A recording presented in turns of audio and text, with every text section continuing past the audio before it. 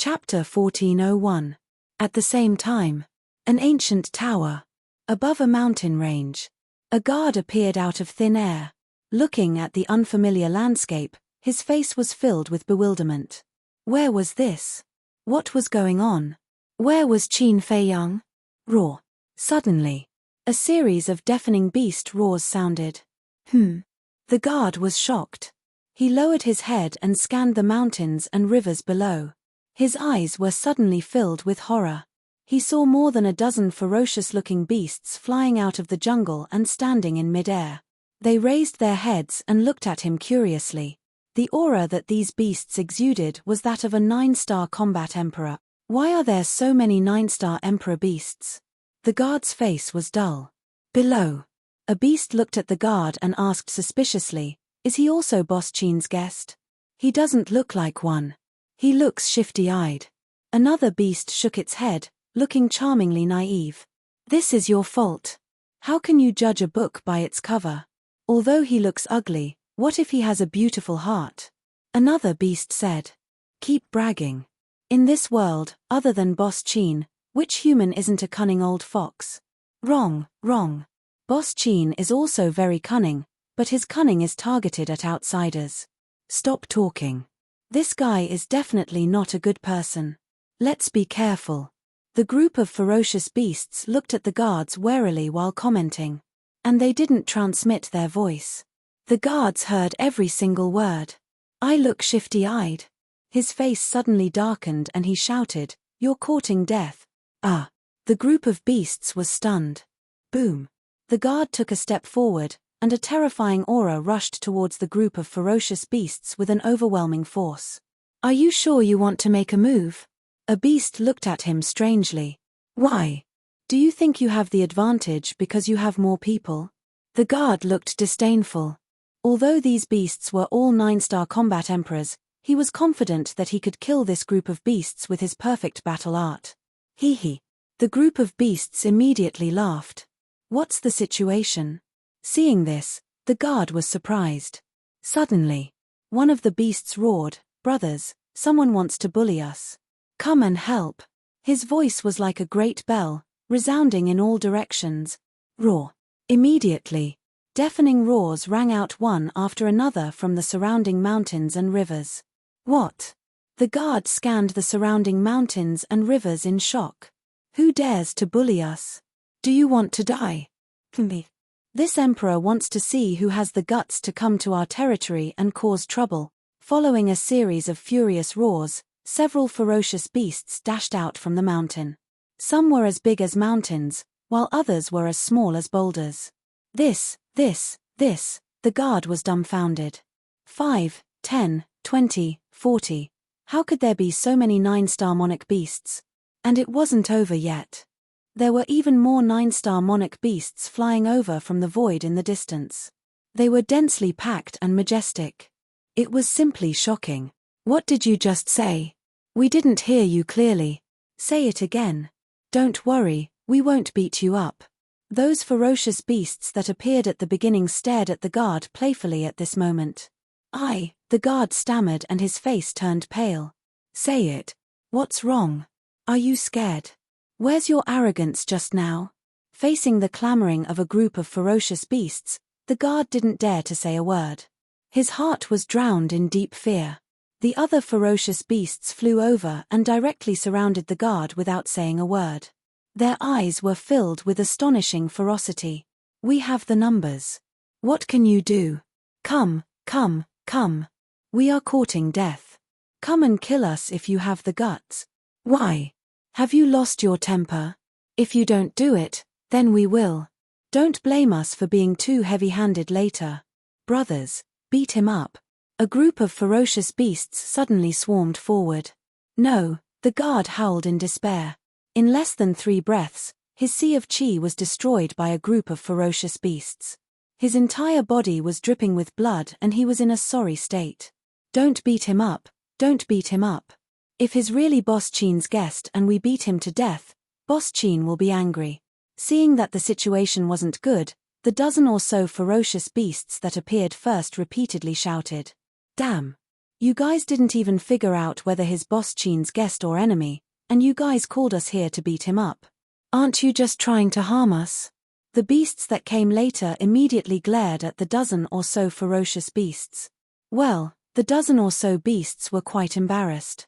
Suddenly, a burly man appeared in the sky. It was Qin Feiyang. When he saw the guard in a sorry state, he couldn't help but be stunned. Then, he looked at the group of beasts and said, "You guys did this. Who are you?" The group of beasts looked at Qin Feiyang suspiciously. Because Qin Feiyang had changed his appearance, they didn't recognize him. "It's me." Qin Feiyang took a facial restoration pill and restored his true appearance. "So it's Boss Qin." The group of beasts suddenly realized. "Boss Qin, is this person your guest or your enemy?" One of the ferocious beasts asked nervously. The other beasts were also very nervous. "Guest? Enemy?" Qin Feiyang was stunned. He looked at the guard and the group of beasts suspiciously and suddenly understood. Cough. He coughed and said with a straight face, "He's my guest. How can you be so rude to him?" "Ah, your guest. Sorry, it's our fault. The group of beasts suddenly lowered their heads. Their eyes were full of panic, like a group of children who had done something wrong. Qin Feiyang continued with a straight face, "Beating my guest like this, you guys are too bold. Tell me, how should I punish you now?" "Don't. We didn't do it on purpose." Yeah, it's not our fault. He's too arrogant. As soon as he came in, he said he wanted to kill us. We can't just sit and wait for death." The group of beasts felt wronged. Puff. Qin Feiyang couldn't help but laugh. "Boss Qin, what are you laughing at?" The beasts looked at him suspiciously. "You know what? You guys are too cute right now. I'm just teasing you guys. This person is not my guest." Qin Feiyang laughed. "Teasing us?" The group of beasts looked at each other. "Boss Qin, how can you do this? Don't you know that this will scare us to death?" When they came back to their senses, the beasts immediately stared at Qin Feiyang with dissatisfaction and kept complaining. Qin Feiyang shook his head and waved his hand. Okay, it's my fault. I apologize to you guys. Now get out of the way, I have something to ask him. You have to compensate us for the mental damage." Yes, our little sweetheart was almost scared to death by you just now." All the beasts groaned in agreement. "Are you guys so timid?" Qin Feiyang rolled his eyes. The guard whose cultivation was crippled was imprisoned in the void by a beast. At this moment, he was staring at Qin Feiyang with resentment. Qin Feiyang walked to the front of the guard, shook his head, and smiled. "You're really bold. You actually dare to be arrogant here. Don't talk nonsense. If you want to kill me, then do it." The guard laughed sinisterly. "You want to die? It's not up to you now." Qin Feiyang chuckled, took out a facial restoration pill, and directly stuffed it into the guard's mouth. The guard's face and figure suddenly distorted. Soon, a rough face appeared in Qin Feiyang's sight. Qin Feiyang looked at the guard. This was a burly man. He was more than 9 meters tall, like a small giant. The muscles all over his body bulged like dragons, full of explosive power. There's indeed a problem. Qin Feiyang's eyes flashed with a cold light, his hands formed a seal, and the enslavement seal appeared, instantly entering the burly man's head. "Ah!" The burly man howled miserably, incomparably mournful. After controlling the burly man, Qin Feiyang asked, "Tell me, who are you?" Pretending to be the guard of Marquis Shao, "What is your purpose?" The burly man laughed sinisterly. "I won't say it even if you beat me to death." So unafraid of death. Qin Feiyang was surprised. Originally, he thought that he could get the answer from the burly man's inner thoughts, but he didn't expect that this person was now bent on seeking death. After pondering for a while, Qin Feiyang raised his arm, reached into the burly man's arms, and took out a Chenkuan bag. The burly man sneered, "Don't waste your time, there's nothing inside." Qin Feiyang didn't believe it, and lowered his head to check carefully. In the end, in this person's Chenkuan bag, other than some daily necessities, medicinal herbs, pills, and gold coins, he really couldn't find anything that could prove this person's identity. Qin Feiyang was silent for a moment, and a light suddenly flashed past his eyes. He raised his head to look at the burly man, and laughed. Actually, your identity is not difficult to guess. Then why don't you guess? The burly man looked at him with a face full of ridicule. The 9-star war emperor of the Great Qin are basically gathered in the Imperial Palace, War God Shrine, Law Enforcement Hall, and the various Martial Marquis Palace. And you pretended to be a guard and lurked beside the Marquis of Shao. You should be monitoring him. But as far as I know, the Marquis of Shao is an upright and low-key person. He rarely has any grudges with others, so the various Martial Marquis Palace can be excluded. Then only the Imperial Palace, War God Shrine, and Law Enforcement Hall are left.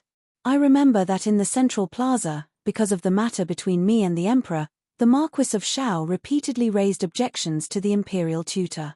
I think that with the Imperial Tutor's personality, he will definitely hold a grudge. In addition, the Imperial Palace, War God Shrine, and Law Enforcement Hall are all under the control of the Imperial Tutor. Therefore, I speculate that you are one of the Imperial Tutor's men, Qin Feiyang said, his eyes shining. The burly man's gaze trembled, and there was a trace of disbelief on his face. Looking at your expression, it seems that my guess is not wrong. Since you are one of the Imperial Tutor's men, then it won't be difficult to find out your identity. Qin Feiyang smiled faintly, took out the image crystal, and surged with battle chi. Buzz. Not long later, Yang Wei's shadow appeared. The burly man looked at Yang Wei, his face suddenly changed, and instinctively cried out, "How could it be him? You know Yang Wei? Then it seems that he should be from the Law Enforcement Hall." Qin Feiyang muttered. Chapter 1402. Qin Feiyang could see Yang Wei's worry and laughed. "Don't worry, he is already my prisoner. Even if he knows that you are my man, he will not be able to tell the Imperial Tutor." "Prisoner?"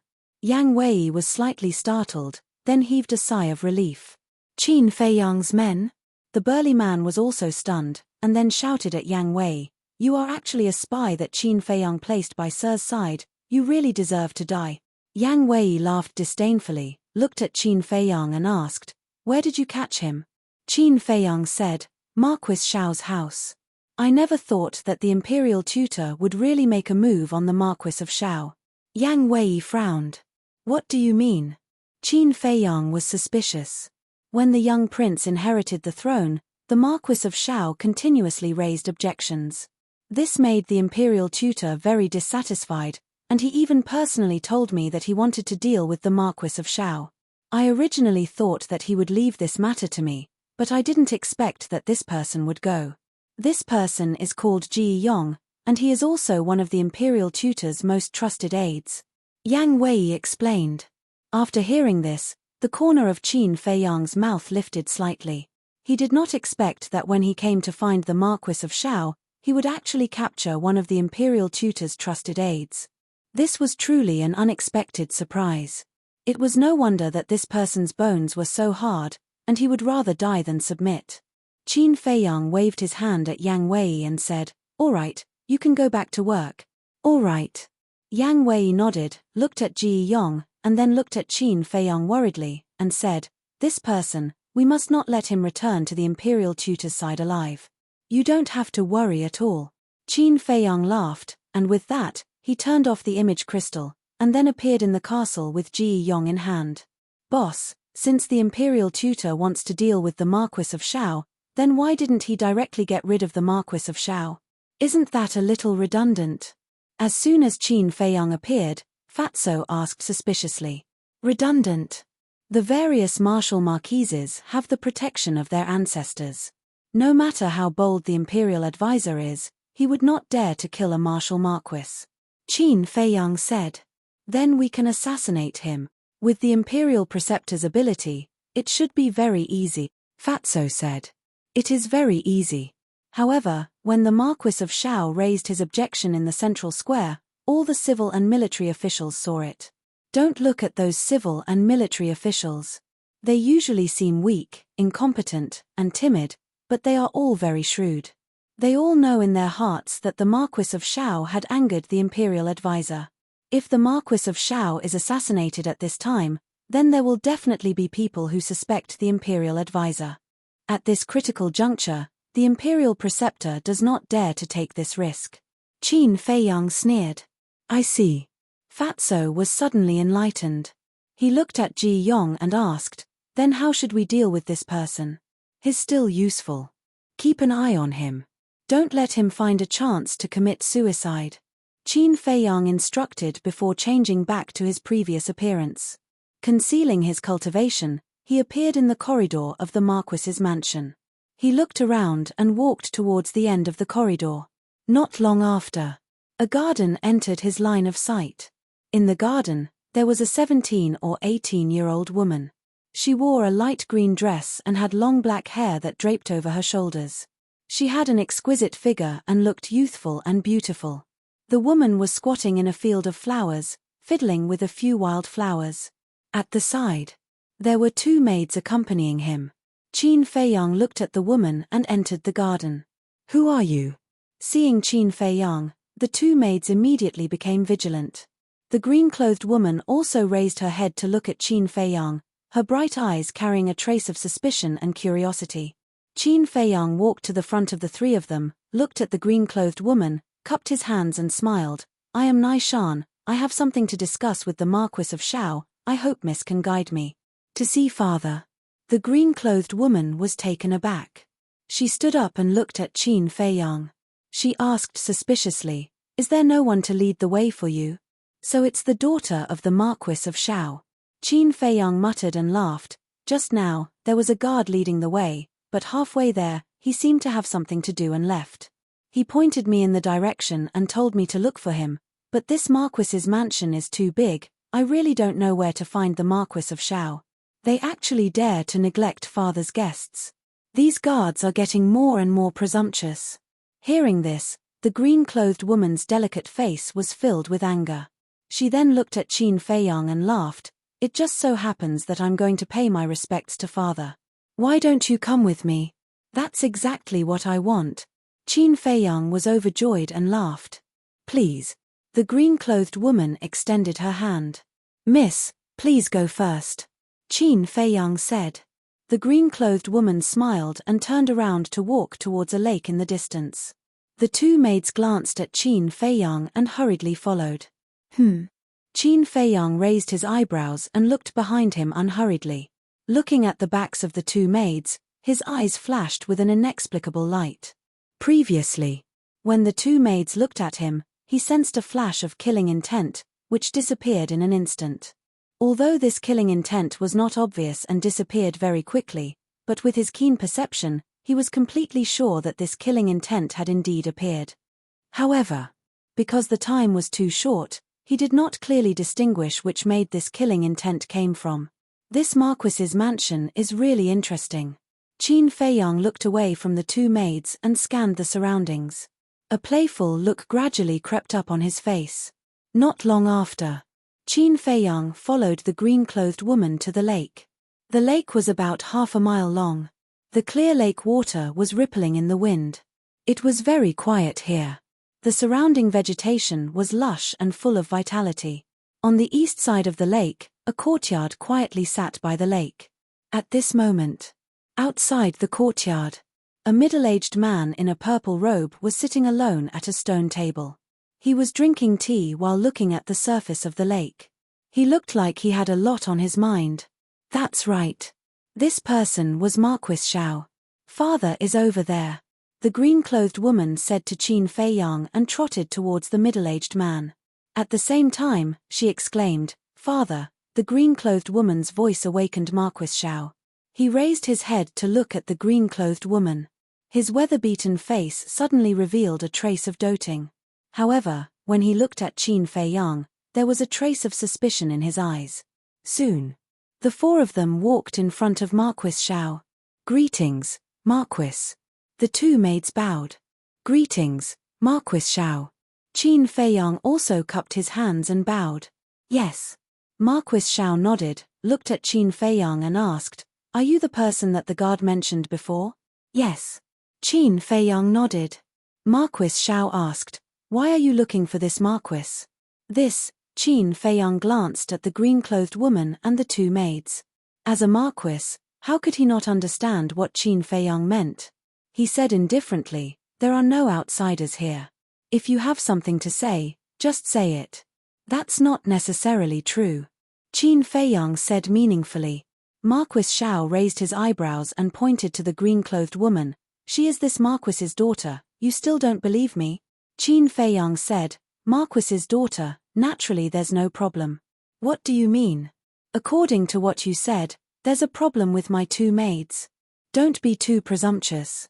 They grew up with me. Although they are my maids on the surface, we are actually like sisters," the green-clothed woman said angrily. "Cair, don't be rude." Marquis Xiao berated, looked at Qin Feiyang, and said, "If you have something to say, then say it quickly, otherwise this marquis will give the order to leave." Sigh. Marquis is in danger right now, but he doesn't know about it at all. How sad. Qin Feiyang sighed. Impudent. Marquis Xiao suddenly stood up, and a terrifying emperor's might pressed towards Qin Feiyang. Qin Feiyang's eyes flashed, he suddenly turned around and rushed towards the two maids. "What are you doing?"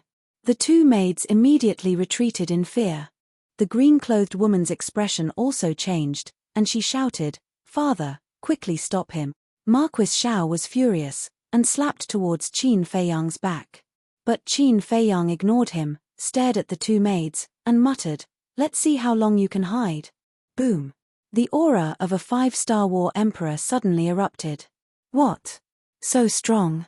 Marquis Xiao was shocked, and immediately used his full strength, the battle qi in his palm surging out.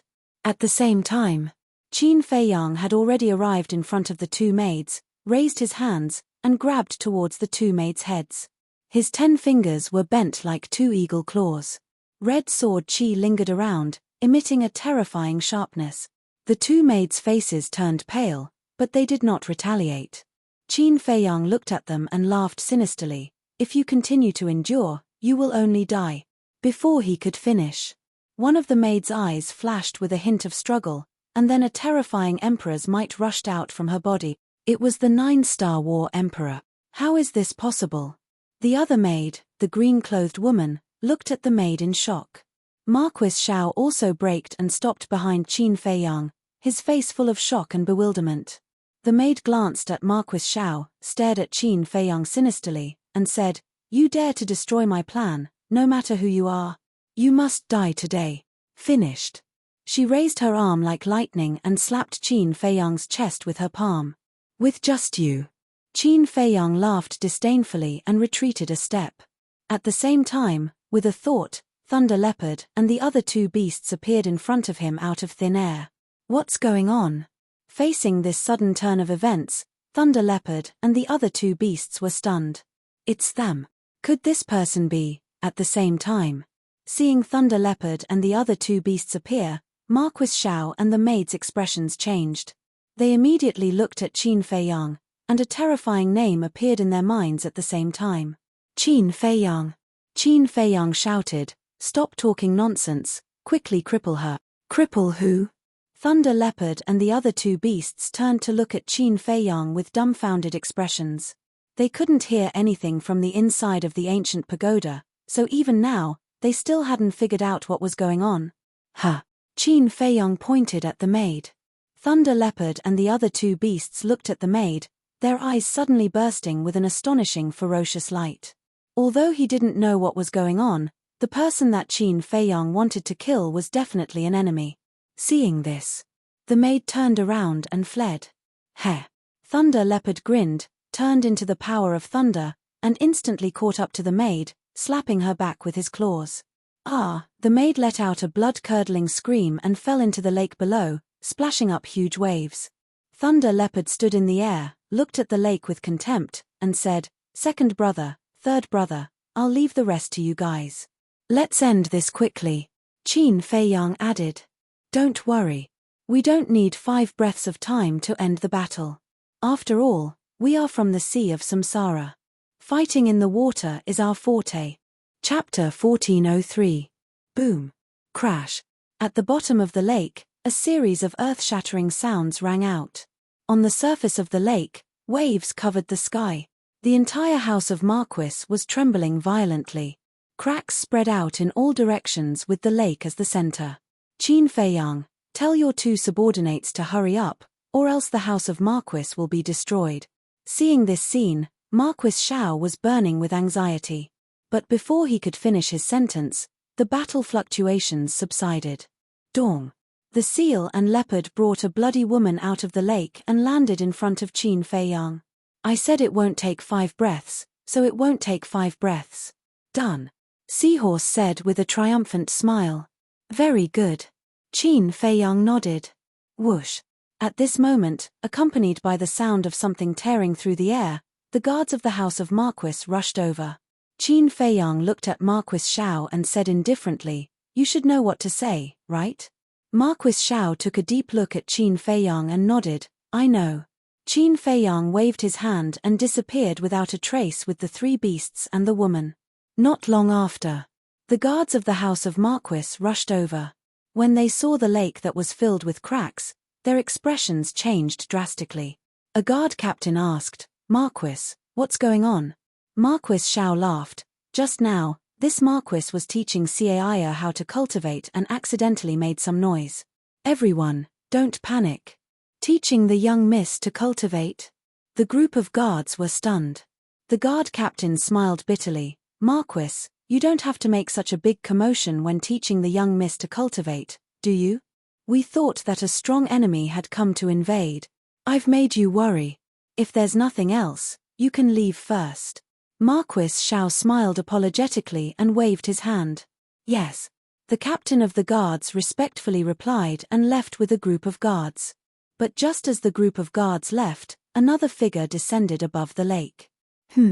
Marquis Shao raised his head and his expression immediately changed. He bowed and said, Greetings, Imperial Advisor. That's right. The person who came was the Imperial Advisor. He came really fast. Inside the castle. Qin Feiyang's eyes flashed. Then, he steered the ancient castle and flew away silently. The Imperial Advisor glanced at the lake, looked at the Marquis of Shao and said with a frown, Just now, I heard a very strong battle fluctuation coming from you. What happened? Marquis Shao said, Thank you for your concern, Lord State Preceptor. I was just teaching my daughter cultivation just now. There's nothing else. Really? The Grand Master looked at the green-clothed woman. The woman in green nodded. She looked slightly flustered. This was an instinctive fear of the Imperial Preceptor. The Imperial Preceptor sized up the two of them and suddenly released his divine sense. It surged out in all directions and instantly enveloped the entire Marquis residence. Soon, his face suddenly darkened. Unexpectedly, he did not sense Ji Yong's aura at all. Could it be that the shockwaves from the previous battle were related to Ji Yong and his companion? However, he did not say anything. He coldly glanced at the Marquis of Shao Wu, then opened the teleportation gate and left. Only when the teleportation gate dissipated did Marquis Shao let out a sigh of relief. The woman in green asked, Father, isn't this Imperial Preceptor too concerned about us? Marquis Shao said in a deep voice, It's not as simple as you think. What do you mean? The green-clothed woman was suspicious. That maid's identity had just been exposed by Qin Feiyang, and the Imperial Preceptor had already arrived at our Marquis residence. What does this mean? It means that the Imperial Preceptor has been paying attention to the movements of our Marquis residence. I guess that maid is most likely a spy that the Imperial Preceptor planted by your side. Marquis Shao said. What? Why would he do that? The green-clothed woman's expression changed. The remaining maidservant was also shocked. Why else? It must be because I repeatedly raised objections to Emperor Hong in the central square and angered him. Marquis Shao coldly snorted. This old thing is too much. The green-clothed woman's face was filled with anger, and her bright eyes were filled with disgust. His Majesty Hao Tian is young and ignorant, and is unable to handle state affairs. As for Emperor Hong, he lives in seclusion and has no intention of managing these things. Right now, the person controlling the power behind the scenes is the Imperial Preceptor. In the past, when His Majesty was still alive, the Imperial Preceptor dared to deceive everyone, let alone now. Marquis Xiao sighed deeply. He couldn't help but worry about the future of the great Qin. To be able to hear your words, it's not a waste of my trip. Suddenly, Qin Feiyang's voice sounded in the air. Following closely, Qin Feiyang and the 3 thunder leopard beasts appeared beside Marquis Xiao.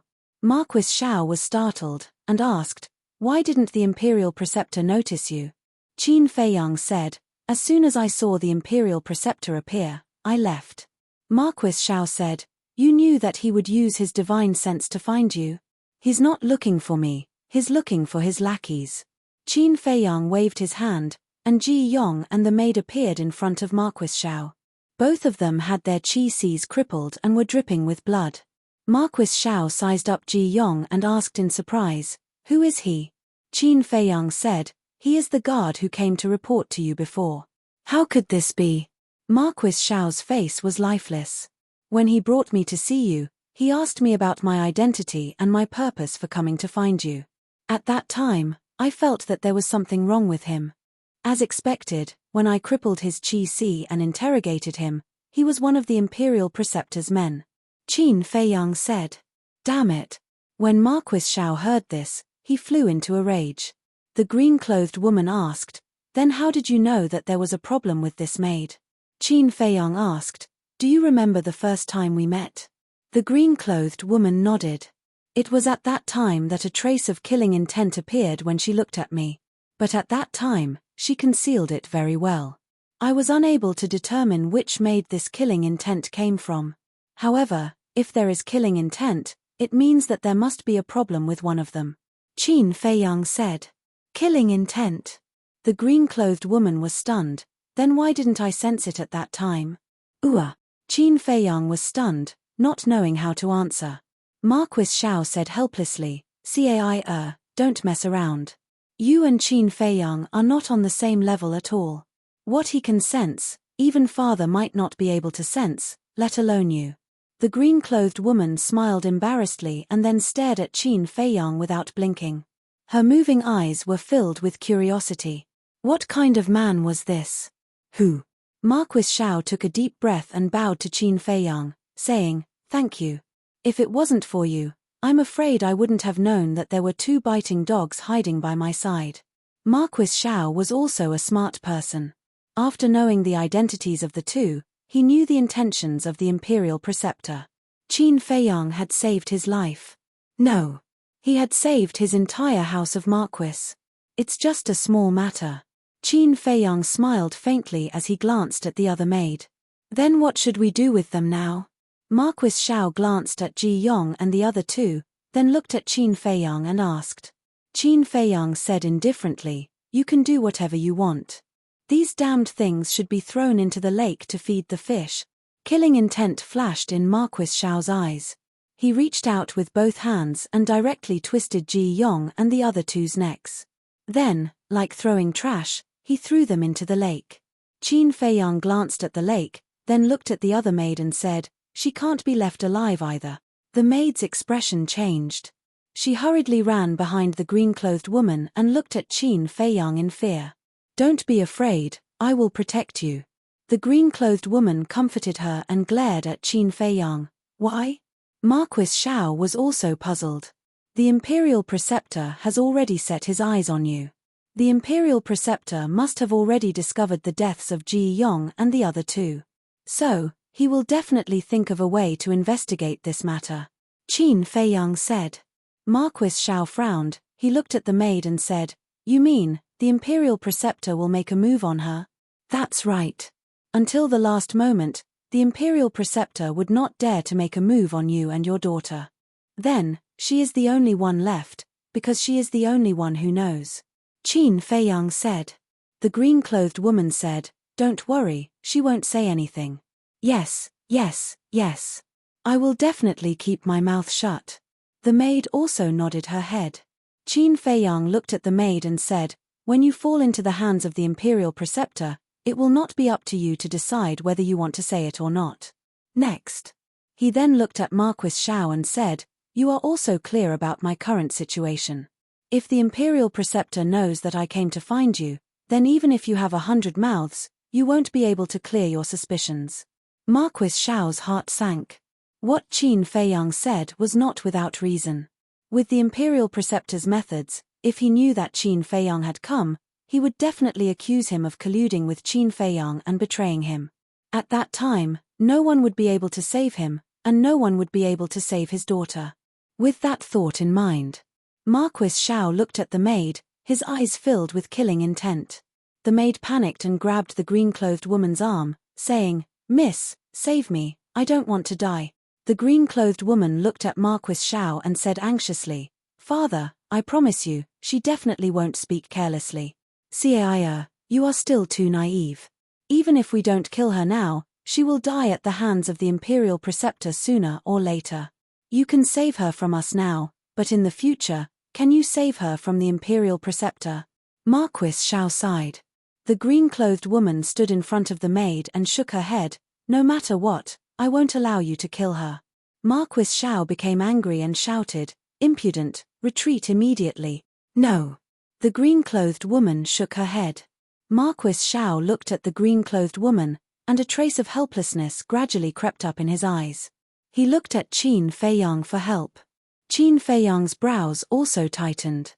A moment later, Qin Feiyang sighed helplessly. "Fine, I'll send her to a place where no one can hurt her."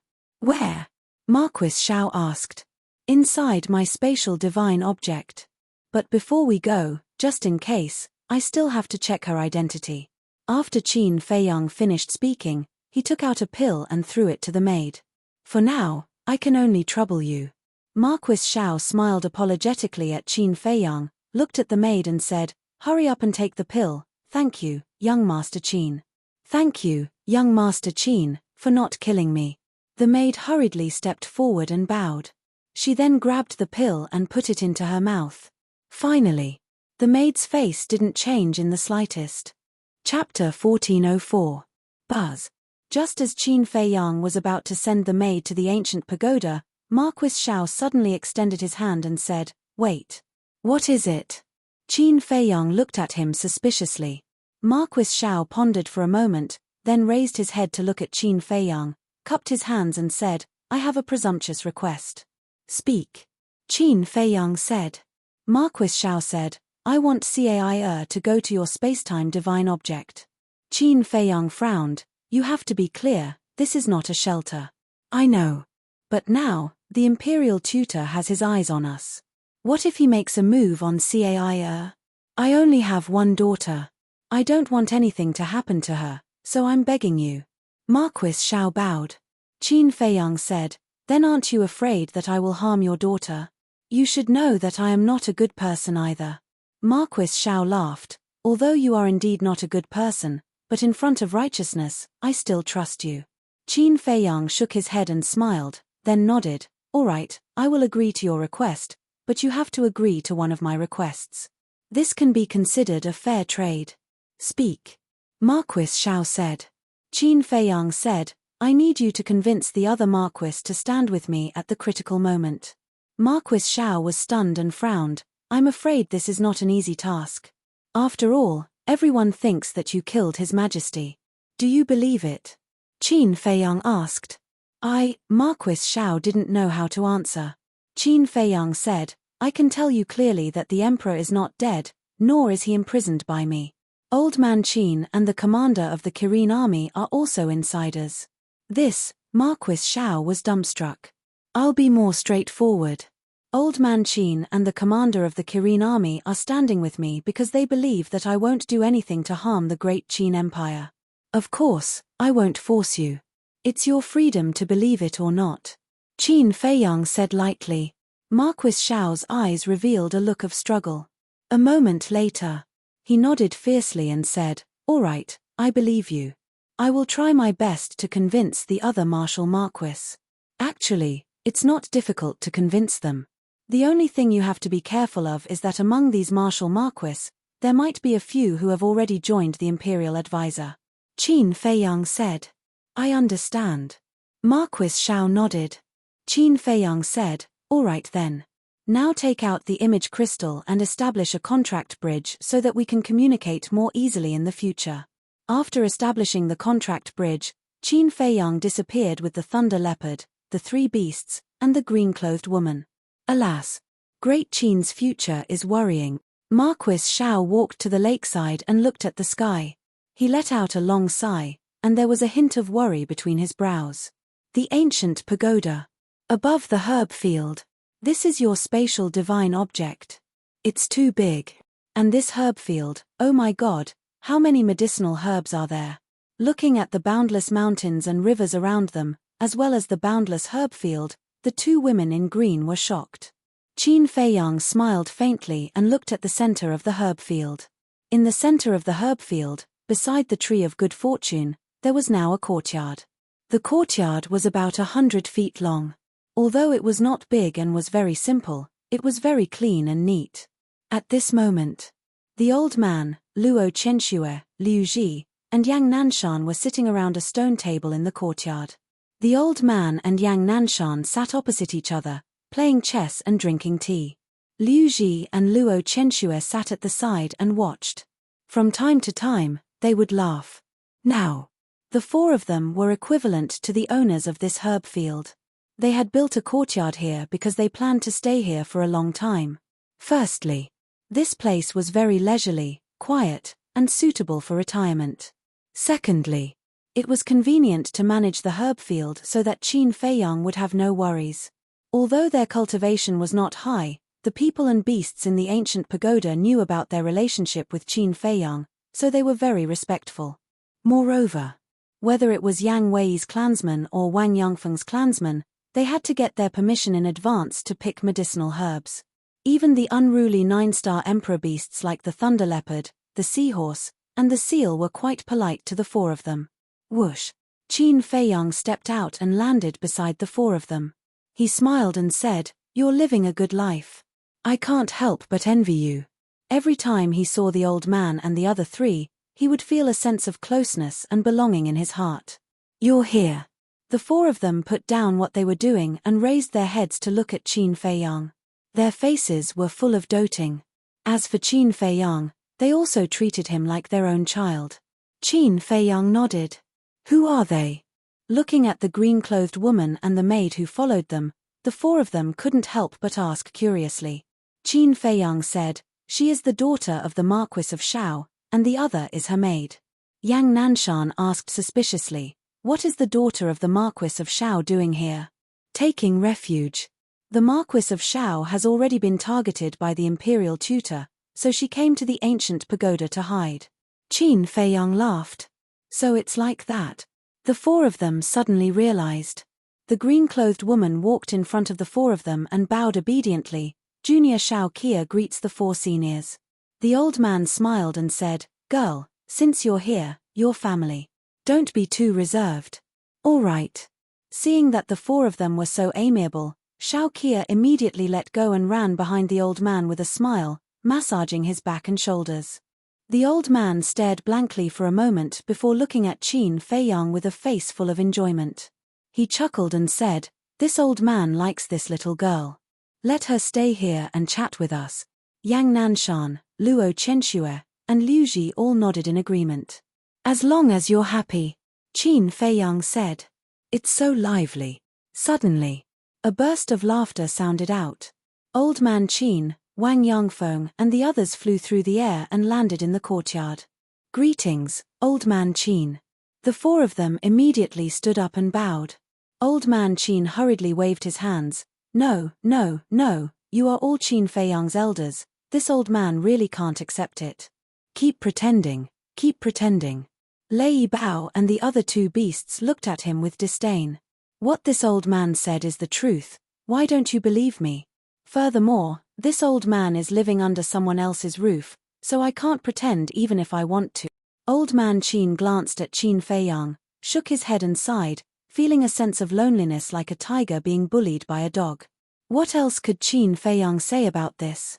There was nothing he could say. He could only smile helplessly.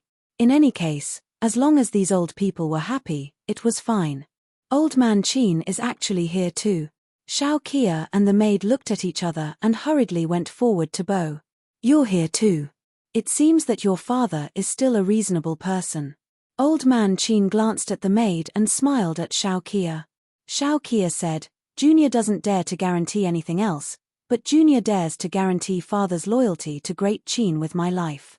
This old man doesn't dare to believe your words, but this old man believes in Qin Feiyang's vision and judgment. Since he can bring you here, it means that there is no problem with Marquis Xiao. Old man Qin said. Xiao Kia glanced at Qin Feiyang. What kind of charm did this man have? Even old man Qin trusted him so much. Next. Everyone gathered together and chatted happily.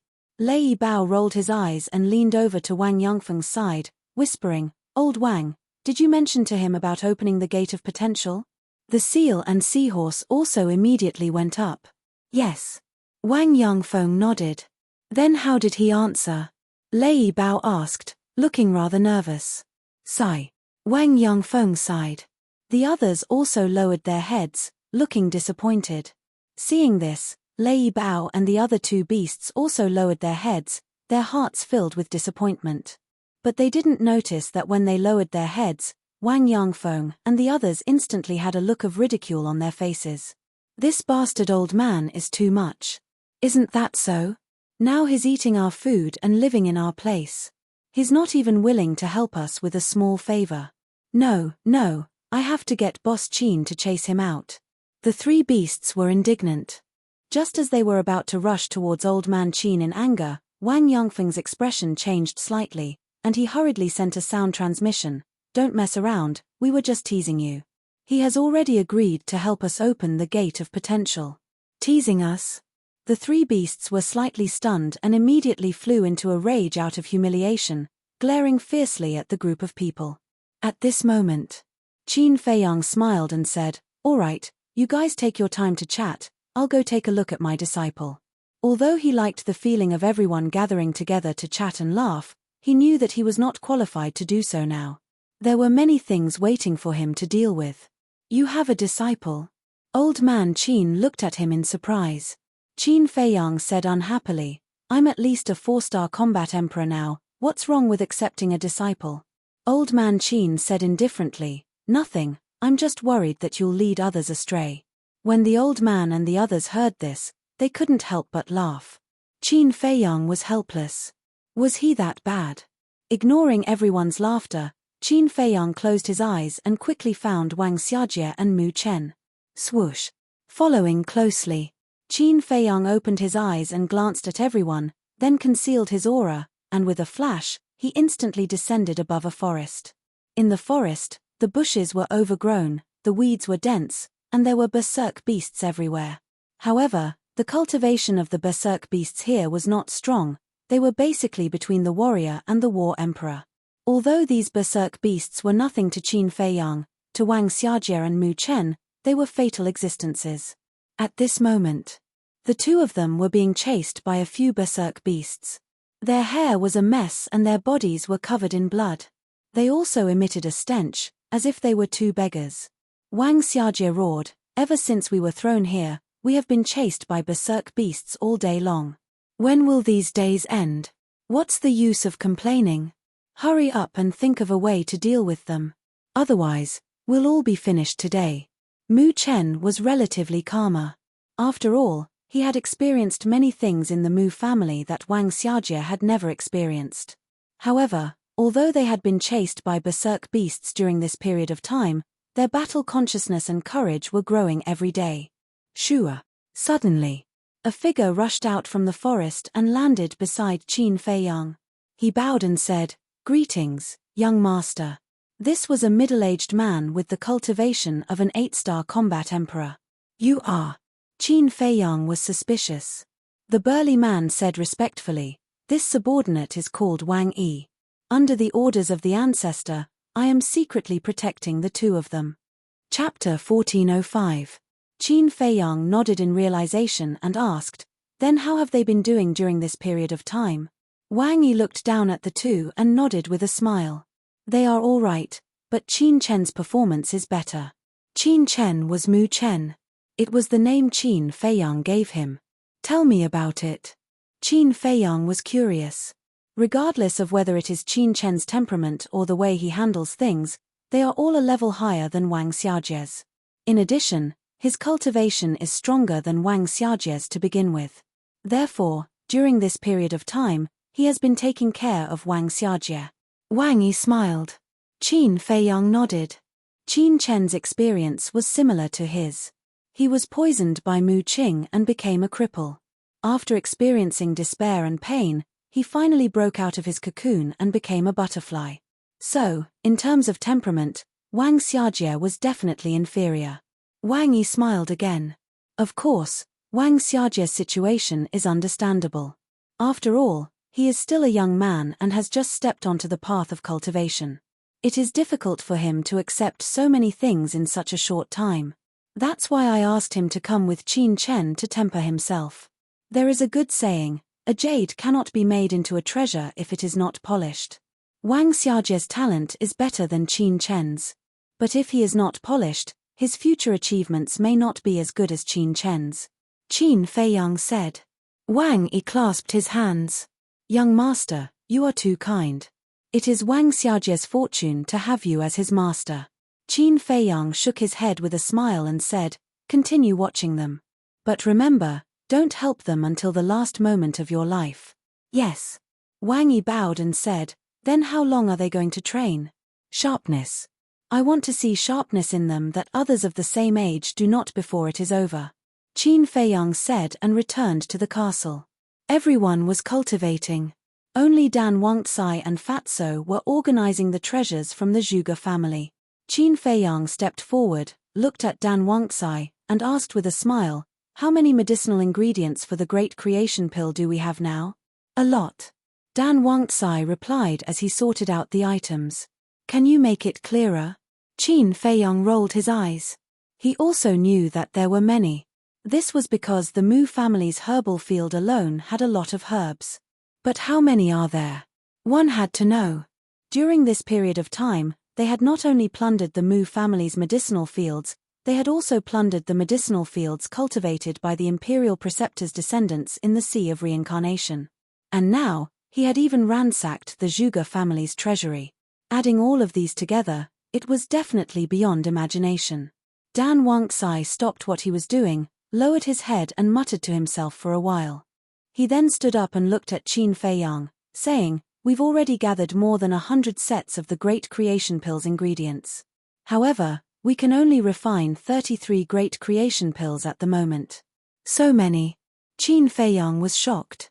This was truly beyond his imagination. Wait a minute. We've already gathered more than 100 sets of ingredients, why can we only refine 33 pills? Qin Feiyang asked suspiciously. Because we only have 33 fruits of creation. Dan Wangcai said. Ah. Qin Feiyang was stunned, then a wry smile appeared on his face.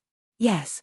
Although they had the tree of creation, only the Mu family's tree of creation had 30 fruits of creation. The other tree of creation only had 3 fruits. The fruit of creation was the most important ingredient for the Great Creation Pill. Without the fruit of creation, it was impossible to refine the pill. I've carefully checked the elixir. According to the records, the tree of creation takes 100 years to bloom, 100 years to bear fruit, and 100 years to mature. In other words, the whole process will take a full 300 years. So, if we want to refine more Great Creation Pills, we have to find another fruit of creation. After all, 300 years is too long, we can't afford to wait. Dan Wangcai looked at Qin Feiyang and said. Qin Feiyang nodded. Apart from the Great Creation Pill, the ingredients for the Soul Concentrating Pill have been gathered for 30 portions. But the ingredients for the Spirit Concentrating Pill have only been gathered for 10 portions. Dan Wangcai said. So little? Qin Feiyang frowned. The Soul Concentrating Pill and the Spirit Concentrating Pill both have the effect of condensing the Divine Soul. But the difference is that the Soul Concentrating Pill is taken when breaking through to the Pseudo-God realm, which is the early stage of condensing the Divine Soul.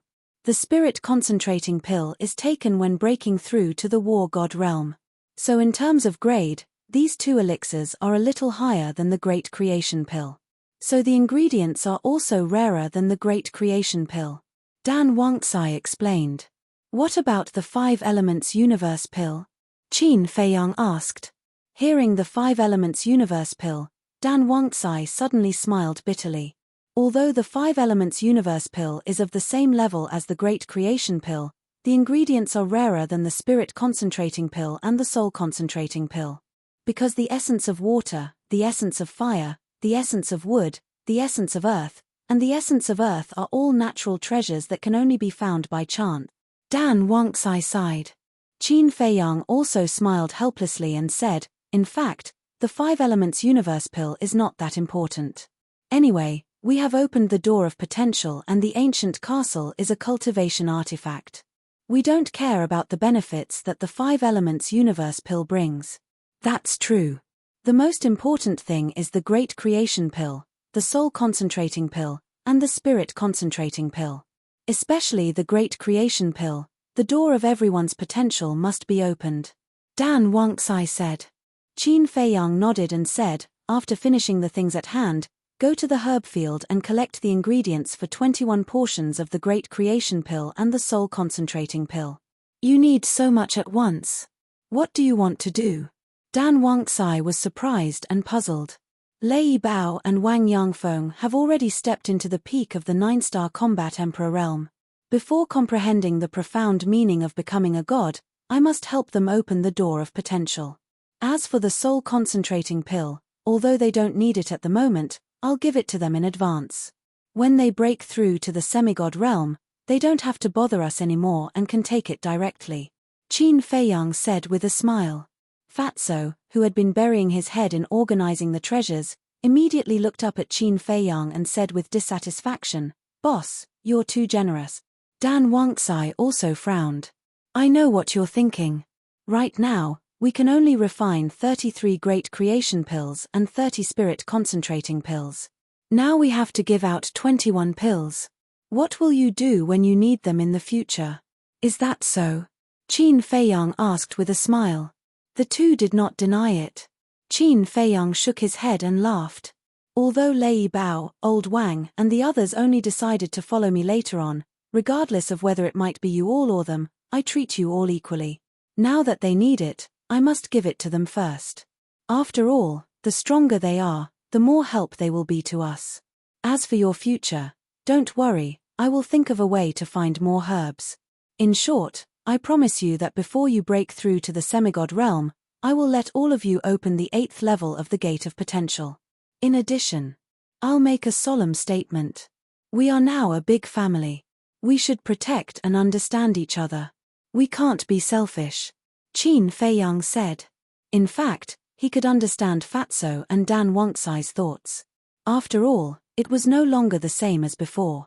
In the past, they were just a small team with few people. They didn't need to worry about the pills. And now, there were more than 1 million people in the ancient pagoda. Therefore, there was a situation where there were too many monks and too little porridge. Of course, Qin Feiyang had already expected this and had a plan to deal with it. Survival of the fittest. This was an unchanging law. No matter where, resources were usually tilted towards the winner. However, no matter how the fittest survived, he would not forget these people and beasts who had been following him and would take care of them first. Beasts such as the black dragon snake, the mountain pangolin, and the flood dragon did not contribute much to him compared to Wang Yangfeng and the others. Especially the black dragon snake. Ever since it followed Qin Feiyang, it had been cultivating in seclusion. But had Qin Feiyang ever given up on it? No.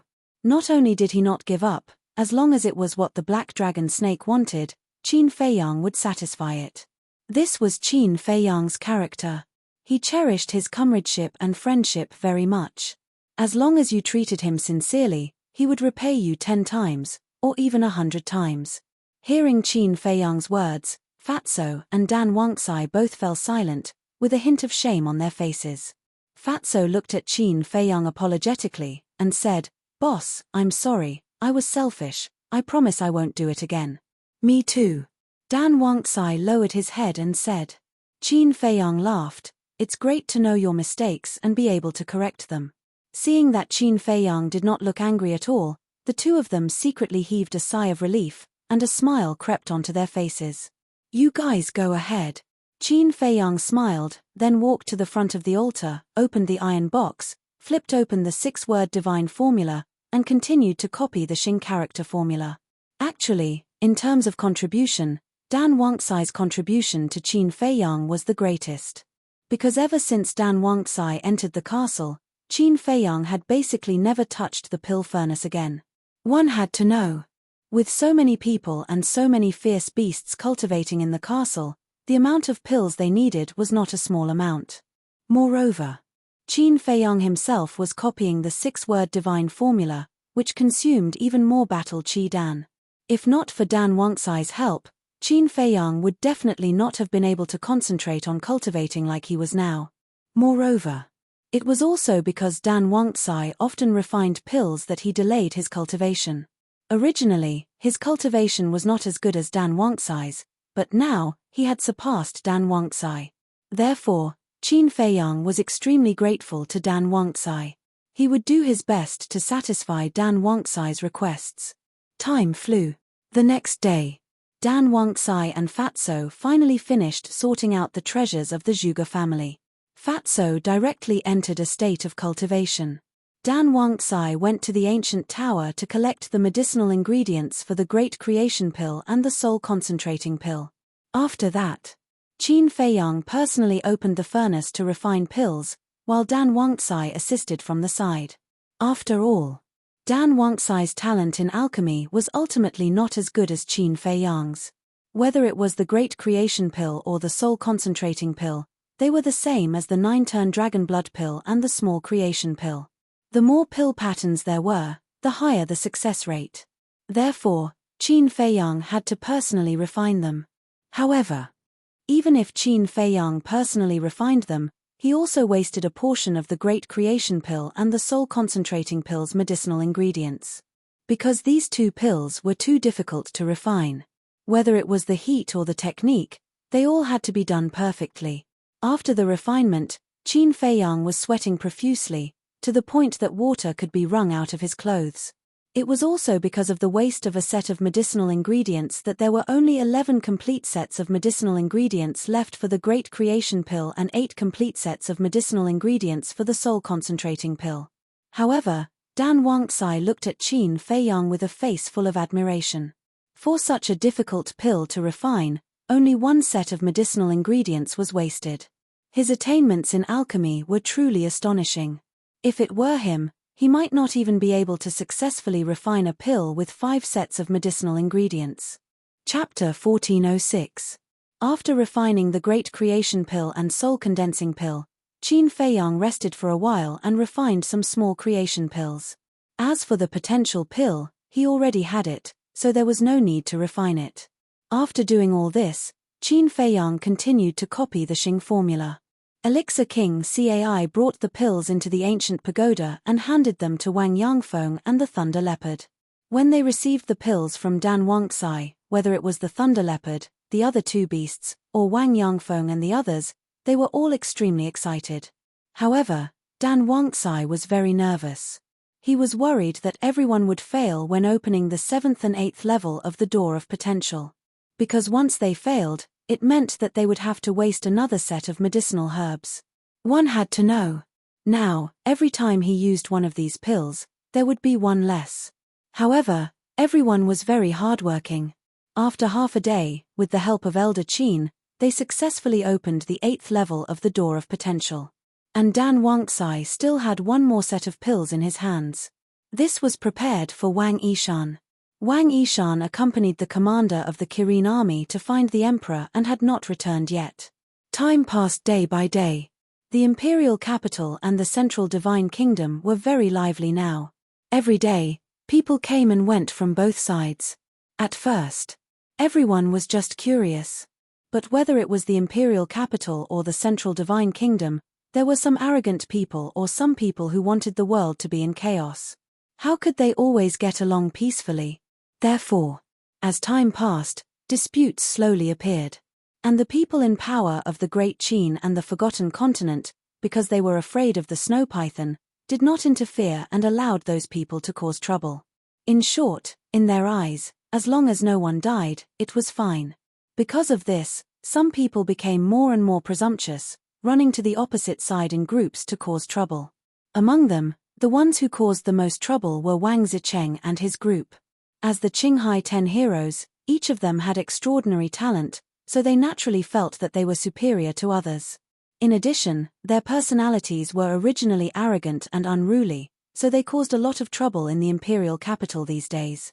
And the disciples of the war god temple in the imperial capital were all arrogant people, so they naturally would not let them continue to be so arrogant. The dispute between the two sides became bigger and bigger. Finally, the flames of war erupted. The younger generation often fought in the sky above the Pill Pagoda's plaza in the first city district.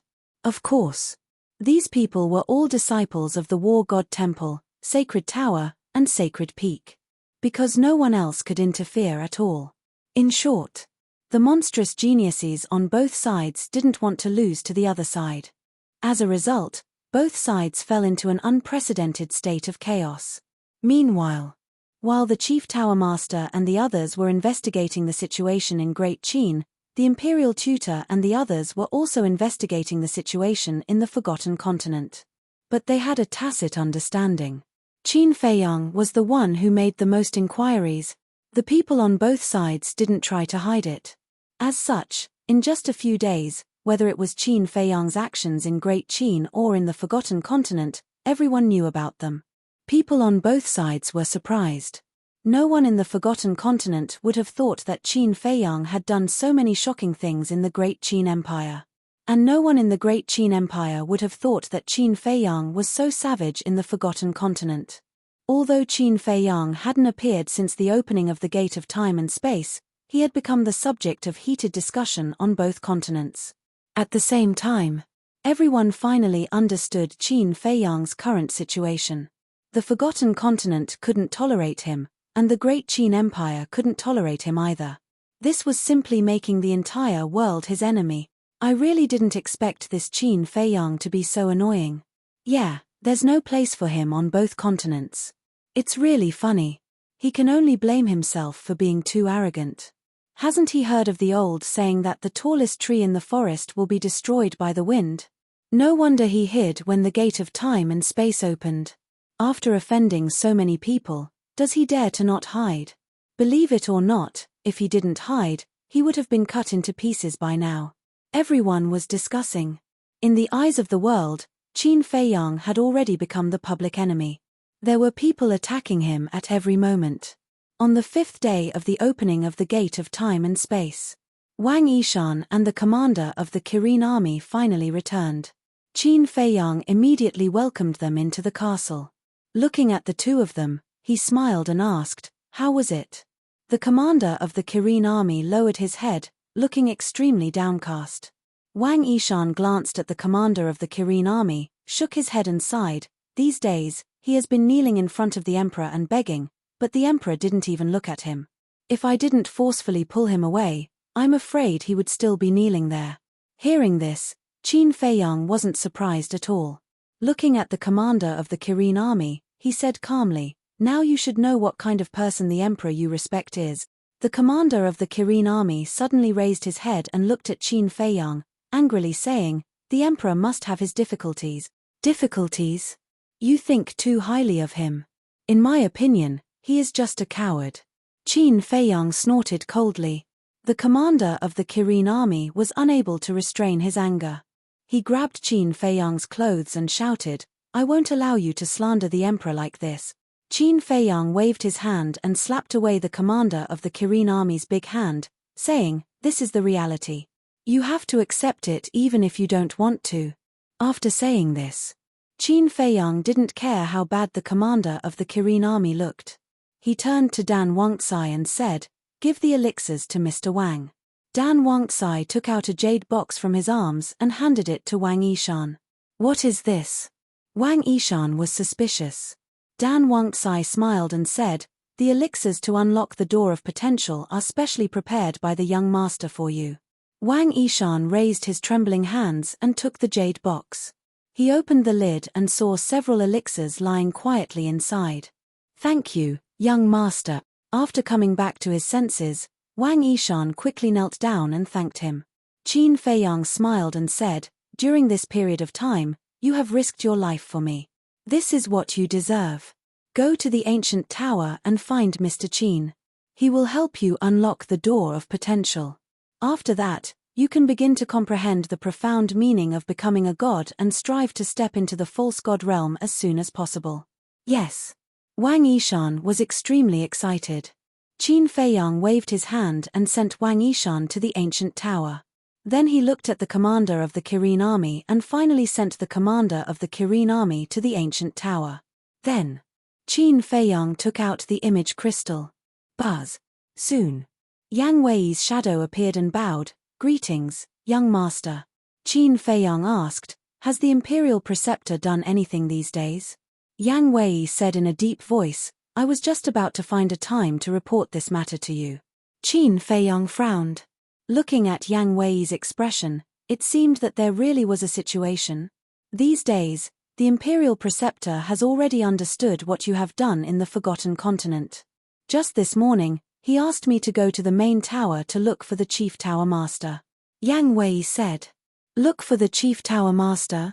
Qin Feiyang was startled, and said, it can't be that he wants to join hands with the chief tower master to deal with me, right? Yang Wei said, that's what he thinks. Then what did the chief tower master say? Qin Feiyang asked. Is there a need to say? With the chief tower master's vengeful personality, of course he nodded his head and agreed without hesitation. In short, you have already become the public enemy of both continents. A lot of people are looking for you. There are even some reckless people who are shouting in the sky above the first district every day. Yang Wei sneered. Let them shout as they wish, as long as they don't insult my mother. Qin Feiyang waved his hand indifferently. That's not it. After all, everyone knows that the mistress is your reverse scale. Last time, everyone saw the death of Zhuge Jinghong. But there are a few people who have been very arrogant these days, and they don't even put Emperor Hong in their eyes. Do you know that they actually dared to say to Emperor Hong that a good dog doesn't block the way? Yang Wei joked. What? There are still such daring people. Who are they? Qin Feiyang was surprised. Old acquaintances, Wang Zicheng and the others. Yang Wei said. Qin Feiyang was stunned, shook his head helplessly, and said, so it's them, then it's not strange at all. Right, there's one more thing. Yang Wei suddenly said. What is it? Qin Feiyang was suspicious. Yang Wei said, the imperial tutor is working to persuade the various martial marquis, and there are already 5 martial marquis who have agreed to follow the imperial tutor's lead. 2 of them are even your acquaintances, Qianwu Marquis and Anwu Marquis. This old bastard, he's really fast. Qin Feiyang frowned, his gaze suddenly turned cold, and said, other than Qianwu Marquis and Anwu Marquis, who are the other 3 martial marquis? Yang Wei said, Mowu Marquis, Chiwu Marquis, Jiwu Marquis. These scum, I won't let any of them go.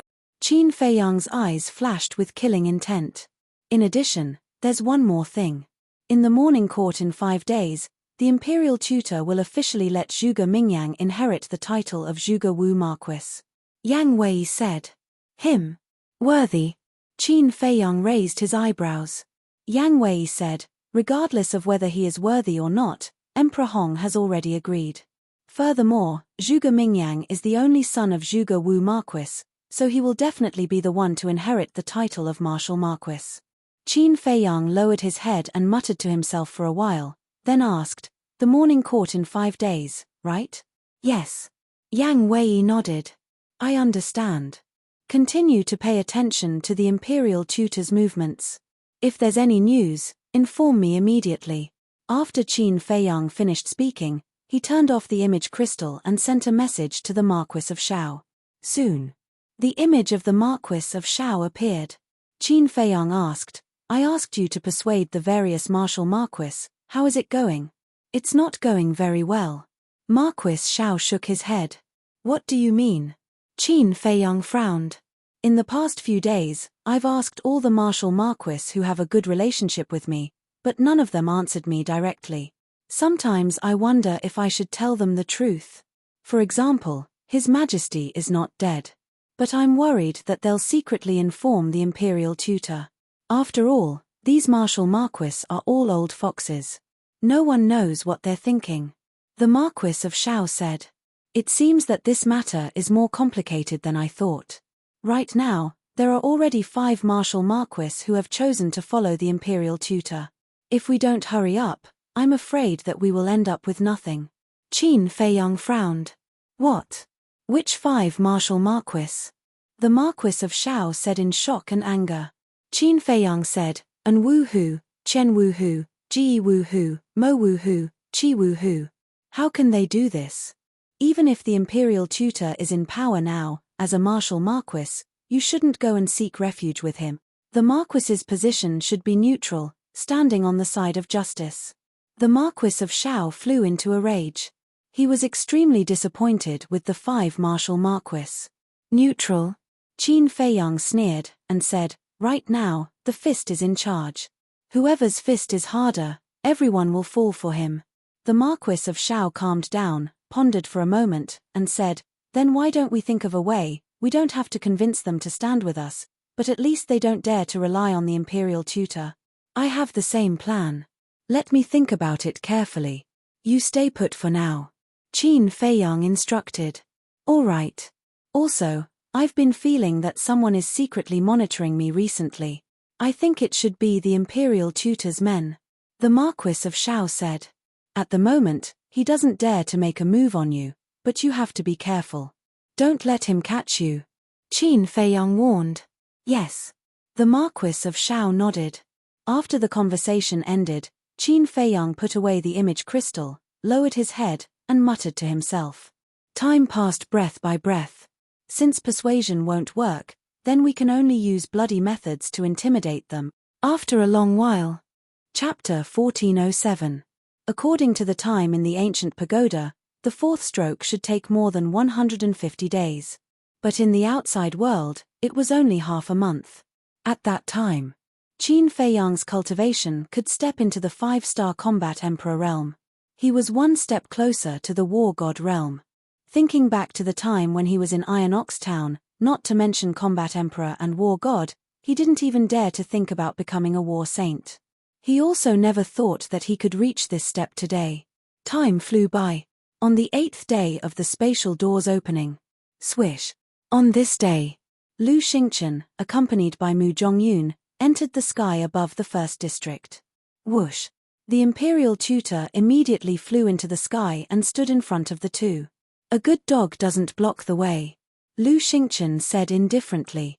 The imperial tutor's brows suddenly had a touch of hostility.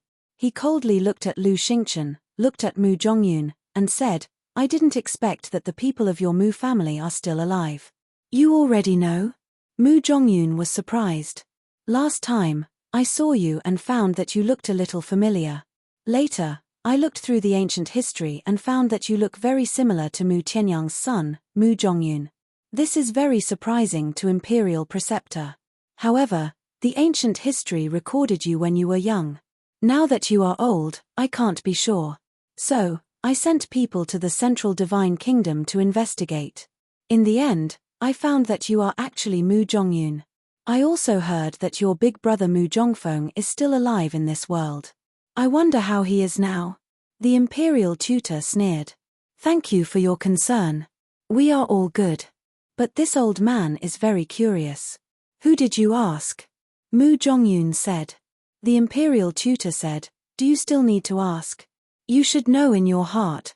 It really is the main pagoda. Mu Zhongyun's eyes flashed with killing intent. Because in the Forgotten Continent, only the people of the main pagoda knew the details of his Mu family. Of course. Qin Feiyang also knew. However, with the relationship between Qin Feiyang and the imperial tutor, he would definitely not tell the imperial tutor. I heard from the chief tower master that your Mu family has been doing quite well in the Forgotten Continent. But it seems that your luck is also very bad. You have repeatedly fallen into the hands of Qin Feiyang. The most recent one was even more disastrous. The state preceptor sneered secretly. Mu Zhongyun clenched his fists as a bone-piercing cold light flashed in his eyes. The state preceptor ignored him and looked at Lu Xingchen. And you, if I'm not wrong, should be Mu Tianyang. Yes. That's me. Lu Xingchen looked at him proudly. All these years, you've been lurking in the temple, but we didn't know about it. I have to admit, you've really hidden yourself well. But there's one thing that I don't understand. Since you are Mu Tianyang, who was Ren Duxing killed by Qin Feiyang? The imperial advisor transmitted his voice. Because Lu Xingchen and Mu Zhongyun's identities were too shocking, he had been transmitting his voice secretly. Because once Lu Xingchen and Mu Zhongyun's identities were exposed to the world, it would definitely cause a huge uproar in the Great Qin Empire. Lu Xingchen said, "He's a clone of me." Clone? The state preceptor frowned and asked suspiciously, "Why do you want to make such a clone?" "To hide the truth." "Who do you think you are? Do you have the qualifications to make me answer your question?" Lu Xingchen said proudly, his eyes full of contempt. The state preceptor wasn't angry and secretly sneered, "What are you being arrogant for? Now you're just a ruler of a fallen country." Lu Xingchen said, "As long as I'm alive, the Heavenly Sun Empire will continue to exist." Wishful thinking. The Heavenly Sun Empire has been destroyed. Now it's the Great Qin Empire that controls the rivers and mountains. Even you, Mu Tianyang, are powerless to reverse the situation. Besides, you don't have the ability now, do you? The state preceptor mocked. Preposterous. Mu Zhongyun couldn't help but go down and was about to fight. Lu Xingchen waved his hand and said, "It's just a clown. There's no need to bother with him. Let's go." Finished. Lu Xingchen opened a teleportation door and walked in without looking back. Mu Zhongyun looked at the state preceptor gloomily and quickly followed. "I'm a clown." Looking at the backs of the two, the state preceptor muttered to himself, his eyes flashing with strong killing intent. Following closely, he also opened a teleportation door and descended in front of a courtyard. The scenery here was beautiful and pleasant. A waterfall poured down from the top of the mountain and converged into a lake beside the courtyard. The lake water was clear and rippling. An old man with white hair sat quietly by the lake. It was Emperor Hong. The state preceptor walked to the front of Emperor Hong and said in a deep voice, "They are really from the Mu family," and Lu Xingchen even personally admitted that he is Mu Tianyang. Mu Tianyang, Emperor Hong pondered for a moment and sighed, "I really didn't expect that Mu Tianyang is still alive. Why didn't father eliminate the root of the problem?" Between the words, there was an unresolvable worry. That's right. If back then, the previous emperor could eliminate the root of the problem, how could today's matter happen? According to my inquiries, in the past 10,000 years, the Mu family has been recuperating in the Forgotten Continent, and their overall strength has surpassed ours. Mu Zhongyun and Mu Zhongfeng have both broken through to the peak of the false god realm. But fortunately, Qin Feiyang recently went to the Mu family once, causing the Mu family to suffer heavy losses, and even lost a false god. Otherwise, with our current strength, I'm afraid we really can't stop them. The state preceptor said. Heavy losses? Emperor Hong was stunned and asked, "How bad?" "I'm afraid you won't believe it even if I tell you.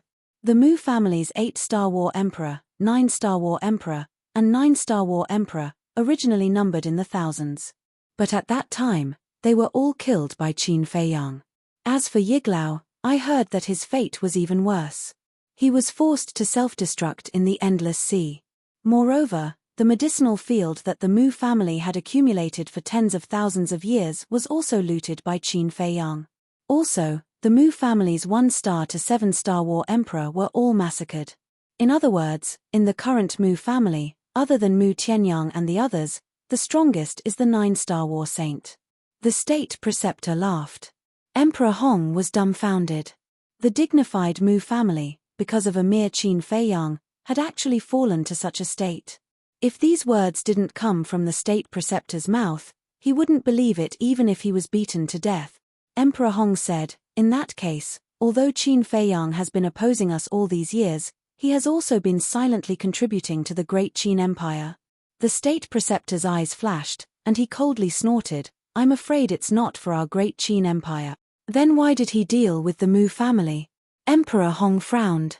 "I think it's for his own selfish desires. His thinking about the Mu family's medicinal field. Moreover, in the Forgotten Continent, the Mu family had repeatedly tried to kill him.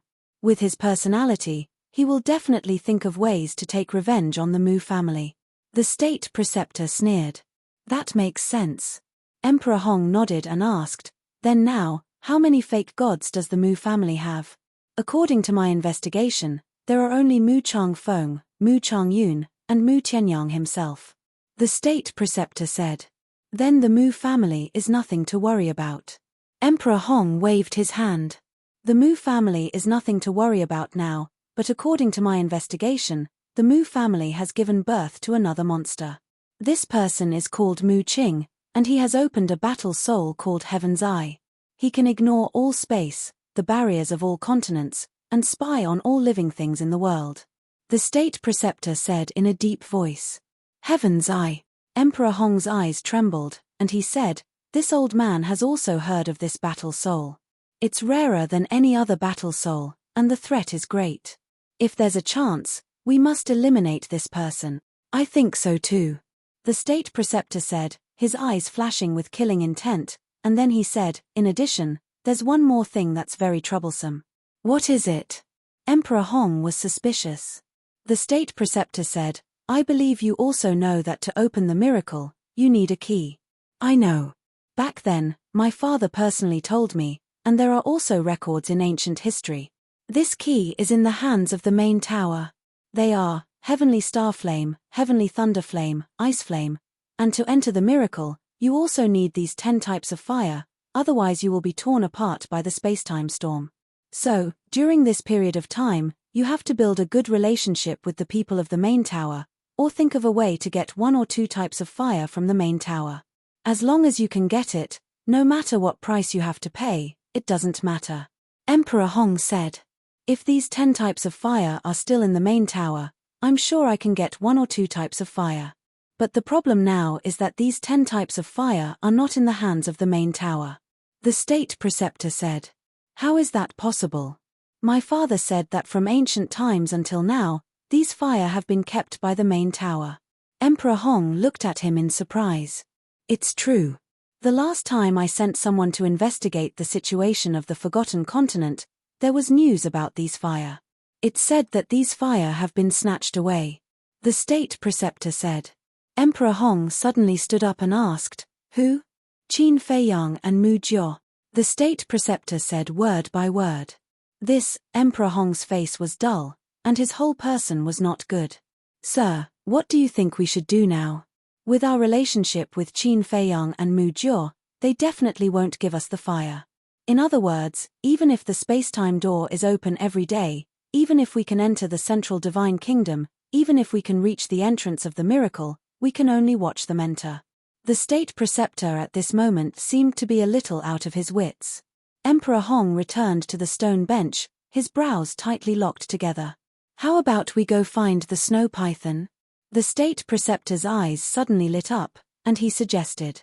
Do you think the snow python will help us? As the guardian of the Forgotten Continent, the snow python must know that the fire is in the hands of the Mu Jiao and Qin Feiyang. If she will help us, when the spacetime door was opened, connecting the imperial capital and the central divine kingdom, she would have already asked the Mu Jiao and Qin Feiyang to hand over the fire. But she didn't do that. I think she means that she will allow us to enter the miracle, but whether we can enter in the end depends on our own ability. Emperor Hong said. Then we can't just give up like this, right? The state preceptor raised his eyebrows. Emperor Hong waved his hand and said, let this old man think about it, if there's nothing else, you can go first. Good. The state preceptor nodded, looked deeply at the back of Emperor Hong, then turned around and strode away. Qin Feiyang, what kind of person are you? Attacking the Mu Jiao, is it to vent your personal anger? Or for the safety of Great Qin? Also, why are you involved in every single one of these things? Chapter 1408. At the same time, Qin Feiyang also received Lu Xingchen's message. The two agreed to meet at the Black Dragon Pool. Black Dragon Pool. It has been a long time since the last time he set up a trap for Yang Wei to sneak into the state preceptor's side. The broken mountains and earth have long been covered with dense vegetation, full of vitality. Above a mountain peak, Lu Xingchen stood with his hands behind his back, facing the wind, looking down at the mountains and rivers below. His eyes were calm and no one knew what he was thinking. Mu Zhongyun stood silently behind him. When Qin Feiyang comes, I won't allow you to do anything improper. Suddenly, Lu Xingchen opened his mouth. Why?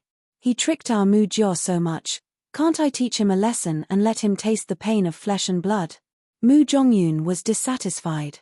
To achieve great things, you must learn to be patient. Lu Xingchen said. Mu Zhongyun still wanted to say something.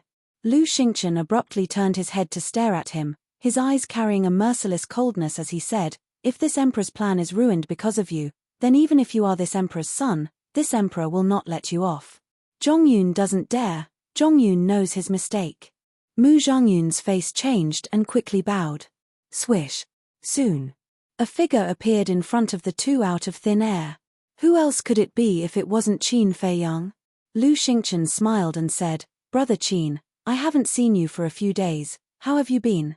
Qin Feiyang was stunned. He originally thought that Lu Xingchen came to denounce him, but he didn't expect that he would try to get close to him. What does he mean? I already know what you did to my Mu Jiao, but it doesn't matter to me. Lu Xingchen said with a smile. Really? Don't treat me like a child and fool me.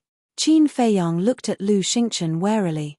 It was impossible for anyone to remain indifferent when encountering such a situation. Not to mention Lu Xingchen. He didn't believe that this guy would be so magnanimous. Lu Xingchen said sadly, I'm disappointed by your words. We've been together for so many years. When have I ever lied to you? Then why have you come to the imperial capital this time? Qin Feiyang was suspicious. Lu Xingchen said, I have something to discuss with you. What is it? Qin Feiyang frowned. He thought to himself that it was definitely not something good. Lu Xingchen smiled and asked, You definitely know about the miracle, but do you know how to enter it? What do you mean? Qin Feiyang was puzzled. 10 types of alchemy fires are needed to open the divine ruin. Similarly, these alchemy fires are also needed to enter the divine ruin. Because there is a passage inside the gate of the divine ruin. This passage is filled with something called a spacetime storm. This spacetime storm is extremely lethal.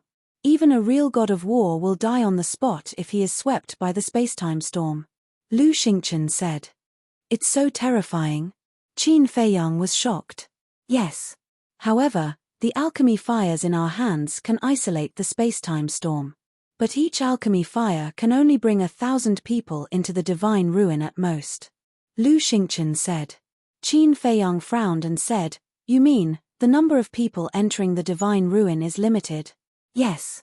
10 types of alchemy fires, 10,000 people, so only 10,000 people can enter the divine ruin at most. And there is another condition to enter the divine ruin. The minimum cultivation level to enter is a 1-star god of war. Lu Xingchen said with a smile. Pseudo-gods like you can also enter? Qin Feiyang was suspicious. Yes. Gods of war and pseudo-gods can all enter. Lu Xingchen nodded. What about gods of war? Qin Feiyang asked. Gods of war can also enter, but how many gods of war are there in this world? Lu Xingchen smiled faintly. Qin Feiyang was a little uneasy. The snow python was a real god of war. If the snow python also entered the divine ruin on a whim, then even if the divine ruin was full of treasures, no one would be able to snatch them from her. Lu Xingchen said, I have no other purpose in telling you this. I just hope to cooperate with you on a deeper level. Deeper level? Qin Feiyang was stunned and asked in confusion, how so? Now, 7 of the 10 alchemy fires are in my hands, and the other 3 are in your hands. In other words, only the 2 of us can enter the divine ruin. Think about it. If only the 2 of us can enter the divine ruin, then wouldn't all the treasures in the divine ruin be ours? Lu Xingchen smiled. Qin Feiyang nodded in realization and smiled, so that's what you're thinking. You're indeed a cunning old fox, but I like it. Every man for himself, and the devil takes the hindmost. Moreover, if Great Qin and Forgotten Continents people also enter the divine ruin, it won't be good for us either, right? Lu Xingchen laughed. That makes sense. Qin Feiyang nodded thoughtfully, then said, but after thinking about it, if only the 2 of us enter the divine ruin, I'll only be at a disadvantage. What do you mean? Lu Xingchen was stunned and said, "Your Mu clan has Mu Changyun and Mu Changfeng, two peak semi-divinity realm existences, while I only have Old Man Qin by my side. Moreover, Old Man Qin is just an ordinary semi-divinity realm expert. If you turn your back on me, won't I die?" Qin Feiyang joked. Lu Xingchen said, "Don't worry, I can guarantee that before leaving the divine ruin, I won't do anything to you." "Really?" Qin Feiyang asked. "I, Lu Xingchen, am a man of my word." Lu Xingchen said. "Okay. I agree." Qin Feiyang nodded. Brother Qin is indeed a straightforward person. 7 days later, we'll meet at the entrance of the divine ruin. Lu Xingchen was overjoyed and laughed. There are only 7 days left before the divine ruin opens. "Okay." Qin Feiyang said. "Then I'll take my leave." Lu Xingchen cupped his hands and smiled, then opened the portal and left with Mu Changyun. Qin Feiyang looked at the back of the two, and his eyes flashed slightly, then he also entered the castle. Dan Wangxai said, "Young master, you have to be careful, there must be a trap." "I know. Lu Xingchen hasn't killed me yet, probably because he wants me to help him do something in the divine ruin. When I help him do this, I'm sure that he will immediately kill me." Qin Feiyang said with a faint smile. Dan Wangxai said in surprise, "So, the deep cooperation he's talking about now is actually preparation for the future?" "Yes. He should be doing this to prevent Emperor Hong. After all, Emperor Hong is my great-grandfather. He's worried that when he kills me, Emperor Hong will help me out of consideration for family ties. Most importantly, he has been coveting the castle and Chang Shui for a long time and doesn't want a third person to interfere. If only I go in with him, when I die, won't Chang Shui and the castle be in his pocket?" Qin Feiyang said with a smile. "This is a killing trap, and you can still laugh." Dan Wangxai was speechless.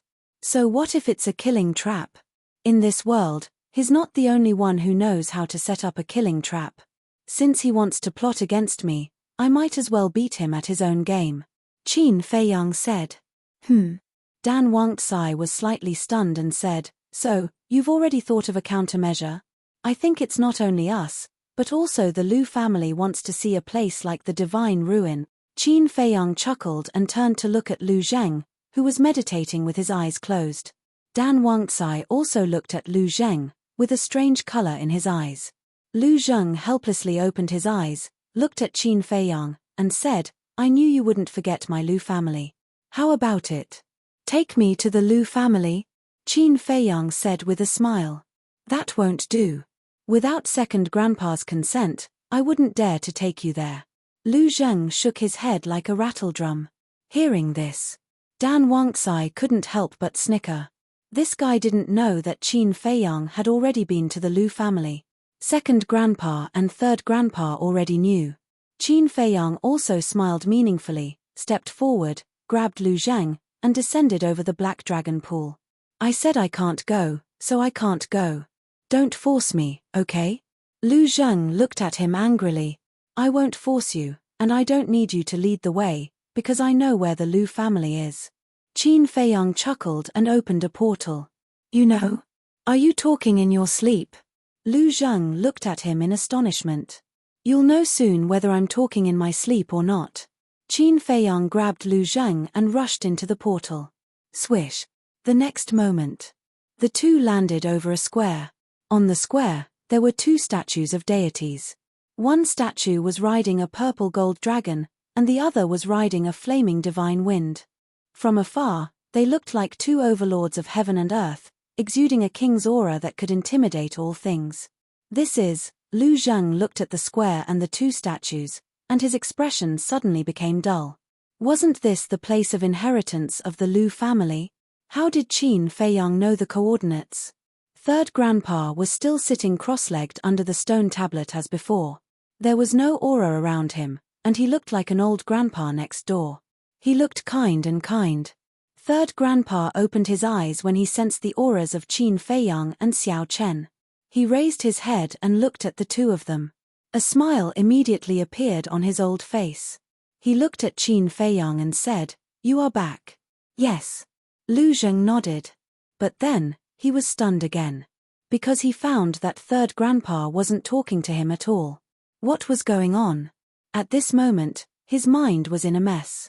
Qin Feiyang looked at Lu Zheng in amusement, landed next to third grandpa, and bowed. Greetings, third grandpa. We all know what Emperor Hong did to you. You've been wronged. Third grandpa grabbed Qin Feiyang's hand and sighed. It's okay. Qin Feiyang smiled. Third grandpa sighed. You silly child, don't always be so stubborn. If you feel wronged, just say it. It's uncomfortable to keep it in your heart. I've long been used to it. There's nothing to feel uncomfortable about. Qin Feiyang waved his hand and asked with a smile, how are you and second grandpa recently? Third grandpa said, we're all the same. There's no illness or disaster, and we're carefree. I really envy you. When will I be able to live a life like yours? Qin Feiyang said with a smile, his face full of yearning. Brat, your life has just begun and you want to slack off. Third grandpa scolded with a smile. Qin Feiyang chuckled and scratched his head, looking very naive. Chapter 1409. Wait. What the hell is going on? Lu Zheng came to his senses and quickly flew down, looking at the two of them suspiciously. Qin Feiyang had never been to the Lu family before, had he? But why did he seem so familiar with third grandpa now? It didn't seem like the first time they had met. Third grandpa's face darkened and he said, you still have the nerve to ask. Isn't it all because of you? Me? Lu Zheng pointed at his nose, looking confused. Third grandpa rolled his eyes at him and looked at Qin Feiyang with a smile. Let's go to the village and have a good chat with your second grandpa. Okay. Qin Feiyang nodded. Third grandpa glanced at Lu Zheng again and said angrily, what are you waiting for? Lead the way. Oh. Lu Zheng responded and turned to fly toward the village with a stomach full of doubts. Feiyang will take his leave. Qin Feiyang bowed to third grandpa and quickly caught up with Lu Zheng. Little cousin, what the hell is going on? Lu Zheng turned back and looked at him in confusion. Qin Feiyang said with a smile, actually, I've been here a long time ago. You've been here? Lu Zheng was stunned. Yes. Qin Feiyang nodded. When? Why don't I know? Lu Zheng frowned. One had to know. During this period, he had been following Qin Feiyang. If Qin Feiyang really came to the Lu family, it was impossible for him not to know. Qin Feiyang said, last time, when you came back with the 10,000 beasts portrait, I followed you here. What? Lu Zheng was stunned, and then he suddenly became angry. He grabbed Qin Feiyang's clothes and roared, how dare you follow me? Qin Feiyang faintly sighed and said, I just want to know where grandfather lives. Is there a need to make it sound so unpleasant? Looking at Qin Feiyang's expression, Lu Zheng couldn't help but feel a trace of sympathy. He said, but you still can't follow me. If second grandpa finds out about this, won't he scold me to death? Qin Feiyang said with an embarrassed smile, second grandpa already knows. Bastard. When Lu Zheng heard this, he was furious again and punched Qin Feiyang in the stomach with all his might. Boom. Qin Feiyang smashed into the mountains below like a meteorite, creating a huge crater in the ground. His hair was disheveled and his face dirty, and he looked rather miserable. What happened? Third grandpa was just about to close his eyes and meditate, but when he heard the commotion, he immediately got up and took a step forward. In an instant, he landed beside Lu Zheng. When he saw Qin Feiyang lying in the crater with blood flowing out, he immediately glared at Lu Zheng and said, what are you doing? Lu Zheng said, he followed me. Can't I beat him up? Third grandpa said angrily, he followed you to the Lu family. That's his ability. You should reflect on yourself instead of yelling here, understand? Lu Zheng still wanted to argue. What? You're not convinced? Do you want to go to Devil's Cliff to reflect on your mistakes? Third grandpa's eyes flashed coldly. Devil's Cliff? Lu Zheng's expression changed. He quickly waved his hand and said with a flattering smile, okay. I'll reflect on myself. I'll definitely reflect on myself seriously. As long as I don't go to Devil's Cliff. That's more like it. Third grandpa glared at him, then lowered his head to look at Qin Feiyang. He was slightly stunned. Why was this kid still lying in the crater? Could it be that Lu Zheng, that little bastard, hurt him in some vital part? Thinking of this, he hurriedly flew to Qin Feiyang, squatted on the ground, and asked, "How are you?" Qin Feiyang clutched his stomach and said in pain, "My sea of qi." Not only was his face pale, but his forehead was also full of sweat. Seeing this, Lu Zheng frowned slightly and landed beside Qin Feiyang. He snorted coldly and said, "Don't pretend. I didn't use my full strength at all in that punch just now. Besides, even if I used my full strength, I couldn't have seriously injured you." In the past, Lu Zheng's cultivation was stronger than Qin Feiyang's. But now, Qin Feiyang had surpassed him. "Shut up." But before he finished speaking, Third Grandpa turned his head to look at Lu Zheng and shouted. Lu Zheng pursed his lips and fell silent. Third Grandpa looked at Qin Feiyang again and asked, "What's wrong with your sea of qi?" Qin Feiyang said, "It's broken." "Bastard. He's your cousin. How could you do that?" Third Grandpa was instantly enraged and shouted at Lu Zheng. Lu Zheng's expression also changed slightly. He looked at Qin Feiyang and said, "You're not joking with me, right? With my current cultivation, how could I break your sea of qi with one punch? My current cultivation is higher than yours, but just now, I was not prepared at all. You gave me a punch. I'm lucky that I'm still alive," Qin Feiyang said intermittently. His voice was extremely weak. "Don't talk now," Third Grandpa hurriedly said. Then he took out a spiritual sea pill and stuffed it into Qin Feiyang's mouth. Qin Feiyang was surprised to find that this spiritual sea pill had 6 veins. This meant that the Lu family had an alchemist who was more powerful than Dan Wangtsai. Who was this alchemist? Lu Zheng was completely dumbfounded. He looked down at his fist and muttered, "This is impossible." After giving Qin Feiyang the spirit sea pill, Third Grandpa suddenly stood up. He turned his head to look at Lu Zheng and said, "You disappoint me too much. Immediately go to Devil's Cliff and face the wall for 3 days. Don't." When Lu Zheng heard this, he immediately looked at Third Grandpa pitifully and begged, "Grandpa, I know I'm wrong, okay? I'll apologize to my cousin." "No, you must go." Third Grandpa's attitude was very firm. There was no room for discussion. "I'm not going." Lu Zheng shook his head. He would rather die than submit. "You're really not going?" Third Grandpa asked. There was a cold light in his old eyes. "Go, go, go." Seeing this, Lu Zheng's face turned slightly pale. He quickly nodded. But before he left, he glared fiercely at Qin Feiyang, as if to say, "Bastard, just wait and see." Qin Feiyang also returned a look to Lu Zheng. "Little guy, you're still too young to fight with me." Obviously, the broken sea of energy was just an act. After Lu Zheng left, Third Grandpa shook his head helplessly. He stood up and smiled. "Get up, stop pretending." "Ah." Qin Feiyang was stunned. He smiled and said, "You've already found out. Why don't you take a look at my cultivation? Do you think you can hide from my eyes whether or not your sea of energy is broken?" Third Grandpa rolled his eyes. Qin Feiyang got up and wiped the blood from the corner of his mouth. He looked at Third Grandpa with an embarrassed expression. "I don't object to this at home. After all, you're still young and still have the innocence of a child. But outside, you two brothers must be united. Do you understand?" Third Grandpa said. "Okay." Qin Feiyang nodded heavily. "Then go." Third Grandpa smiled and waved his hand. "Okay." Qin Feiyang turned into a stream of light, rose into the air, and flew toward the village. At this moment, he was very happy. But the reason for his happiness was not because he had tricked Lu Zheng once. It was because of what Third Grandpa said before.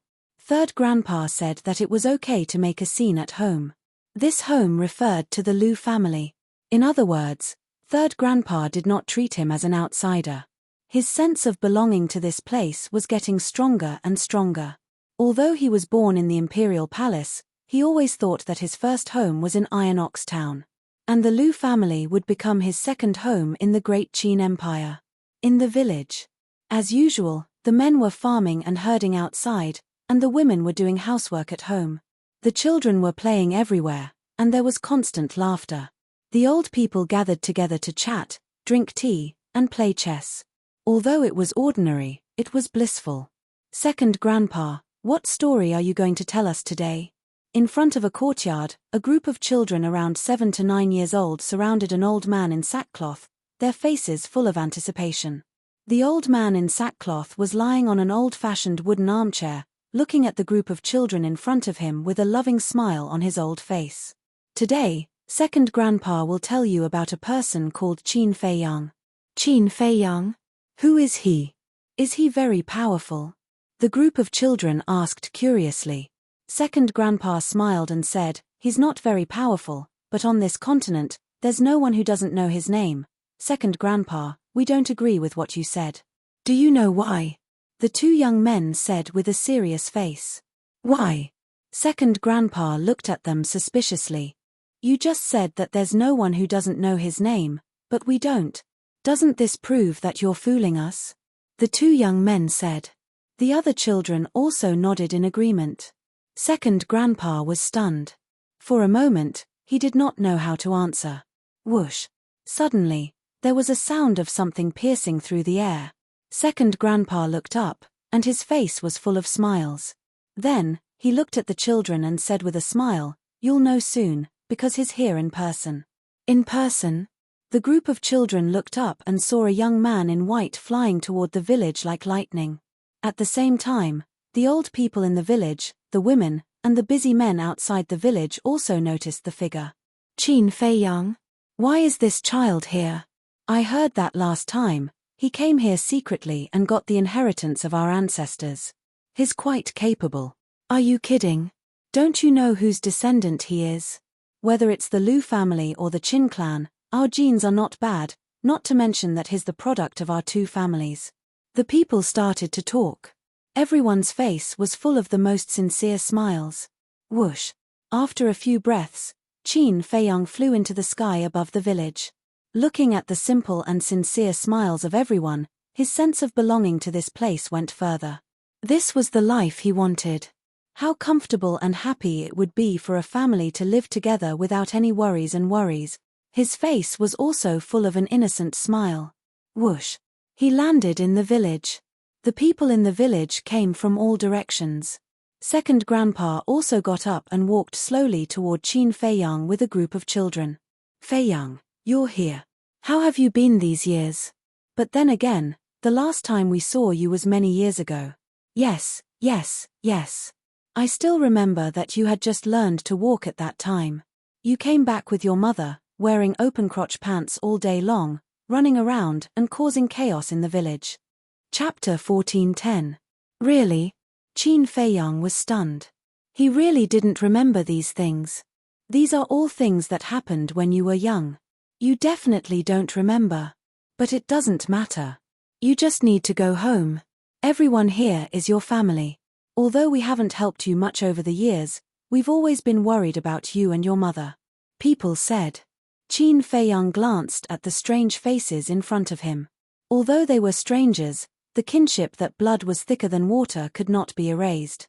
His heart couldn't help but tremble. His eyes couldn't help but moisten.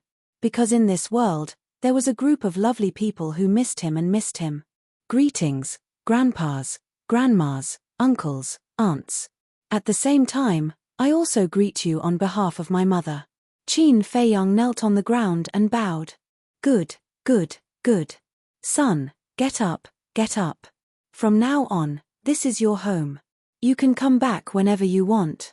We don't treat you as an outsider. Don't treat us as outsiders, either.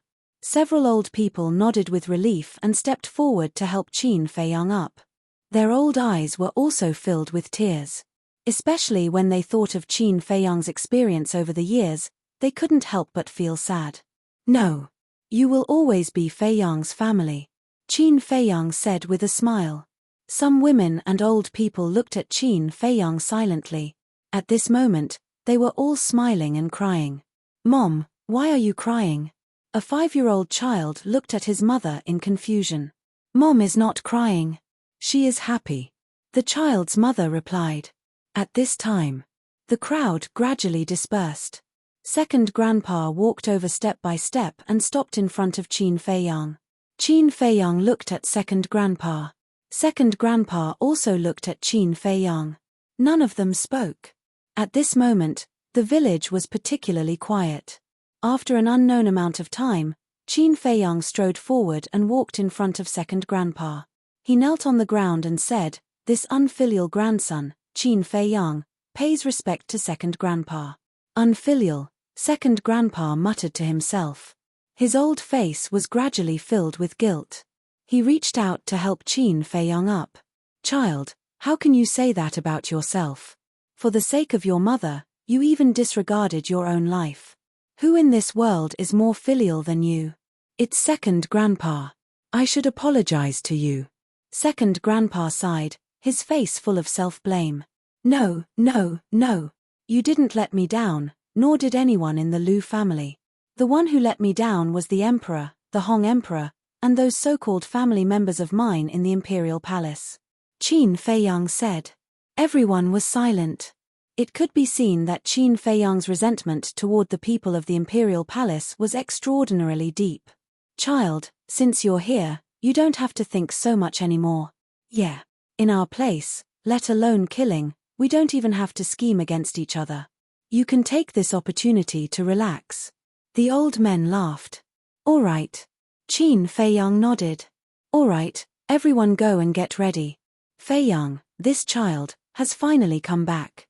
We have to celebrate." "All right." The crowd quickly dispersed. The women of each family were busy.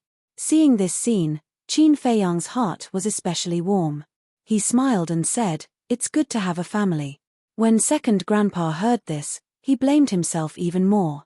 He also regretted it. Why did he have to worry so much and not bring Qin Feiyang to the Lu family earlier?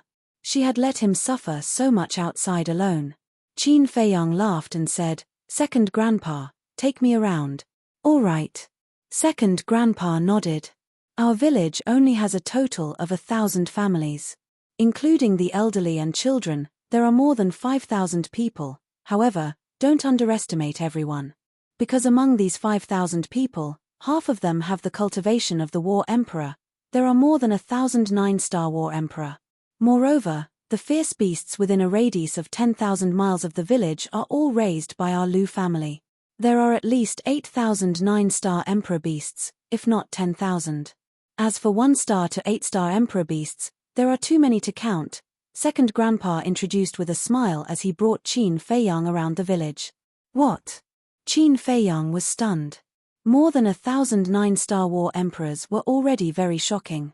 There were actually so many 9-star Emperor beasts. There were at least 8,000 if not 10,000. Oh my God! What kind of concept was this? One had to know that there were only 80 or 99-star Emperor beasts in the ancient pagoda. At first, there were more than 100 of them. However, many of them died when they fought with the descendants of the Imperial Preceptor in the Sea of Reincarnation. As for the 9-star War Emperors, there were only 18 of them, Wang Yangfeng. Although they had all stepped into the peak of the 9-star War Emperor realm, compared to the Lu family, they were not worth mentioning. Qin Feiyang asked, "How many people are at the peak of the 9-star War Emperor realm?" "It seems to be 200 or 300. The elders who spoke to you just now are all at the peak of the 9-star War Emperor realm," Second Grandpa said with a smile.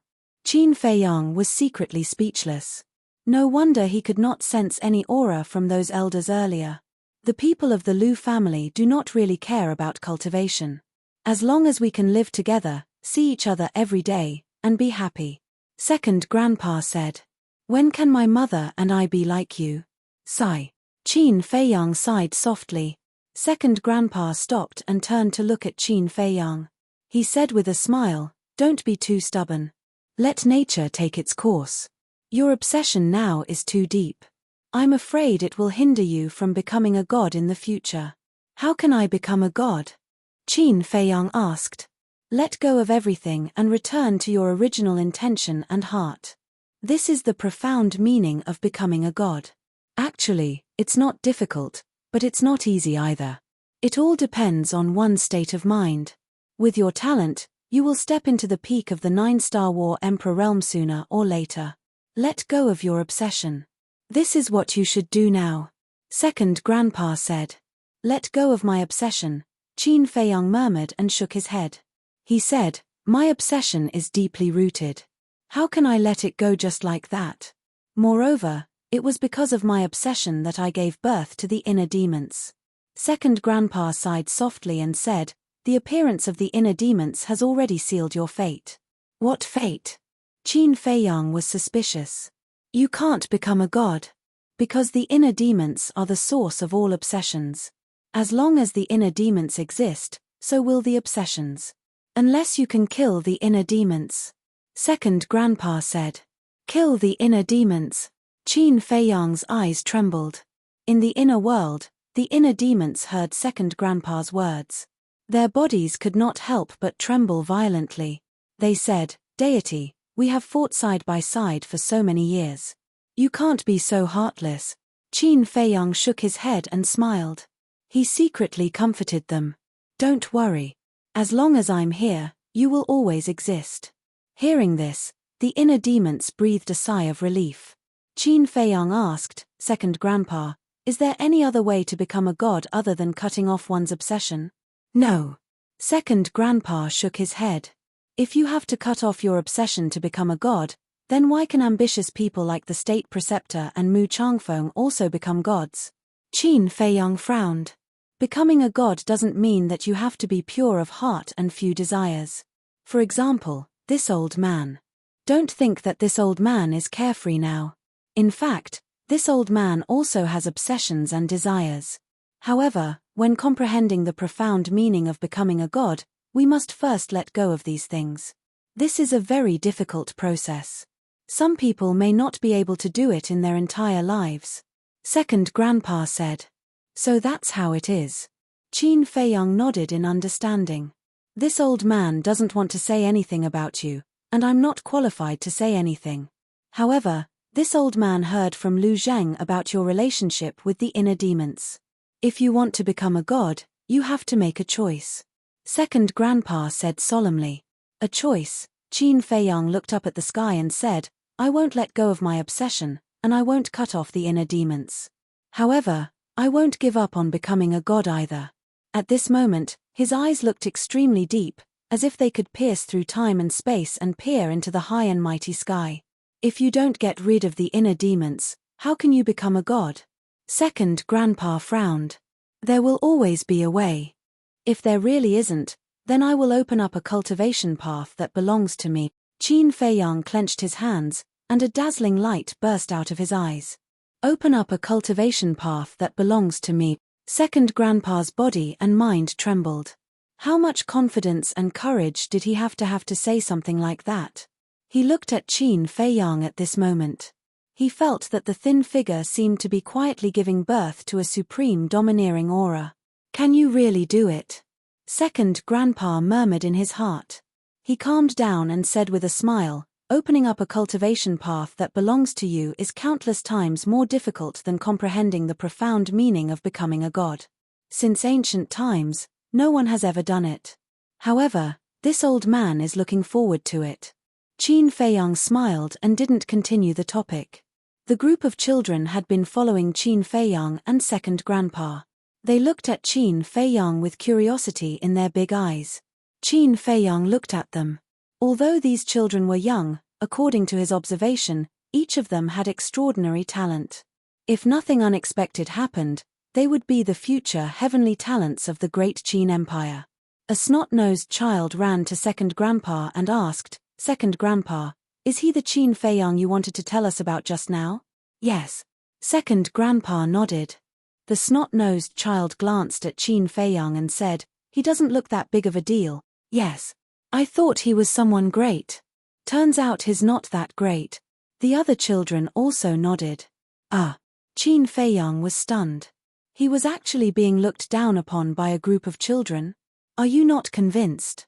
If you have the ability, you can compete with Big Brother Lu Zheng. I feel that you're far inferior to Big Brother Lu Zheng.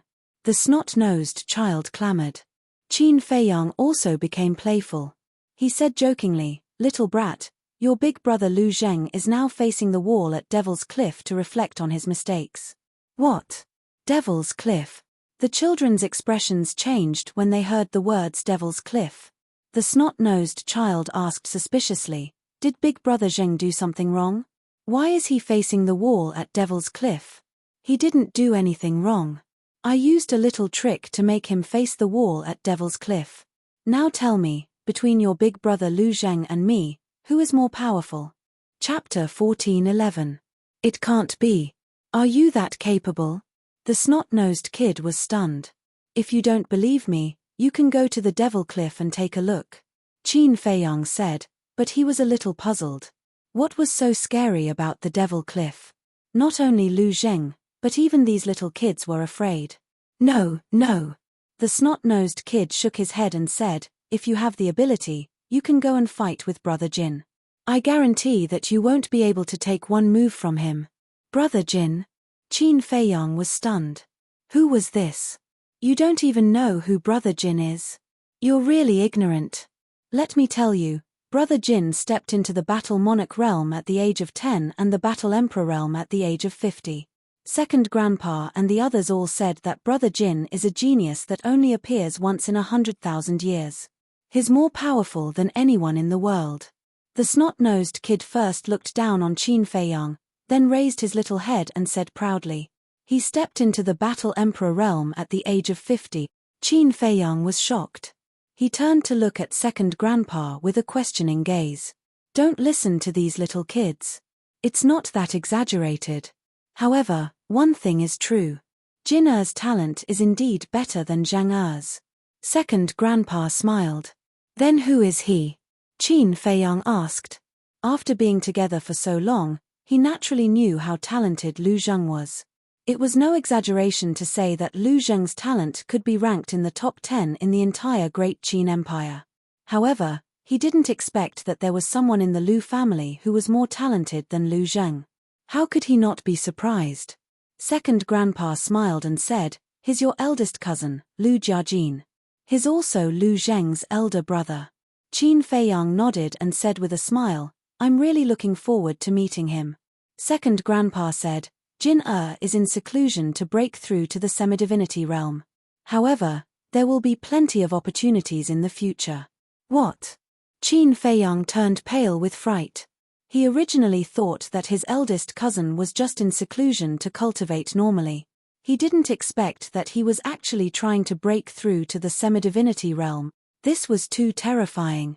"There's another interesting thing," Second Grandpa said again. "Interesting?" Qin Feiyang was stunned and asked suspiciously, "What interesting thing?" He and Zhuge Mingyang were born in the same year, the same month, and the same day.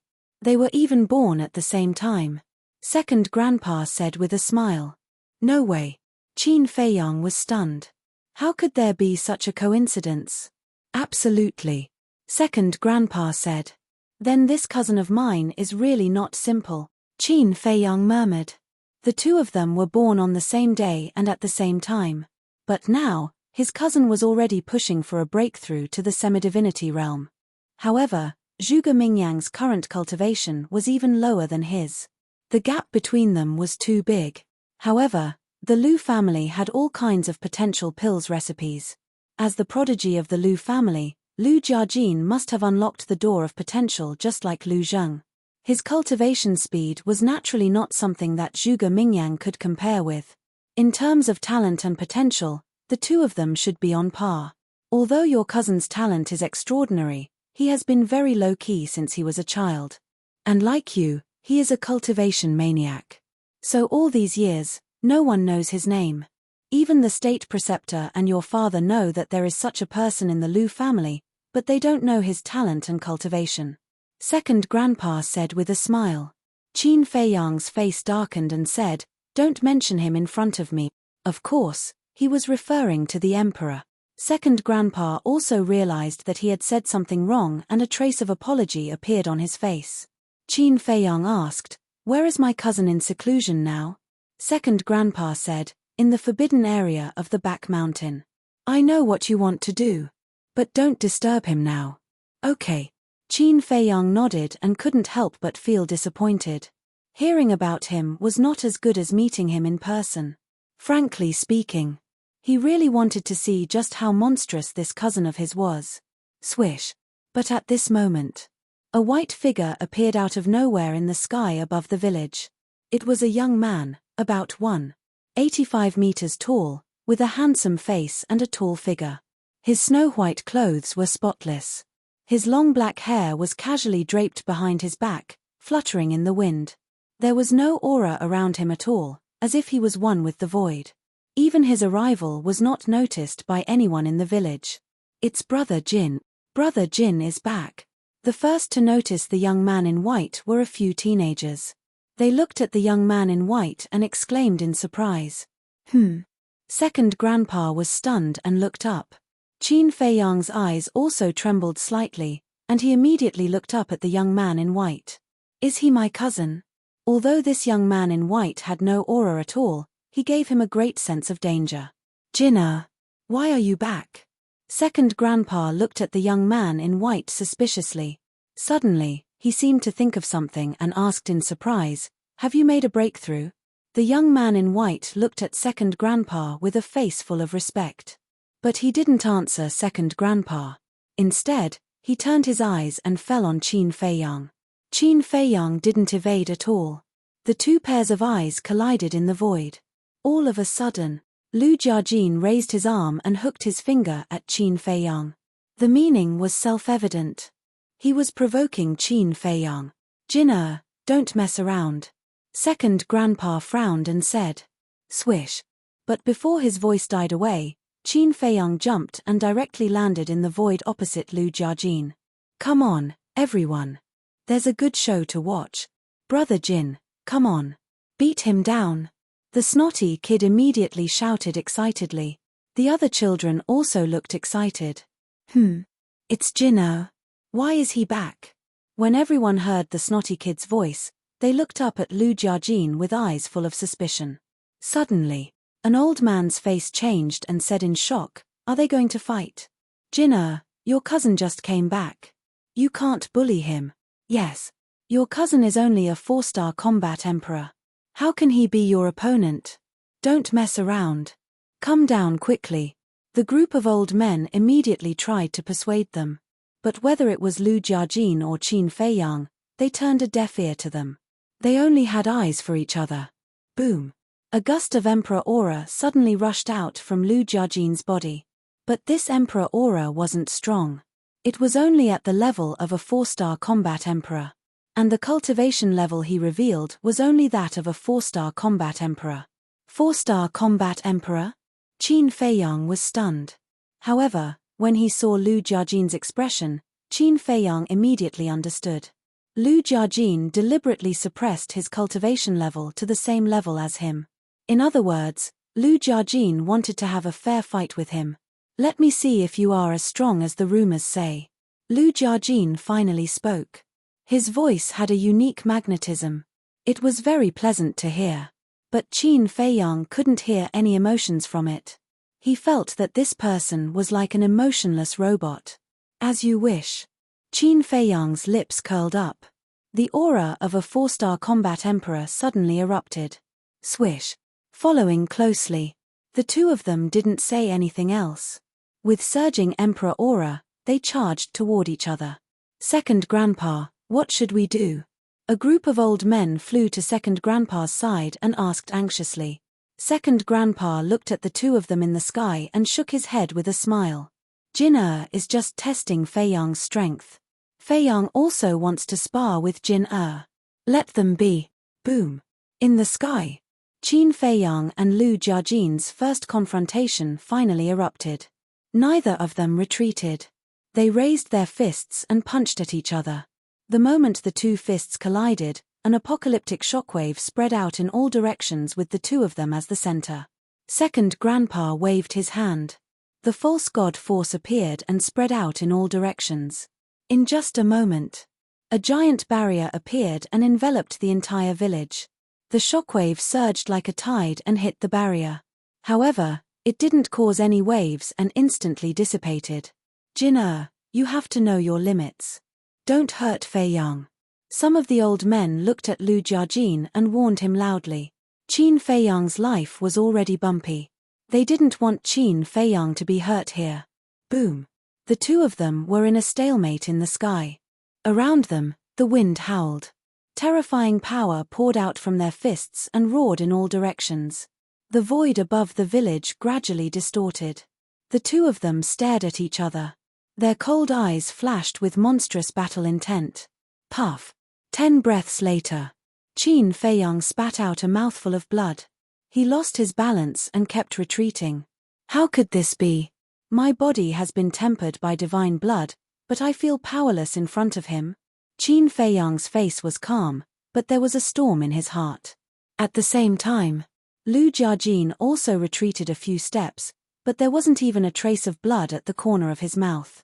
He was still as cold as before. I told you, he's definitely no match for Big Brother Jin. The snotty kid's little face was full of pride.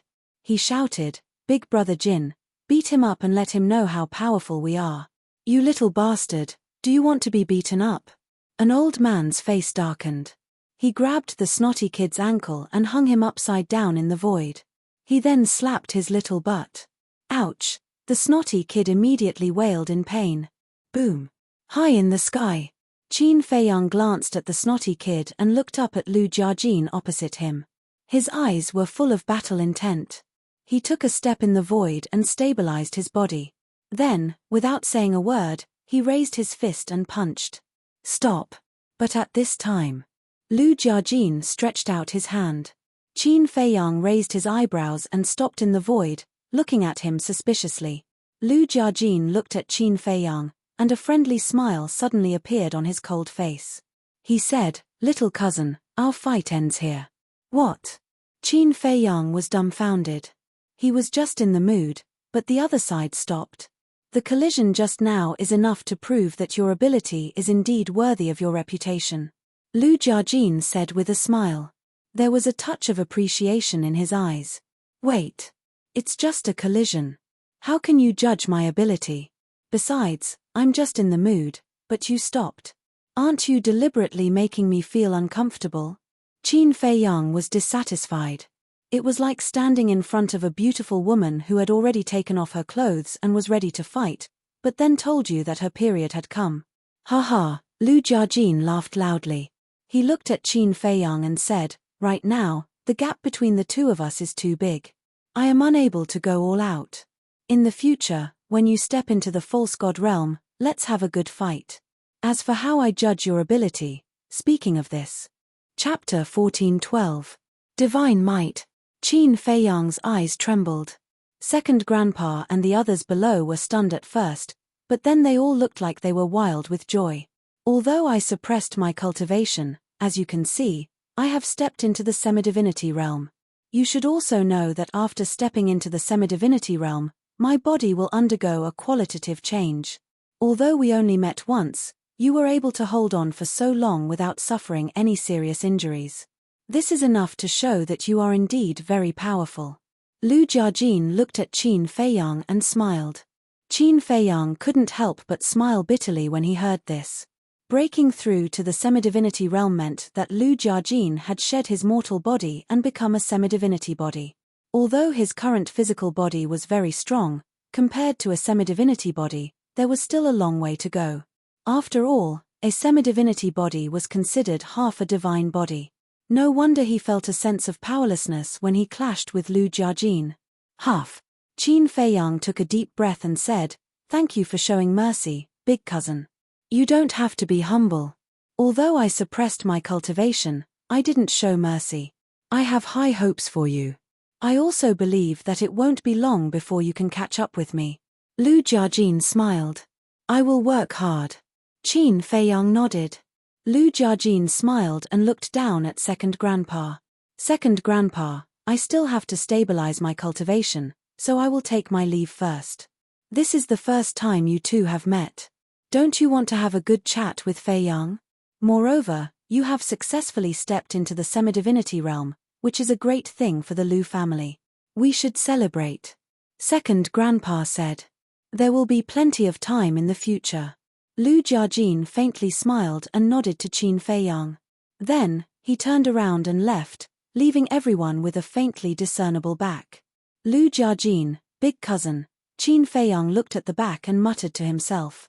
To be able to step into the semidivinity realm at such a young age, he was truly a monstrous genius. If Zhuge Mingyang knew that the person who was born in the same year, month, and day as him had already stepped into the false divinity realm and stood above the billions of living beings, how would he feel? Time flew by. In the evening, the entire Lu family was enveloped in a festive atmosphere. Firstly, it was because Qin Feiyang had returned. The second reason was because Lu Jiajin had suddenly become a pseudo-divinity. Even second grandpa could not help but drink a few more cups. Qin Feiyang really liked this feeling. He was surrounded by his family, and all he heard were concerned voices. There was no fighting or scheming, and everyone was happy and harmonious. That night, he also drank a lot. Midnight. The moon in the sky was very round and the moonlight was hazy. Most of the villagers had already fallen asleep. In a courtyard, Qin Feiyang was sitting at a stone table with second grandpa. They were drinking tea and chatting. Second grandpa smiled and said, "Feiyang, this time you came back, there must be something else, right?"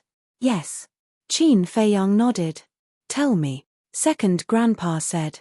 Qin Feiyang immediately told second grandpa about the 10 types of pill fire and Lu Xingchen's scheme in detail.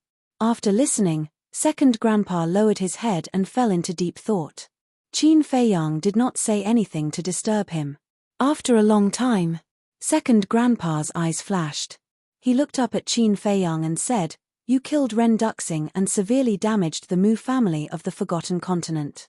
Even so, Lu Xingchen still did not do anything to you.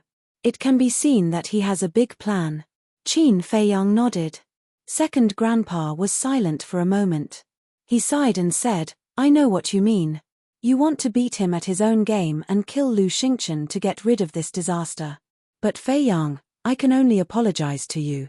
"Why?" "The last time I came, although I was accepting the inheritance, I know what happened at that time. I remember that in addition to you and third grandpa, there were 10 false gods at that time. With such a powerful lineup, I really don't understand. What are you still afraid of?" Qin Feiyang said. "Some things are far more complicated than you think. Although I don't know the background of the Mu family, I'm sure it's not that simple." Second grandpa said. Qin Feiyang frowned and said, "You mean that in addition to Mu Changyun and Mu Changfeng, the Mu family is hiding other false gods? That's inevitable. After all, even my Lu family has so many false gods, let alone the ambitious Mu family. However, the Mu family is not the reason why I'm afraid." Second grandpa said with a trace of bitterness. "Then what is the reason?" Qin Feiyang asked. "I can't tell you now. I can only tell you this. Although I also want to enter the miracle site, I can't go. Not only can I not go, but your third grandpa and the 10 false gods that you know can't go either. To be exact, the false gods of our Lu family can't leave the great Qin Empire." Second grandpa sighed, his old face full of disappointment. "Why is that?" Qin Feiyang looked at second grandpa in confusion. This answer was completely out of his expectations. "You will understand in the future. However, although we can't go, your cousin can. Because now, except for our own people, no one knows that he has broken through to the false god realm. I believe that with your cousin's strength and wisdom, he will definitely be able to help you in the miracle site." Second grandpa said with a smile. "As you wish." Qin Feiyang sighed and did not force him to answer. Second grandpa looked at Qin Feiyang deeply and said with a smile, "It's already very late, go and rest." "Okay." Qin Feiyang nodded and then walked to the wooden building. But suddenly, he stopped and turned to look at second grandpa and asked, "What about my grandfather? Why didn't he come to see me when I came back this time?" Second grandpa's hands, which were hidden in his sleeves, suddenly clenched. There was a hint of murderous intent in the depths of his eyes. But Qin Feiyang did not notice any of this, because second grandpa hid it very well. However, seeing that second grandpa did not speak for a long time, Qin Feiyang gradually felt uneasy and asked, "Did something happen to grandpa?" "No.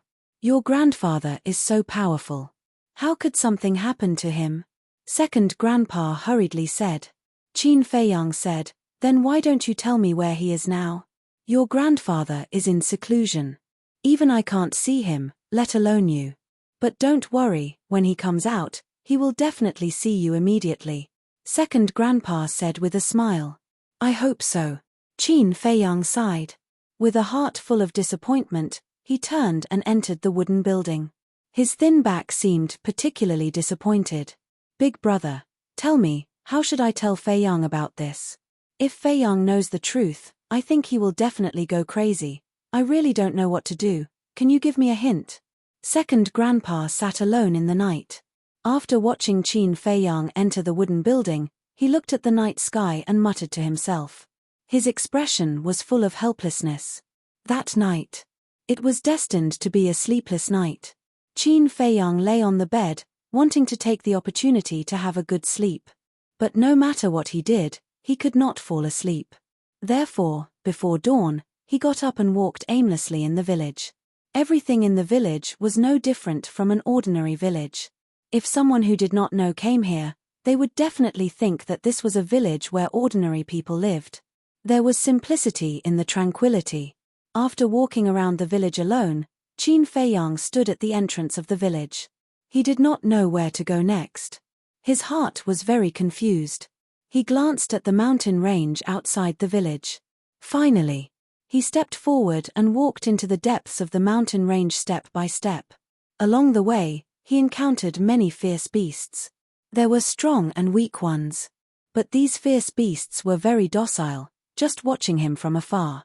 Gradually, the horizon was white. The sun rose from the horizon. The fierce beasts in the mountain range gradually began to become active. But when they saw Qin Feiyang, they silently retreated to the side. These fierce beasts were all raised by the Lu family.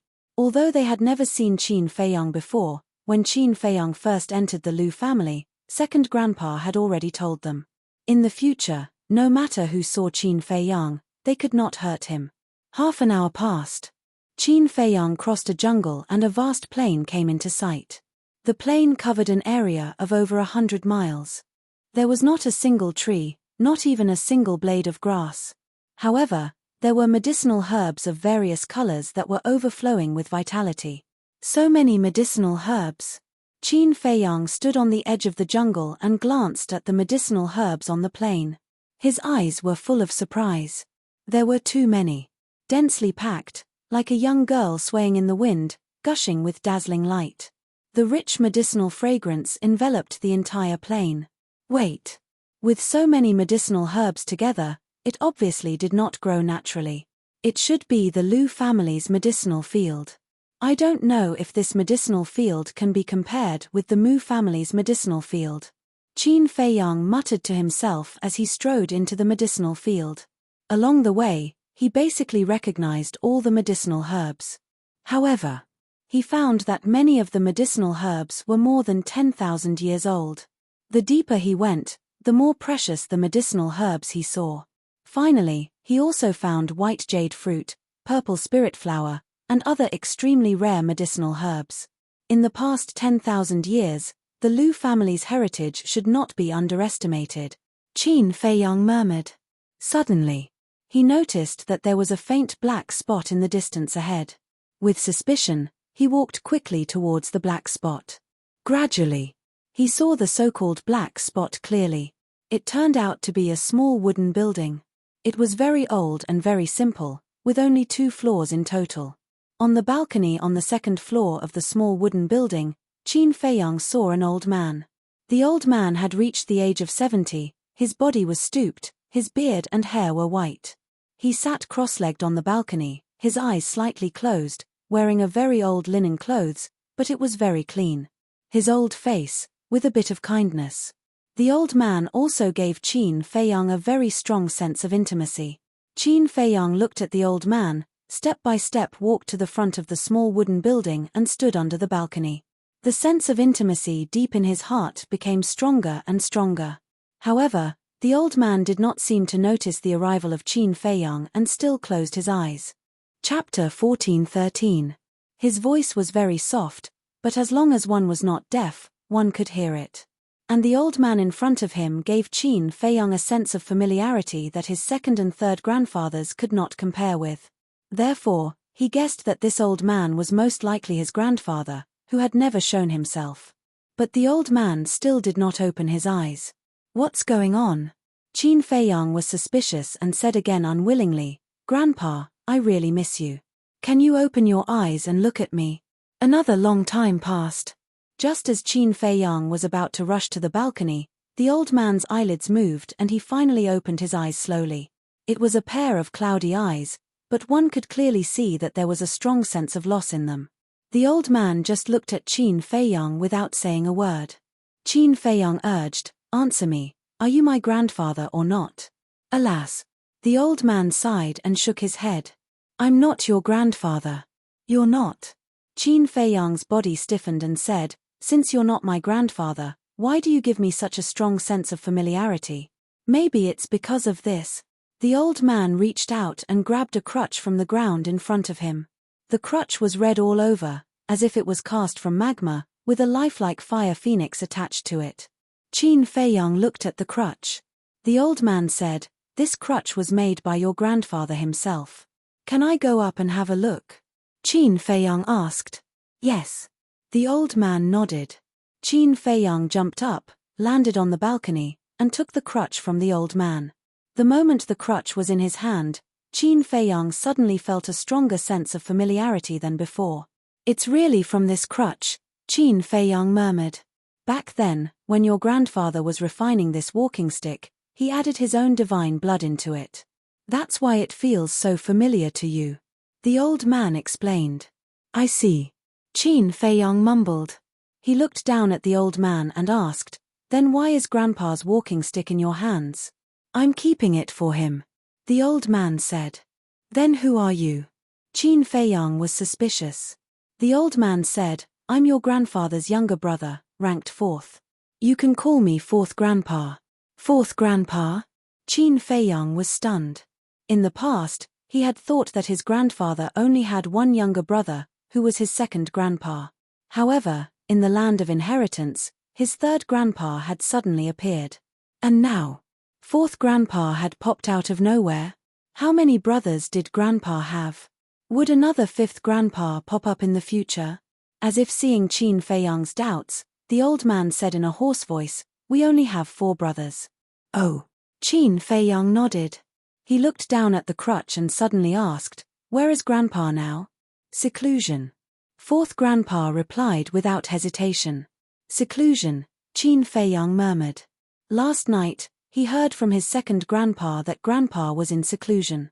He didn't believe it, so when he saw fourth grandpa, he suddenly asked. Because when a person was faced with a sudden question, they would instinctively answer truthfully. In other words, he was trying to get information from fourth grandpa. Hearing fourth grandpa's straightforward answer, he didn't have any doubts anymore. Qin Feiyang reached out and stroked the walking stick. He asked, "Fourth grandpa, can you give this walking stick to me?" "No." Fourth grandpa shook his head. He was very straightforward again. Qin Feiyang smiled helplessly. He held the walking stick with both hands and handed it to fourth grandpa. Fourth grandpa reached out and grabbed the walking stick. He looked up at Qin Feiyang and sighed. "We can understand your feelings, but some things can't be forced." "I understand." Qin Feiyang nodded. "It's good that you understand," fourth grandpa said lightly. Then he asked, "When I saw you enter the herbal field just now, you looked very confused. Were you thinking about something?" Compared with second grandpa and third grandpa, fourth grandpa's character was a little cold. "You knew I entered the herbal field?" Qin Feiyang was surprised. "Of course. As long as someone enters the herbal field, I can sense it immediately," fourth grandpa said. "Then why did you pretend you didn't see it just now?" Qin Feiyang was quite unhappy, but he didn't dare to say it out loud. He nodded and said, "I was thinking about something. This time I came to the Lu family, I thought I could find the answer in my heart, and I also thought I could see grandpa. But in the end, I didn't get anything. This makes me very confused. There are a lot of helpless things in this world. Why do you have to be so persistent? Follow your own heart." Do what you should do. Thinking about something you can't figure out will only add to your troubles. Fourth Grandpa said. Add to your troubles, follow your own heart, Qin Feiyang murmured. Suddenly, he came to his senses. He bowed and said, Thank you for your advice, Fourth Grandpa. Go. Your life has just begun. The road ahead is very long. Do whatever you want to do. Don't leave yourself any regrets. Fourth Grandpa said with a smile. This was the first time he smiled since he met Qin Feiyang. Yes. Qin Feiyang replied with a bow. Then he turned into a stream of light and flew toward the village. What a smart boy. If second brother hadn't sent me a message in advance last night and told me clearly, I might have spilled the beans when he suddenly asked me such a question. Looking at Qin Feiyang's back, Fourth Grandpa shook his head and murmured. Then he closed his eyes again and entered the state of meditation. When Qin Feiyang returned to the village, the sun had risen high in the sky. Most of the villagers had also gotten up. The old people gathered in twos and threes to exercise. The children also faced the morning sun and breathed in the vitality. Smoke rose in spirals over the entire village, presenting a peaceful scene. Feiyang, good morning. Where did you come from? Didn't you sleep last night? When he passed by the village entrance, several burly men who went out to do farm work greeted Qin Feiyang with a smile. They were very friendly. Yes, I slept. But I woke up early in the morning. Seeing that no one was up, I went to the nearby mountains for a walk. Qin Feiyang said with a smile. It seems that you haven't gotten used to our life here. Let me tell you, in our place, whether adults or children, basically sleep and rest every night. Yes, what is the purpose of living in this world? Isn't it to enjoy life? Why do you have to suffer for the pursuit of cultivation? You've just arrived. You certainly can't understand. After waiting for a long time, you'll gradually get used to it. All right, let's not talk about it. We're going to work. There's still a large wheat field to weed. Let's drink together tonight. The burly men sighed and smiled at Qin Feiyang. Then, they carried their hoes and walked towards the wheat field in the distance. Qin Feiyang's eyes were filled with envy as he looked at Uzizi and the others. Although they were burly men, their cultivation wasn't weak. 2 of them were 8-star combat emperors and 4 were 7-star combat emperors. In the outside world, such a cultivation level was enough to dominate a region. But these people lived the lives of ordinary people. Every day, they ate, slept, and did farm work. They even enjoyed it. Frankly speaking, even Qin Feiyang felt inferior to such an indifferent state of mind. Shaking his head, Qin Feiyang turned around and entered the village. When a woman saw Qin Feiyang, she waved her hand from afar and said, Feiyang, I just made breakfast. Come and have some. Thank you, Auntie. Second Grandpa is still waiting for me at home. I'll visit your house when I'm free. Qin Feiyang smiled. Okay, come over anytime. The woman nodded. Feiyang, come. These are freshly steamed meat buns. Take a few and try them. There's also soy milk. I made it myself. I also have freshly baked old mantou. Take a few and try them too. The villagers were too enthusiastic. Qin Feiyang almost couldn't handle it. However, looking at the smiling faces full of care, his heart felt very warm. This was what family was. Those hypocritical people in the imperial palace, compared to the people here, were simply not worth shit. Soon, he returned to the courtyard. Second Grandpa had already woken up and personally prepared breakfast for Qin Feiyang. 2 bowls of millet porridge, 2 portions of stir-fried vegetables, and a plate of kimchi. It was very simple. But it was very warm. The taste was also ordinary, but Qin Feiyang ate it. It was very delicious. Seeing Qin Feiyang eating with relish, Second Grandpa was also full of smiles and asked, Feiyang, how long are you going to stay this time? Qin Feiyang's arm slightly paused and said, I'll leave tomorrow. So soon? Isn't there still 5 or 6 days before the miracle opens? Second Grandpa asked. Qin Feiyang finished the millet porridge in the bowl in one breath, put down the bowl and chopsticks, wiped his mouth, and then looked up at the village and the villagers with a trace of reluctance in his eyes. After a while, Qin Feiyang withdrew his gaze and sighed. I also want to stay here, but there are some things that I have to do. Second grandpa fell silent. Qin Feiyang smiled and said, but when I have time in the future, I will come back. At that time, don't think I'm annoying. What are you talking about? I can't wait to like it. Second grandpa glared at him. Qin Feiyang grinned, held the empty bowl, and said, is there any more millet porridge? I want to eat more. Yes. I specially prepared a big pot for you. Go and get it yourself. Second grandpa smiled. Okay. Qin Feiyang immediately ran to the kitchen excitedly. What's wrong with this boy? He was still unhappy last night. Why did he become a little different when he went out this morning? Second grandpa looked at Qin Feiyang's back suspiciously. All of a sudden, he shook his head and smiled. What was the point of thinking about this? As long as the boy was happy, it was fine. Happy times always passed quickly. A day passed. At night, Qin Feiyang chatted with second grandpa for a long time. And after being enlightened by fourth grandpa, he slept soundly that night. And he also had a good dream. In the dream, his mother also came to the village, and everyone gathered together. When he woke up the next day, he felt unprecedentedly comfortable. Second grandpa knew that Qin Feiyang was going to leave, so he got up very early and prepared a sumptuous breakfast for Qin Feiyang. Qin Feiyang also didn't leave anything behind. What was to come would come, and what was to go would go. After helping second grandpa clean up the dishes, Qin Feiyang suppressed the reluctance in his heart and said goodbye to him. Second grandpa didn't say much. He only said 2 sentences. The first sentence was, take care. The second sentence was, take care of Lu Zheng. Chapter 14:14. To the west of the village, more than 2,000 miles away, there was a dense jungle. However, there was not a single beast in the jungle. It was dead silent. Swoosh. But suddenly, a piercing sound could be heard. A young man in white entered the sky above the jungle. It was Qin Feiyang. As soon as he arrived at the sky above the jungle, Qin Feiyang felt that something was wrong. Not only were there no beasts in the jungle, there was not even a flying insect. Moreover, there was a stench in the air. But it was very faint.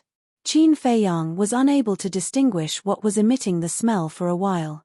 He continued to fly forward. The trees here were very thick. There were even some ancient trees that could not be surrounded by more than a dozen people holding hands. The thick vines were like horned dragons, and they were filled with a vigorous aura. But that stench was getting more and more obvious. Qin Feiyang gradually frowned. This stench made him suddenly think of something. Feces. The deeper he went into the jungle, the stronger the stench was. It was simply disgusting. Finally, Qin Feiyang could not help but cover his nose, hold his breath, and murmured, did I come to the wrong place? But the Devil Cliff that second grandpa said is in this direction. He was a little puzzled. Soon, he went deep into the jungle for dozens of miles. Suddenly, a giant mountain came into sight. The giant mountain was more than 10,000 feet high. It was completely black. There were no plants on it. It was completely bare. And under the giant mountain, there was an ancient and dilapidated stone tablet. There were 3 bold words engraved on the tablet. Devil Cliff. This is Devil Cliff. Qin Feiyang was slightly stunned. He raised his head and glanced at the giant mountain. He slowly discovered that the pungent stench actually came from Devil Cliff. Swoosh. When Qin Feiyang approached Devil Cliff, the stench was simply overwhelming. Even the smell was crazily drilling into his pores. What exactly is this thing? Qin Feiyang was puzzled. He slowly approached Devil Cliff. Soon, he discovered that the entire surface of Devil Cliff was covered with a layer of sticky stuff. What is this? Qin Feiyang frowned. However, when he was about to reach the Devil's Cliff, his expression changed. He quickly stopped and retreated. That sticky thing was actually feces. He stood in the distance and looked at the Devil's Cliff, the corners of his mouth twitching. So this was Devil's Cliff. It was no wonder that Lu Zheng and the children in the village changed their expressions when they heard about Devil's Cliff. Only a ghost would want to come to such a place. Second cousin, where are you? Come out, we're leaving. Qin Feiyang shouted, not daring to get any closer. Bastard. Immediately, a furious roar exploded halfway up the Devil Mountain, like rolling thunder, resounding through the sky. Following closely, he then saw Lu Zheng flying through the air in an aggressive manner. When Qin Feiyang saw that the situation was not good, he quickly turned around and fled. Qin Feiyang, I'm not done with you today. Lu Zheng stared at Qin Feiyang's back, gnashing his teeth. He looked as if he wanted to skin Qin Feiyang alive. Second cousin, let's talk nicely. Qin Feiyang said. Lu Zheng shouted, there's nothing to talk about, unless you go to Devil's Cliff and stay there for 2 days. I won't do it. Qin Feiyang pursed his lips. If he had known in advance that Devil's Cliff was such a place, he would not have come even if he was beaten to death. Lu Zheng suddenly burned with anger and shouted, you also know that this is not a place for people to stay, then why did you cheat me? I didn't know. Qin Feiyang smiled apologetically. Is not knowing a reason? How can there be such a good thing in the world? Lu Zheng angrily chased after Qin Feiyang. Qin Feiyang did not fight back. He fled without looking back. On one hand, it was because he was in the wrong. On the other hand, it was because Lu Zheng also had a stench on him. The two of them chased one after the other. After about an hour, a vast sea came into sight. The Lu family was in the reincarnation sea. This was just a very big island. Qin Feiyang looked at the sea and frowned. Although he had not entered the sea, he could already feel the terrifying aura. And these auras were basically from 9-star combat emperors. It could be seen that the sea ahead was definitely not a place where ordinary people could set foot. Whoosh. He slammed on the brakes and stopped in the void. He turned around and looked at Lu Zheng. He said angrily, are you done yet? If his second grandpa had not asked him to bring Lu Zheng along, he would not have bothered to take so long. I'm not done. Lu Zheng rushed toward Qin Feiyang with monstrous anger. The morning court in the throne room has already begun. I don't have time to mess around with you now. If you continue to pester me like this, don't blame me for being rude. Qin Feiyang covered his nose and raised his eyebrows.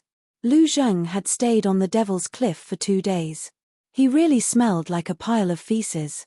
Seeing Qin Feiyang cover his nose, Lu Zheng was undoubtedly even more annoyed and almost lost his mind. Boom. Qin Feiyang did not waste any more words. His emperor's aura rolled out and directly sent Lu Zheng flying. He said, when you calm down, come to the Imperial Palace to find me. After that, Qin Feiyang then opened the teleportation gate and rushed in without looking back. Don't go. Lu Zheng roared and immediately rushed toward the portal. Boom. But just as he was about to reach the portal, a surge of purple-gold dragon chi roared out of the portal like a tide. Lu Zheng was blasted away again. When he stabilized his body and rushed toward the portal again, the portal had already dissipated. Bastard, I won't let you go, Lu Zheng roared again and again. He was so angry that the sea beasts in the sea ahead were frightened. The Imperial Palace. Civil and military officials, as well as the marquises, gathered in the throne room. But at this moment, the entire throne room was dead silent. The ministers standing in the main hall all lowered their heads and seemed to be deep in thought. Above, the little prince, wearing a dragon robe and a dragon crown, sat on the dragon throne. Although he had just succeeded the throne a few days ago, he already had the temperament of an emperor and was much more mature than before. Next to him, the imperial preceptor stood upright with his hands behind his back, glancing at the people below with sharp eyes. However, at this time, the most eye-catching person was a young man in purple. He stood in front of the ministers, his body straight and his eyes straight, exuding a threatening aura. That's right. He was Zhuge Mingyang. The imperial preceptor raised his eyebrows, looked at everyone, and shouted, "Why are you all so silent? Zhuge Mingyang is the only son of the Marquis of Zhuge. Is there a problem with him inheriting the position of Marquis?" Civil and military officials, the various marquises, you look at me, I look at you, none of them daring to be the first to stand out and express their stance. Suddenly, Marquis Shao took a step forward, looked at the imperial preceptor and said, "The Zhuge family has been killed by Qin Feiyang, and only Zhuge Mingyang is left. There is naturally no problem for him to inherit the position of Marquis, but I would like to ask the Imperial Preceptor, does Emperor Hong agree to this? Such an important matter, how dare this Imperial Preceptor make his own decision? Of course, with the consent of Emperor Hong. The Imperial Preceptor said expressionlessly, but there was a hint of killing intent hidden in his old eyes. Marquis Xiao said, since Emperor Hong has already agreed, then as subjects, we naturally do not dare to have any objections. With that, he retreated. All right. Marquis Xiao has already agreed, what about you? The Imperial Preceptor looked at the others. Marquis Xiao raised his eyebrows, extended his hand and said, Lord Imperial Preceptor, let me correct you. I only said that I have no objections, I did not say that I agree.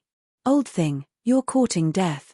Zhuge Mingyang raised his eyebrows, turned his head to look at Marquis Xiao, and a trace of killing intent lurked in his eyes.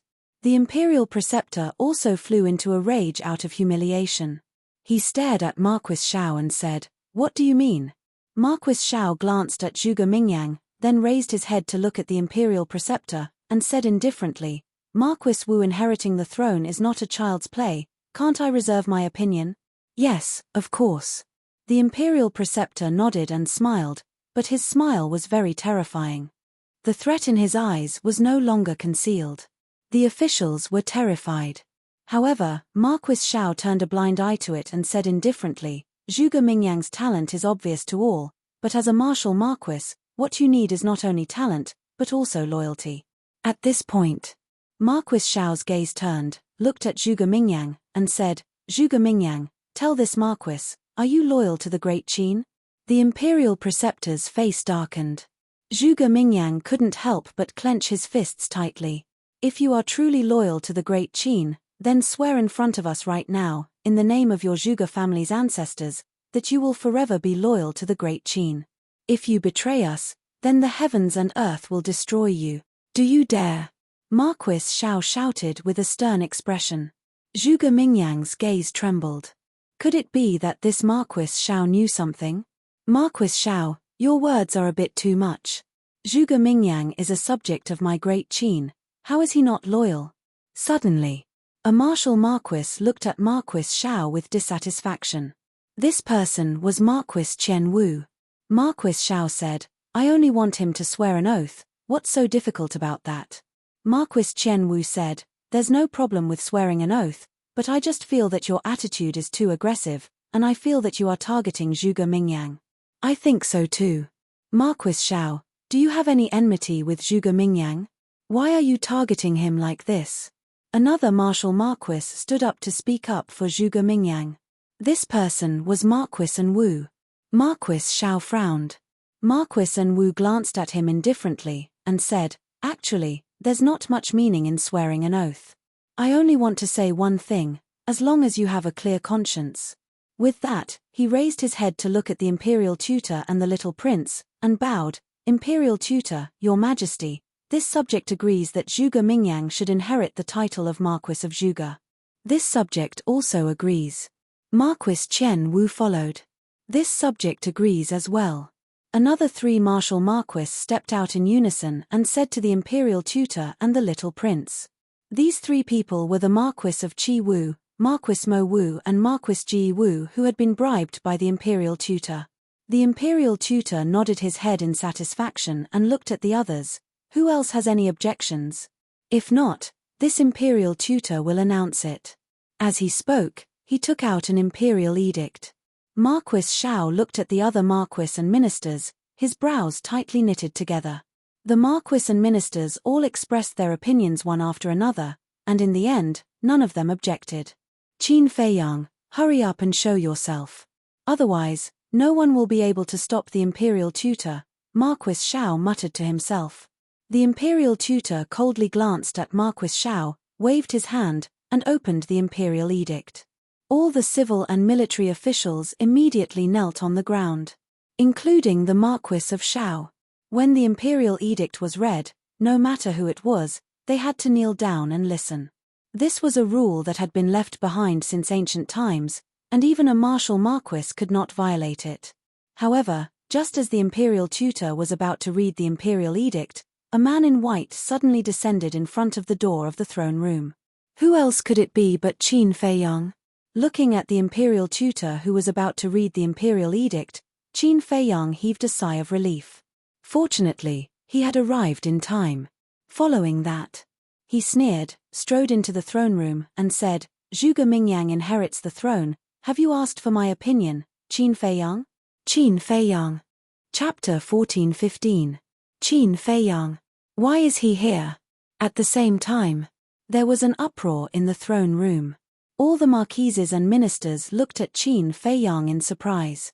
Zhuge Mingyang, the state preceptor, and the young prince also looked at Qin Feiyang with hatred in their eyes.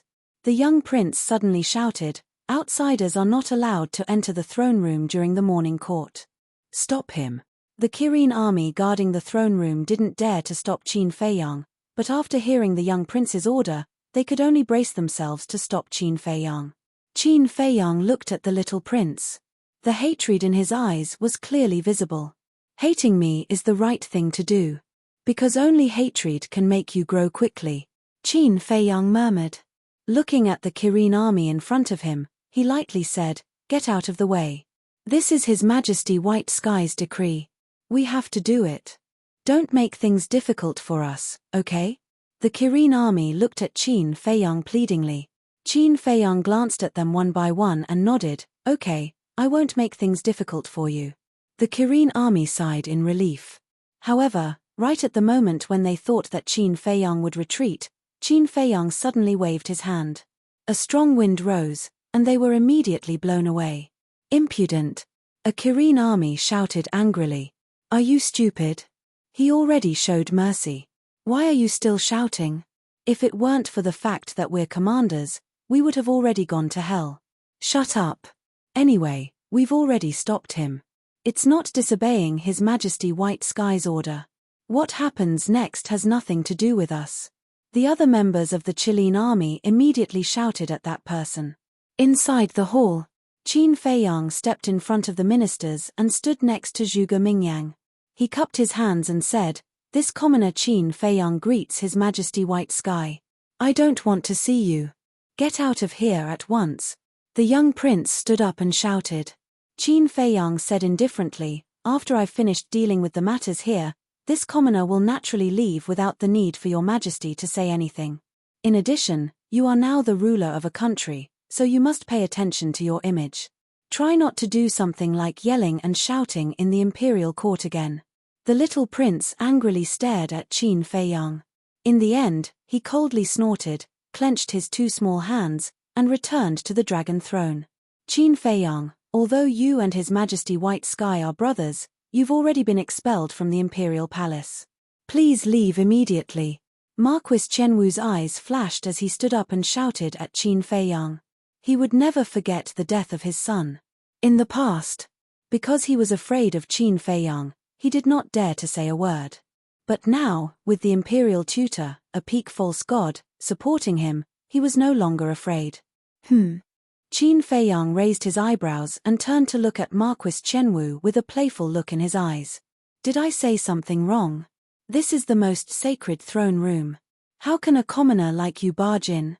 Marquis Qianwu coldly shouted, then looked at the ministers around him and said, "All of you, tell me, am I right?" Obviously, he was fanning the flames. But the result disappointed Marquis Qianwu. No one present dared to say a word. Even Marquis An Wu, Marquis Mo Wu, Marquis Ji Wu, and Marquis Qi Wu, who were in the same camp as him, remained silent. Qin Feiyang laughed in ridicule, looked at the ministers and said, "There's something I suddenly forgot. Can any of you remind me, how many times have I destroyed the throne room?" Everyone's heart trembled. From his tone, was he going to destroy the throne room again? If it was anyone else, they would definitely not think so. Because no one dared to be impudent in the throne room. But Qin Feiyang was a person who could not be treated with ordinary eyes. Qin Feiyang looked at Marquis Qianwu and sneered, "I even dared to destroy the throne room. Do you think I would be afraid of you fanning the flames here?" Marquis Qianwu's expression froze. The imperial tutor suppressed his anger and said in a deep voice, "Qin Feiyang, what exactly do you want?" Qin Feiyang smiled faintly, looked at the imperial tutor and said, "Last night, the ancestor gave me a dream. Do you know what it was?" The imperial tutor raised his eyebrows. "The ancestor told me two things.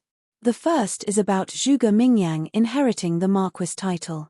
The ancestor said that this Zhuge Mingyang has disloyalty to the great Qin and cannot be allowed to inherit the Marquis title."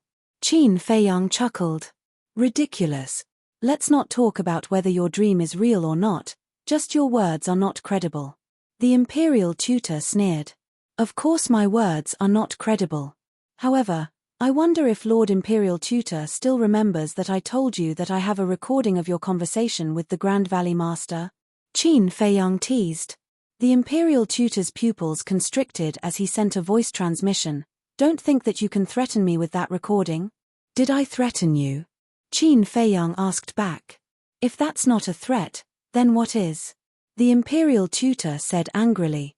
Qin Feiyang laughed. "I just want you to understand a principle. As long as I, Qin Feiyang, am here, you can't do whatever you want." The Imperial Tutor clenched his fists.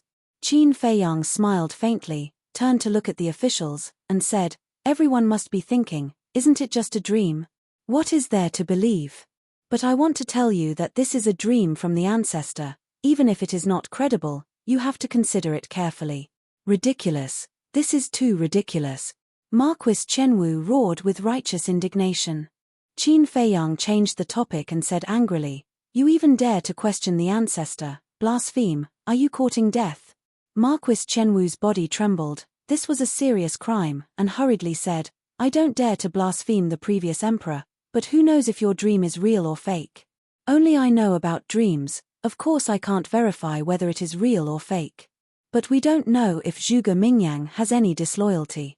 Therefore, I suggest that Zhuge Mingyang's succession of the Marquis title be postponed for the time being. I wonder if anyone has any objections? If there is, don't hesitate to say it. After all, I, Qin Feiyang, am a very democratic person. I respect everyone's opinion." Qin Feiyang said with a smile. "Democracy? Respect?" Hearing this, many people snorted in their hearts, but no one dared to show it. Because they didn't want to follow in the footsteps of the Zhuge family. Zhuge Mingyang could no longer hold back the anger in his heart. He stared at Qin Feiyang and roared, "Don't go too far. How can such a kind person like me bully you? I'm doing this for the sake of the great Qin, and for your own good. Because everyone is now wondering if you have any ulterior motives. So I have to investigate as soon as possible and prove your innocence. Moreover, if you really don't have any disloyalty, then the Marquis title will be yours sooner or later. What are you afraid of?" Qin Feiyang teased. Zhuge Mingyang said angrily, "Who said I'm afraid? You're just spouting nonsense." Qin Feiyang laughed. "There's a good saying, if you don't do anything wrong, you won't be afraid of ghosts knocking on your door. Since you're not afraid, then cooperate with my investigation. Don't try to twist word. Who do you think you are? Why should I cooperate with you?" Zhuge Mingyang was unable to restrain his anger. Seeing that the situation was not good, the state preceptor shouted, "Shut up." Zhuge Mingyang was not convinced. He looked at the state preceptor and said angrily, "Lord State Preceptor, this is the throne room, you're just going to let him mess around like this? Stupid. Can't you see that Qin Feiyang is setting a trap for you? He wants to provoke you on purpose, make you lose your mind and say those things you shouldn't say, understand?" The state preceptor shouted. Hearing this, Zhuge Mingyang's eyes trembled slightly. He looked at Qin Feiyang gloomily and said, "I, Zhuge Mingyang, have a clear conscience, you can say whatever you want." Qin Feiyang glanced at the state preceptor. As expected, the older the ginger, the spicier it was. He had seen through his scheme so quickly and woke up Zhuge Mingyang. Qin Feiyang looked at the civil and military officials and said impatiently, "All of you, say something. I propose to postpone Zhuge Mingyang's succession as the martial Marquis. Do you have any objections?" Marquis Xiao's eyes flashed, and said, "This Marquis agrees to postpone it. Heard of it?" The state preceptor and Zhuge Mingyang immediately looked at Marquis Xiao, the killing intent in their hearts unprecedentedly strong. Marquis Chenwu raised his eyebrows and said angrily, "Marquis Xiao, what do you mean? Could it be that you have already been bribed by Qin Feiyang? Impudent. Is this something a Marquis dares to say? Marquis Xiao glared at Marquis Chenwu. Marquis Chenwu said indifferently, "This Marquis is only voicing the doubts in my heart." What a joke. Before Qin Feiyang appeared, this Marquis had already said that Zhuge Mingyang had ulterior motives, so this Marquis only agreed with his own point of view, and has nothing to do with Qin Feiyang. If you continue to spread rumors that this Marquis is colluding with Qin Feiyang, then this Marquis has reason to suspect that you are the same as Zhuge Mingyang, and also have ulterior motives towards the great Qin. Marquis Xiao said. Marquis Chenwu was so angry that he was actually bitten back. All right, the two of you stop arguing. Since everyone can't agree on this matter, then let's discuss it later. Let me first talk about the second dream that the ancestor gave me. Qin Feiyang said. Everyone couldn't help but frown. What kind of trick was this kid playing now? Especially the state preceptor. At this moment, there was an indescribable sense of irritation in his heart. Qin Feiyang laughed. This second dream is related to some martial marquis. The various martial marquis immediately became nervous. The ancestor told me that recently, there have been some martial marquis who have been very dishonest. They are clearly taking our great Qin's salary, but they colluded with some old bastard and colluded with him. Qin Feiyang swept his gaze across the group of martial marquis with a playful expression. The group of martial marquis, other than Marquis Xiao, were all somewhat flustered. Because they all knew who the old bastard Qin Feiyang was talking about was. And during this period of time, they had more or less interacted with the state preceptor. Of course. The ones who were the most flustered were Marquis Chenwu and the other four. Because they had already sided with the state preceptor. Marquis Xiao glanced at the state preceptor, and a cold smile flashed across his eyes. Looking at Qin Feiyang, he pretended to be confused and said, "Qin Feiyang, can you speak more clearly? We don't understand." "All right. I'll make it clearer. As a martial marquis of the great Qin Empire, who should you be loyal to? Naturally, you should be loyal to the great Qin and His Majesty the White Sky. But some people have made the wrong choice and pledged their loyalty to an old bastard. Marquis Chenwu, Marquis Anwu, Marquis Mou, Marquis Chiwu, Marquis Gawu, the five of you are the most senior marquis in my great Qin. Why don't you answer me? How should I deal with such a marquis?" Chapter 14:16. Marquis Chenwu and the other four who were called out immediately panicked. What are you panicking for? Could it be that the ancestor's dream is true, and those dishonest martial marquis are you? Qin Feiyang looked at the five of them suspiciously. Don't spout nonsense. Our loyalty to great Qin, to His Majesty White Sky, is witnessed by the heavens and earth. The five of them glared at Qin Feiyang angrily and said. Qin Feiyang said impatiently, "Then tell me, how should we deal with those martial marquis who are not loyal to great Qin and His Majesty White Sky?" Marquis Chenwu said, "If there really is such a person, he should immediately be stripped of his position as a martial marquis." Wrong. Qin Feiyang shook his head. What's wrong? Marquis Chenwu frowned. Towards these disloyal and unjust martial marquis, only by killing them without mercy will we be able to uphold the imperial court and enforce the law. Qin Feiyang said word by word, killing intent surging in his eyes. Before he could finish, Thunder Leopard, Seahorse, Seal, Wang Yangfeng, and Wang Yishan appeared out of thin air. Impudent. The imperial tutor had always been paying attention to Qin Feiyang. Because he knew that Qin Feiyang would definitely cause a ruckus today, so when he saw Thunder Leopard, the other two beasts, and Wang Yishan appear, he realized that something was wrong and immediately attacked Qin Feiyang. Qin Feiyang ignored him, pointed at Marquis Chenwu and the other four, and shouted, "Kill them all. Old thing, this emperor has long disliked you, die." Lei Bao looked at Marquis Chenwu and laughed, then turned into a bolt of lightning and flew over like lightning. Seahorse, Wang Yishan, and Wang Yangfeng also immediately charged towards Marquis Anwu and the other three. Seeing this situation, the other marquis, ministers, and Zhuge Mingyang all ran outside as if they were running for their lives. Marquis Chenwu and the other four also wanted to escape, but would Thunder Leopard, the other two beasts, and Wang Yangfeng give them a chance? Obviously not. Lord Imperial Tutor, save us. The 5 of them desperately called for help from the Imperial Tutor. The State Preceptor rushed towards Qin Feiyang and roared, "Tell them to stop, or don't blame me for being merciless." Whoosh. But suddenly, an old figure appeared in front of the Imperial Tutor without any warning. It was Old Man Qin. As soon as Old Man Qin appeared, he struck out with his palm. The Imperial Preceptor was caught off guard. Even though his cultivation was higher than Old Man Qin's, he still suffered a great loss. His entire body was sent flying and crashed into the wall beside the dragon throne. With a loud bang, a large hole was instantly created in the wall. Meanwhile, under the thunderous attacks of the Thunder Leopard, and Wang Yangfeng, Marquis Qianwu's group of 5 died on the spot without any suspense. Dead, it's not enough to kill Zhuge Wu who, he actually killed another 5 martial marquis, too presumptuous. Is there no one who can control him? The marquises, ministers, Kirin army, and Zhuge Mingyang standing outside were all dumbfounded. This bastard had no regard for the law. One had to know that this was still in the throne room. Done. Thunder Leopard, and Wang Yangfeng returned to Qin Feiyang's side and laughed.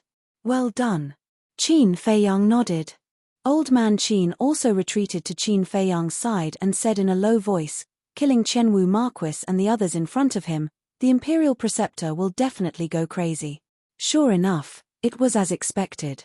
Just as Old Man Qin finished speaking, the Imperial Preceptor's angry roar sounded out. Qin Feiyang, even if you want to release that video, this Imperial Preceptor will not let you off today. Boom.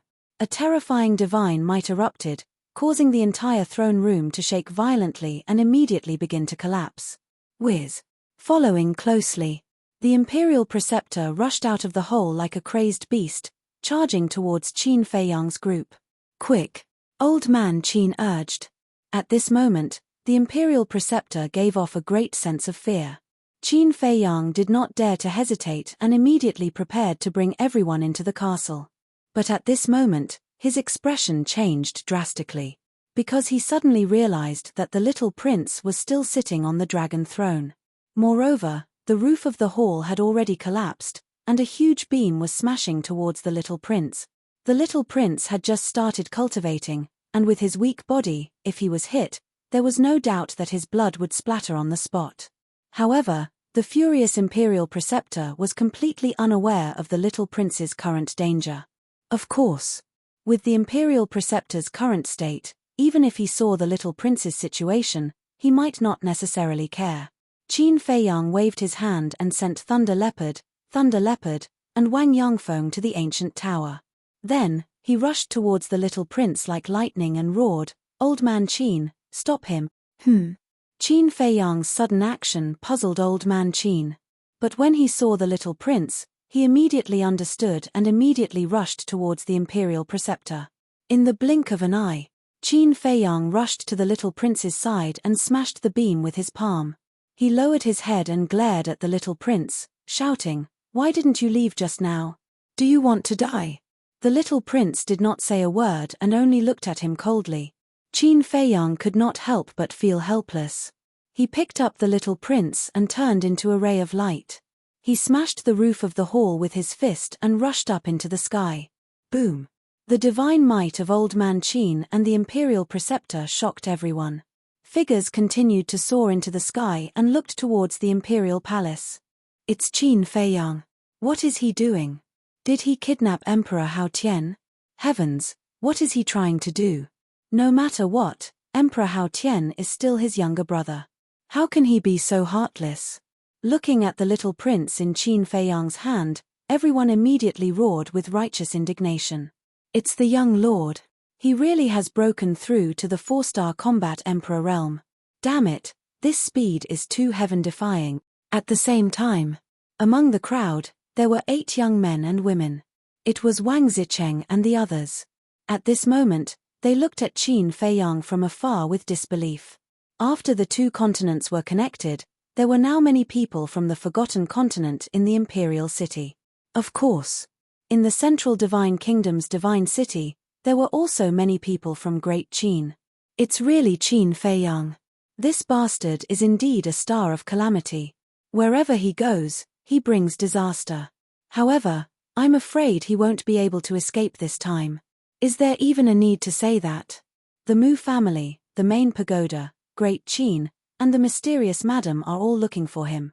When they receive the news and rush over, even if this bastard has heaven-defying abilities, only death awaits him. Everyone was discussing.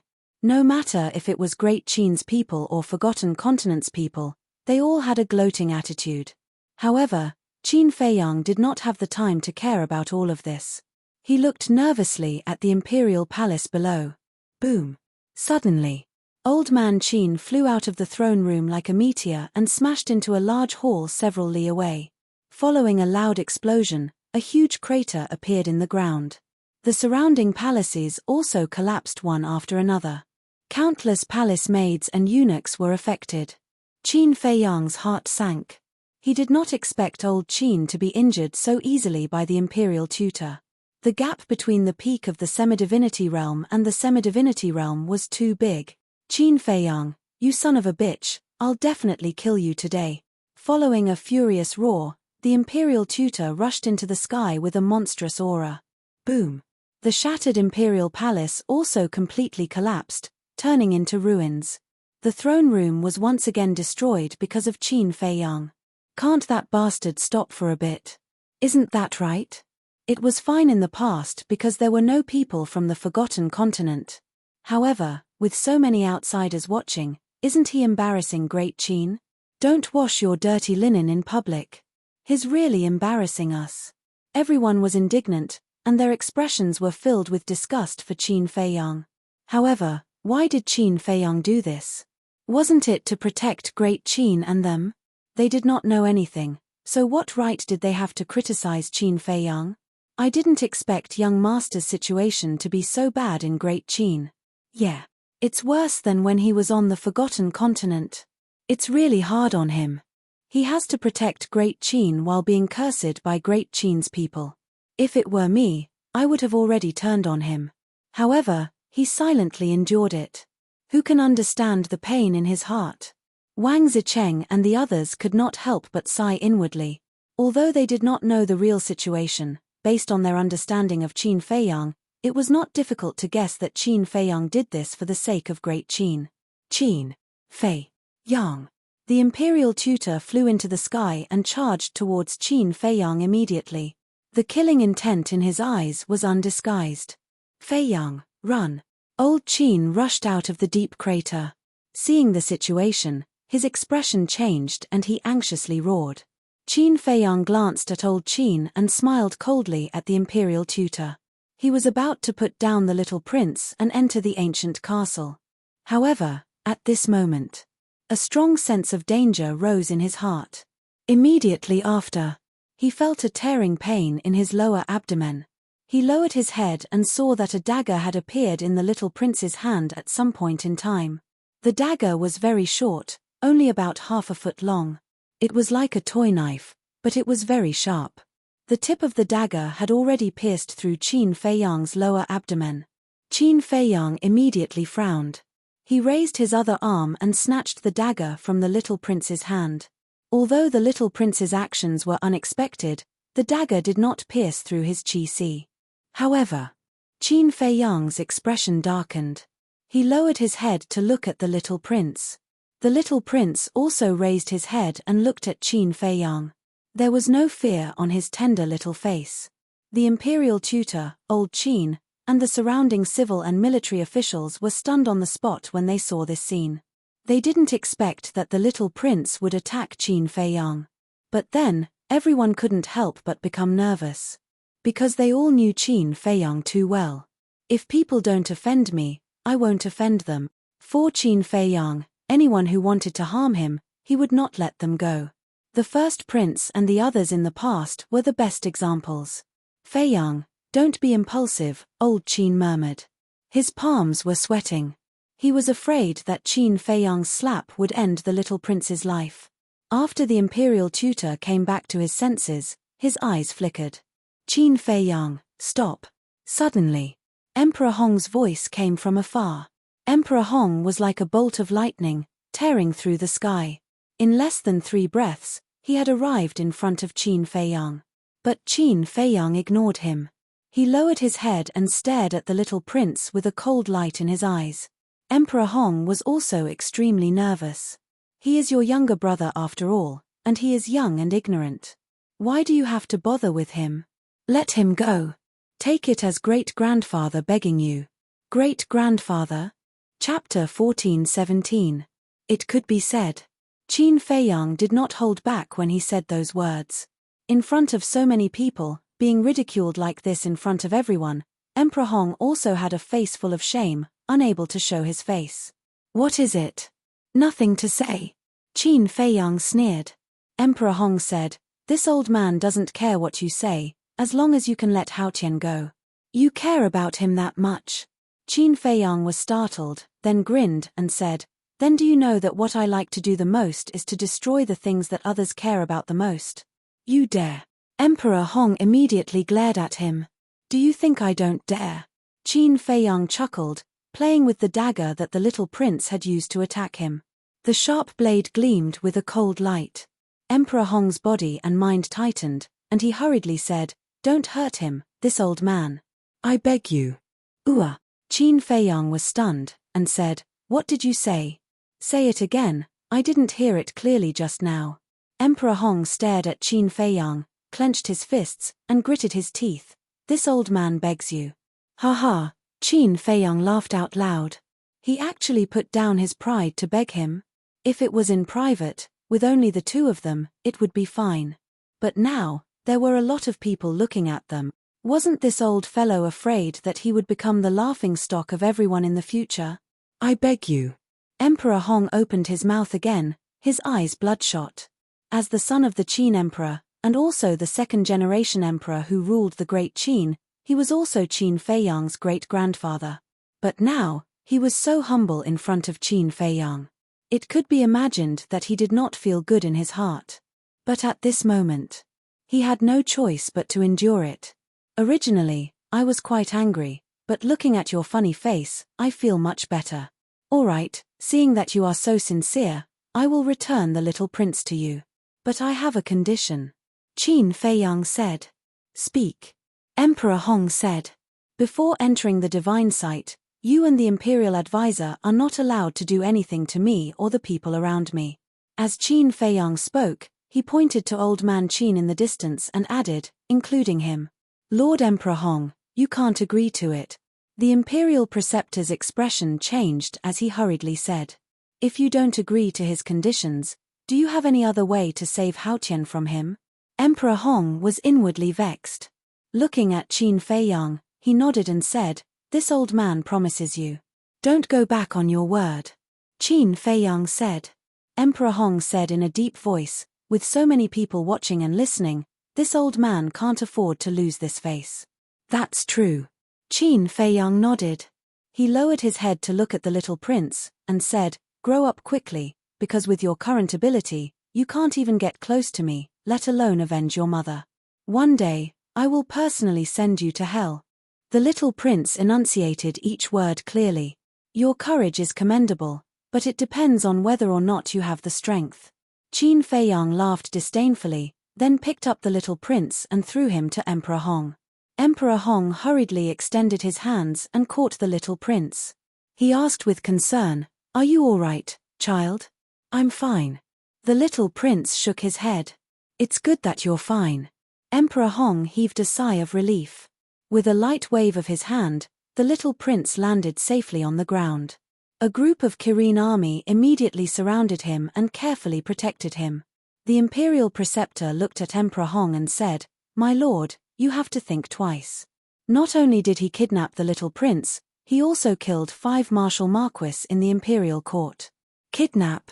Qin Feiyang laughed coldly, looked at the imperial preceptor and said, if I hadn't saved him, he would have been smashed to death by the beam. I would like to ask, what were you doing at that time? Have you ever worried about his safety? That was also caused by you. If you didn't have people kill Qianwu Marquis and the others, would Imperial Preceptor be so angry? To the point of losing his mind? The Imperial Preceptor coldly snorted. Qin Feiyang said, So to say, saving him is still my fault. The Imperial Preceptor laughed sinisterly. It was your fault to begin with. Emperor Hong asked, which martial marquis did he kill? The Imperial Preceptor looked at Emperor Hong and said truthfully, Qian Wu Marquis, An Wu Marquis, Mo Wu Marquis, Ji Wu Marquis, Qi Wu Marquis, all the civil and military officials can testify. How preposterous! Emperor Hong was furious. With a wave of his hand, a vast and mighty pressure surged out and enveloped Qin Feiyang in an instant. Old man Qin's expression changed as he roared, Emperor Hong, you are the son of the previous emperor. Just now, you personally agreed to Qin Feiyang's conditions. I hope you can take care of your face and be a man of your word. You've already made this old man lose all his face. Would this old man still care? Moreover, this boy held the Son of Heaven hostage, killed loyal people, and committed all kinds of evil. If this old man continues to ignore it, how will the world talk about this old man behind his back? They will definitely say that this old man cares about family ties, bends the law for personal gain, and covers up and connives at Qin Feiyang. This crime is even greater. This old man doesn't want to be a sinner for all eternity. Therefore, this old man will place righteousness before family today and get rid of this malignant tumor, returning peace to Great Qin. Emperor Hong said, his words righteous and awe-inspiring. Well said. The Imperial Preceptor praised. That's right. This kind of evil person should be eliminated as soon as possible. Lord Emperor Hong, we all support you. The entire Great Qin's people also support you. Some martial marquis also roared, filled with righteous indignation. Emperor Hong looked at them one by one, his old face full of gratification. Following that, he looked at old man Qin and shouted, did you see that? Qin Feiyang's actions these few years have long aroused public indignation. If this old man doesn't kill him today, how will I account to the world? Old man Qin lamented, Lord Emperor Hong, the older you get, the more muddle-headed you become. Preposterous, you still dare to humiliate this old man. You colluded with Qin Feiyang, plotted to usurp the throne, your crime is also unforgivable. Imperial Preceptor, immediately arrest him. If he dares to resist, execute him on the spot. Emperor Hong roared. Yes. The Imperial Preceptor responded respectfully, turned to look at old man Qin, and said with a cold smile, Old man, today is your doomsday. Boom. Finished speaking. Divine might surged out, charging towards old man Qin. Haha, my dignified Great Qin actually doesn't have a reasonable person, letting wolves rule the road, how lamentable. Great Qin is not far from destruction. Old man Qin raised his head and laughed wildly, incomparably sorrowful. Deceiving the public with lies, damn it. A strong killing intent flashed in the Imperial Preceptor's eyes. Bastard, this old man won't let you continue to be so insolent. Today, even if my body is smashed to pieces, this old man will drag you down to hell together. Old man Qin smiled sinisterly, his divine might erupting with a bang, carrying a sense of determination as he faced the Imperial Preceptor. Old man Qin, what are you going to do? Qin Feiyang said in shock and anger. Don't worry about me, if there's a chance, run away. But you have to promise me, after you become strong, you must pacify the chaos of Great Qin and protect the rivers and mountains left behind by the previous emperor. If someone dares to stir up trouble, even if it's a relative whose blood is thicker than water, please don't show mercy. Old man Qin roared. This sentence was already very obvious. This family whose blood was thicker than water was undoubtedly referring to Emperor Hong and the emperor these people. Old man Qin was a person who valued friendship and righteousness. To be able to make him harden his heart to say these words, it could be seen how disappointed he was with Emperor Hong at this moment. I will. Qin Feiyang said silently, then looked at Emperor Hong and said, Cancer? Righteousness over family? You're really good. Cut the crap. This old man will send you on your way now. Emperor Hong shouted coldly, took a step forward, and mercilessly slapped towards Qin Feiyang's head. On the other side, State Preceptor and old man Qin also collided. Old bastard, die with this old man. Old man Qin laughed sinisterly, a destructive aura rushed out of his body, and the void immediately shattered crazily. This, State Preceptor's body stiffened, and he immediately turned around to flee, roaring, "Emperor Hong, he's going to self-destruct, run." What? Self-destruct? Emperor Hong's body and mind trembled. How could he have thought that Old Man Qin would actually do such a crazy thing? False god self-destruct, even if he was a supreme existence of the peak false god realm, it would be difficult to escape death. This was not the main point. The main point was that once Old Man Qin self-destructed, the entire imperial palace and imperial city would instantly be reduced to ashes. No one here would be spared, and they would all die. Old Man Qin, I'm sorry, I caused your death. If I didn't have to save the little prince, how could you fall to such a state? Qin Feiyang closed his eyes in pain, 2 drops of tears silently falling from the corner of his eyes.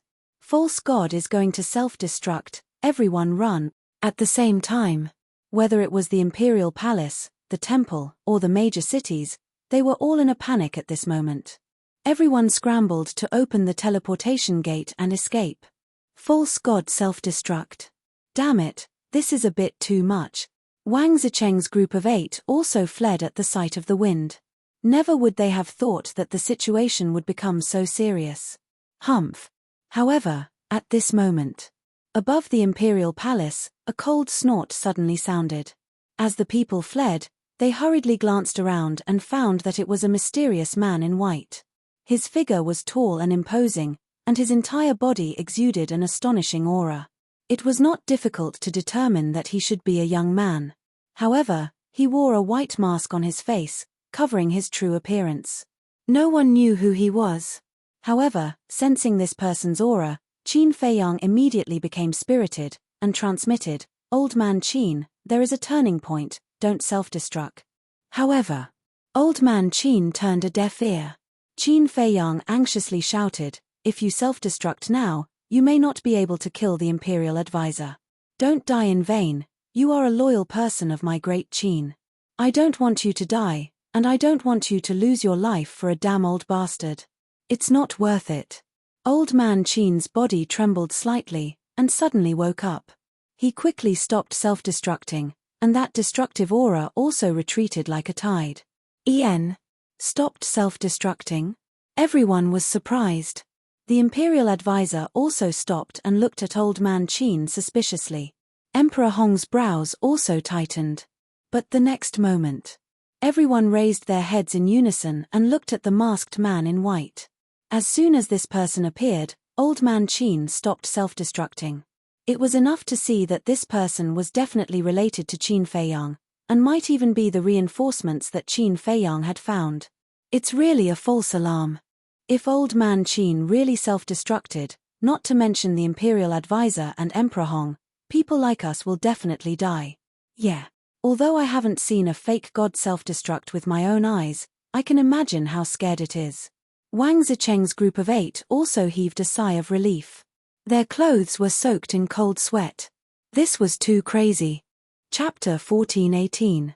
The white-clothed man stood proudly in the air, his body as straight as an iron pine, his thick black hair fluttering in the wind, his clothes fluttering. He was like a god descending to the world, his eyes filled with a hint of arrogance that looked down on all living things. Swish. Under everyone's gazes, he took a step forward and landed beside Qin Feiyang, looking at the imperial tutor opposite him. Qin Feiyang sent a sound transmission.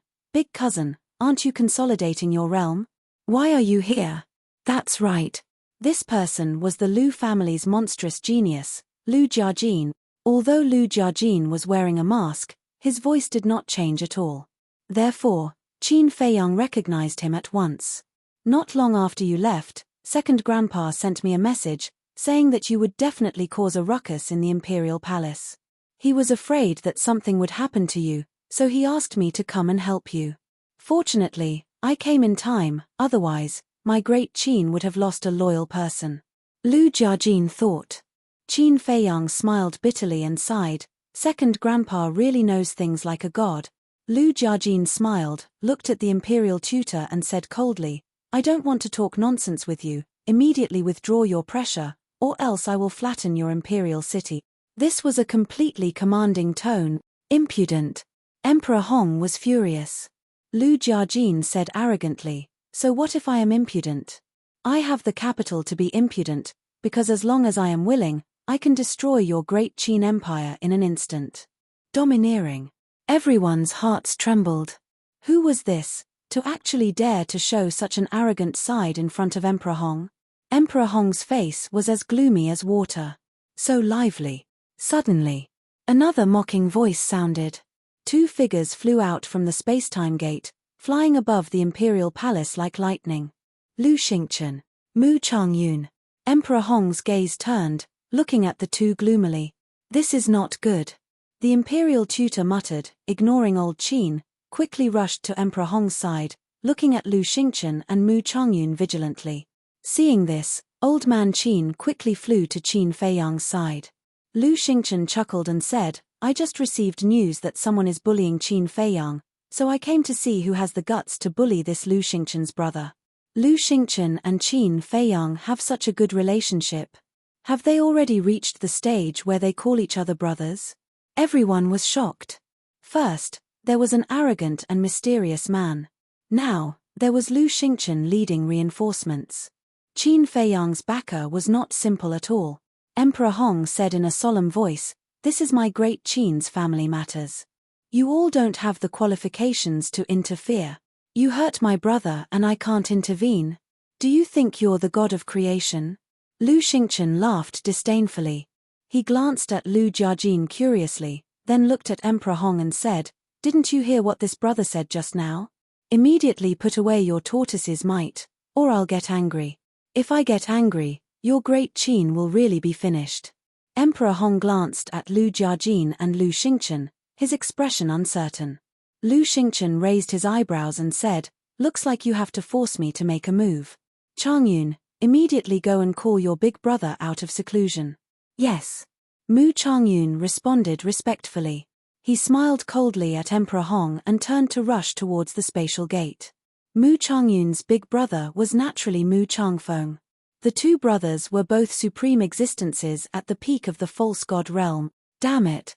Emperor Hong clenched his fists and quickly withdrew his pressure. Lu Xingchen laughed mockingly and said indifferently, Come back. He's still tactful. There's no need to alarm your big brother. Hearing this, Mu Changyun turned in the air and landed beside Lu Xingchen. Emperor Hong swept his gaze across the group of people and said gloomily, Can you all scram now? We don't dare to leave now.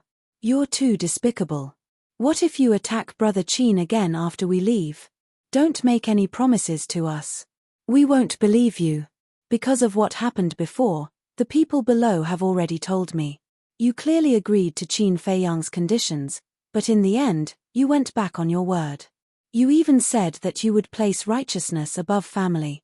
Such a hypocritical thing, only a shameless old thing like you can do it. So, your credibility with us is already zero. Lu Xingchen mocked.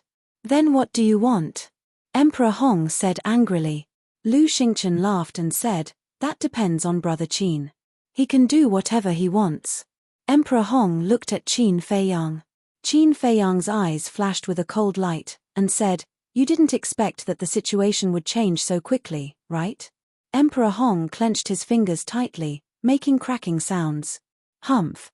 How can such a lively scene be missing from my main pagoda, at this time? Another hoarse cold snort sounded in the sky. Main pagoda. Everyone was shocked and hurriedly looked over. They saw an old man rushing out of the space-time gate, his aura incomparably powerful. He seems to be called Wang Su, a senior figure of the main pagoda, with an important position. But what is he doing here? Everyone was suspicious. I didn't expect that a mere Qin Feiyang could actually cause such a huge commotion in the Great Qin Empire. Is the Great Qin Empire without the Qin Emperor so weak? After Wang Su appeared, another voice came from the spatial gate. This time, there was a hint of mockery in this voice. This was a woman's voice.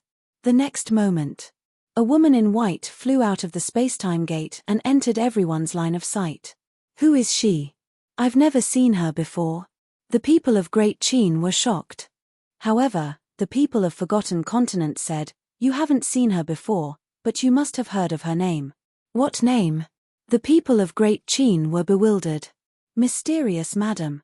The people of Forgotten Continent said. What? She is the mysterious madam. What is she doing here again?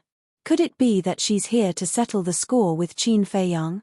Wait, the main pagoda and Qin Feiyang also have a deep grudge. Could it be that she's also taking the opportunity to kill Qin Feiyang? Everyone whispered to each other, discussing animatedly.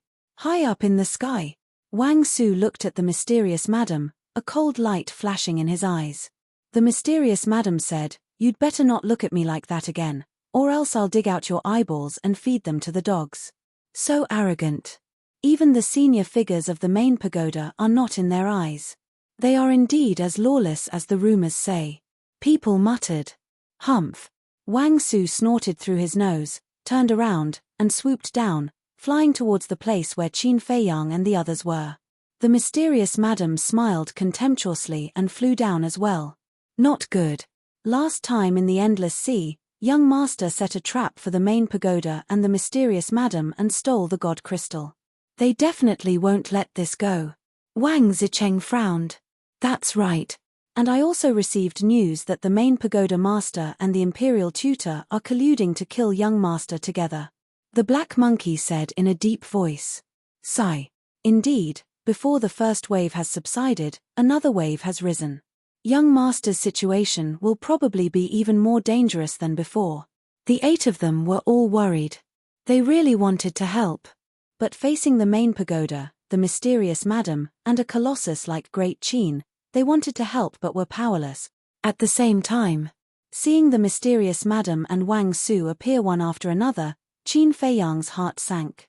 Let's not talk about Wang Su first, let's talk about the mysterious madam. He understood this woman quite well. She was a person who would not take revenge. The most important thing was, behind this woman, in addition to the teacher of the Miss of the Dragon Phoenix House, there was also a peak false god that even Mu Changyun was afraid of. Swish. Wang Su and the mysterious madam descended one after another. The mysterious madam immediately looked at Qin Feiyang, the anger in her eyes undisguised. Qin Feiyang couldn't help but panic in his heart, and said, "Big cousin, this woman is not a good person, let's retreat." Lu Jiajin nodded. But the mysterious madam knew Qin Feiyang too well, and instantly saw through Qin Feiyang's plan, and said coldly, "Boy, if you dare to move, I will slaughter the people of Great Qin." Qin Feiyang's eyes trembled. He never doubted what the mysterious madam said.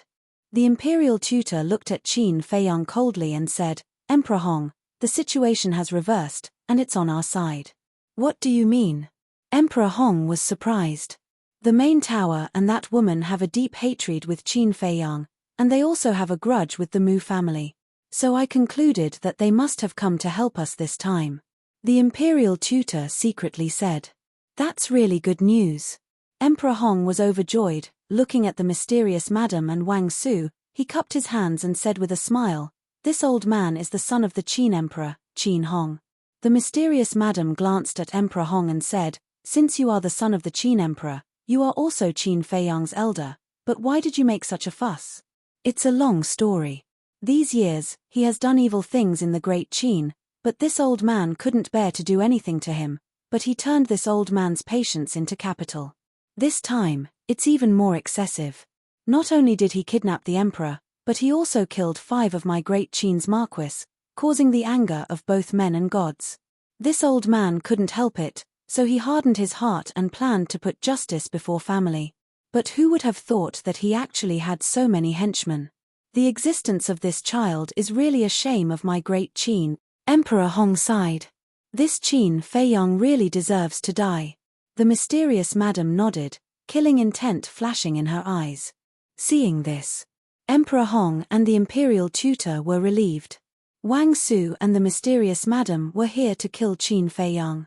But at the same time, hearing Emperor Hong's words, old man Qin was unable to restrain his anger and roared, "Emperor Hong, please touch your conscience when you speak.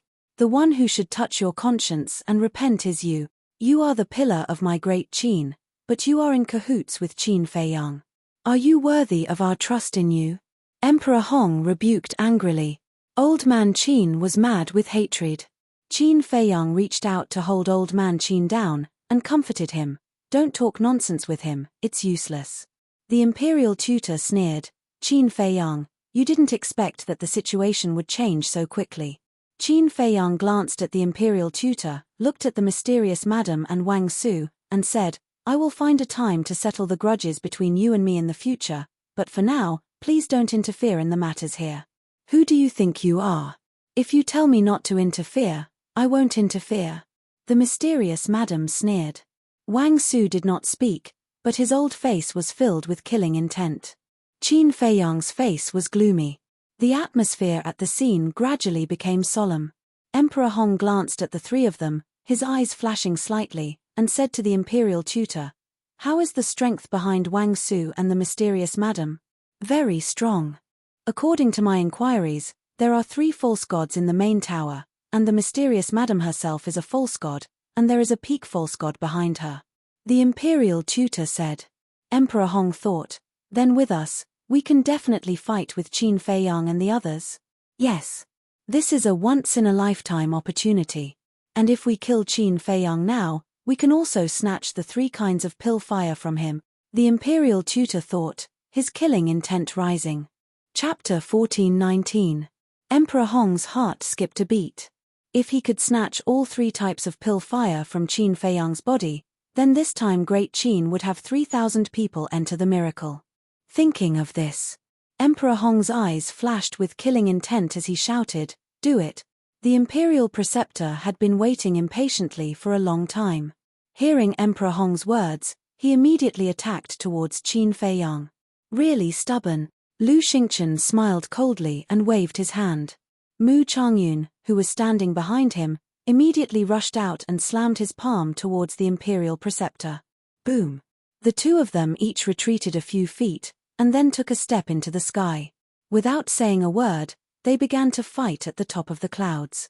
Emperor Hong looked at Wang Su and the mysterious madam, cupped his hands, and said, The 2 of you, since we are already allies, then I ask the 2 of you to quickly return and invite the experts around you to kill these black sheep. Finished. Emperor Hong waved his hand, and the power of the false god rolled out, carrying a world-destroying aura as it pounced towards Qin Feiyang's group. Lu Jiajin's eyes flashed with a sharp light as he shouted, Old Qin, accept the challenge. Old Qin nodded. Boom. The 2 of them attacked at the same time. 2 waves of false god power emerged, like 2 huge waves, sweeping through the sky and colliding with Emperor Hong's false god power. Puff. Old Qin and Lu Jiajin immediately spat out a mouthful of blood, staggered, and kept retreating. Qin Feiyang's heart sank. Lu Jiajin had just broken through to the false god realm, so he was definitely not Emperor Hong's opponent. As for Old Qin, although he was a veteran false god, compared to Emperor Hong, who was at the peak of the false god realm, he was still far from it.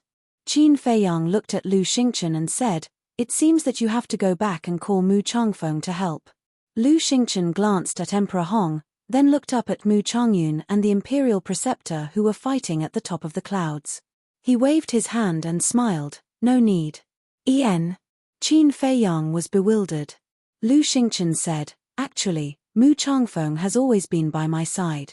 Just now, when I told Mu Changyun to go back and call him, it was purely to tease the imperial advisor and Emperor Hong. Qin Feiyang was stunned. Had he always been by Lu Xingchen's side? Why didn't he see Mu Changfeng? But very soon, Qin Feiyang was suddenly enlightened. Mu Changfeng should be in Lu Xingchen's spatial divine item. Emperor Hong repelled Old Man Qin and Lu Jiajin with one move, and his confidence immediately soared. Looking at Qin Feiyang and Lu Xingchen, he said proudly, As long as I don't give you the chance to call Mu Changfeng over, with this old man's and imperial preceptor's abilities, it's enough to kill all of you. Really? Lu Xingchen smiled playfully. Before he finished speaking, an old man appeared in front of Lu Xingchen out of thin air. Who else could it be but Mu Changfeng? Sure enough, he's inside the spatial divine item. Qin Feiyang muttered. How is this possible? Emperor Hong's face was filled with disbelief. Lu Xingchen sneered, I, Lu Xingchen, have never done anything that I am not sure of. Since I will bring Mu Changyun here, I will naturally bring Mu Changfeng along as well.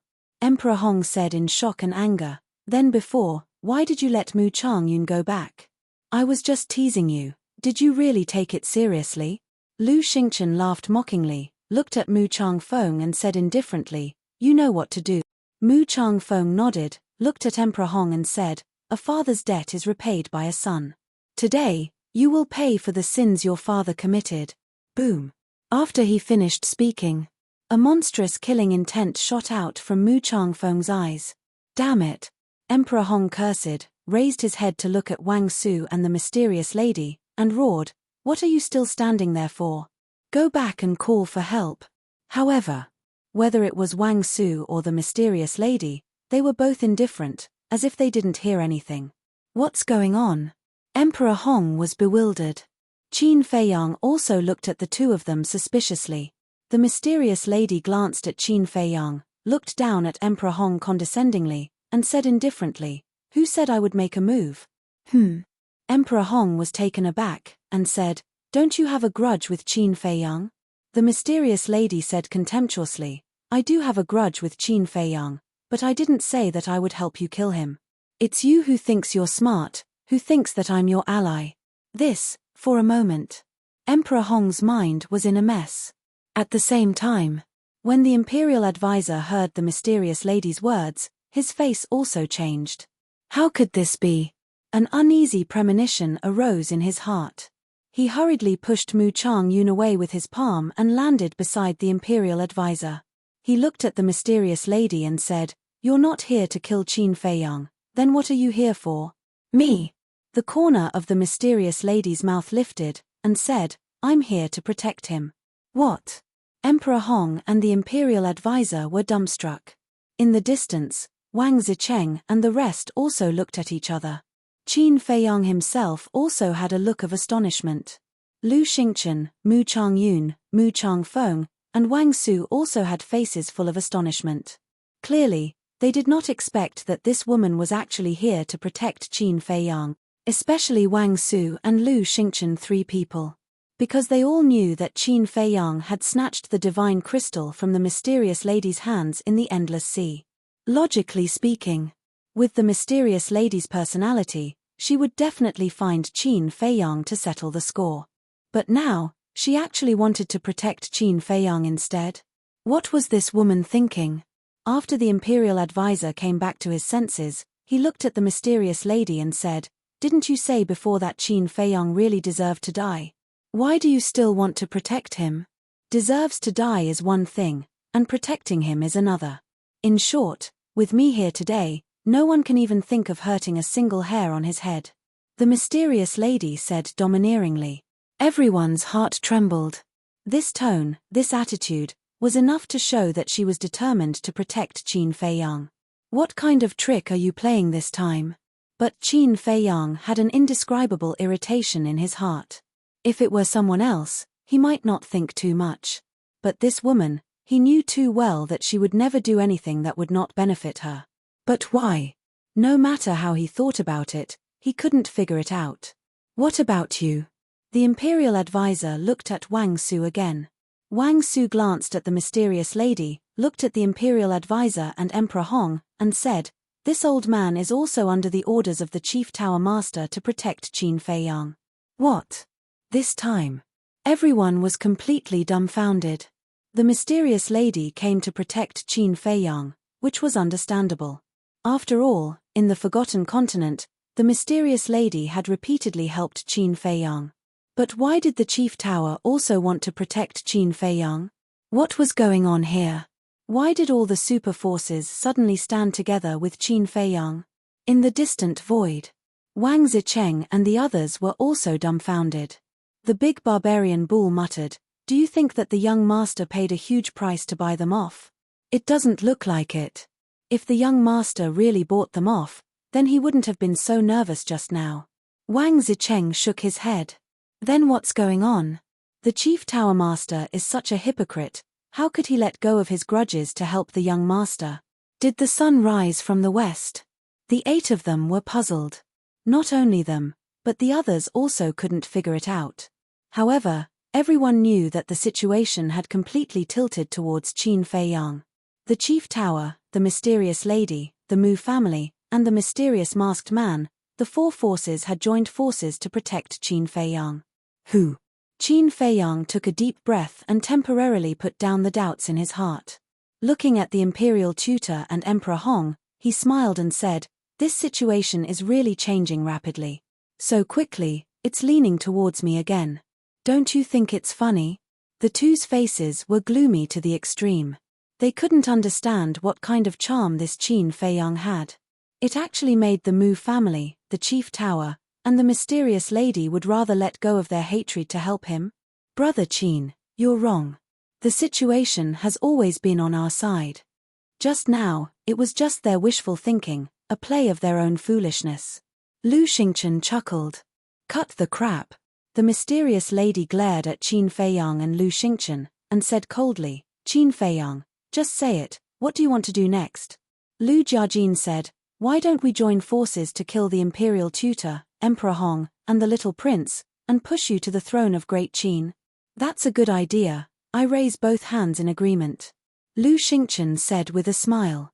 Hearing their conversation, the imperial tutor and Emperor Hong couldn't help but feel panic in their hearts.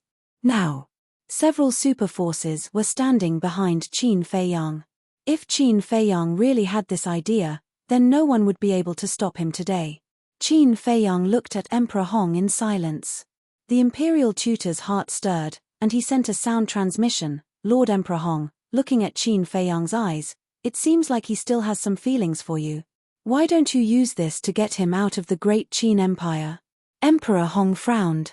The imperial tutor continued to instigate. "Now, this is the only way to resolve this calamity.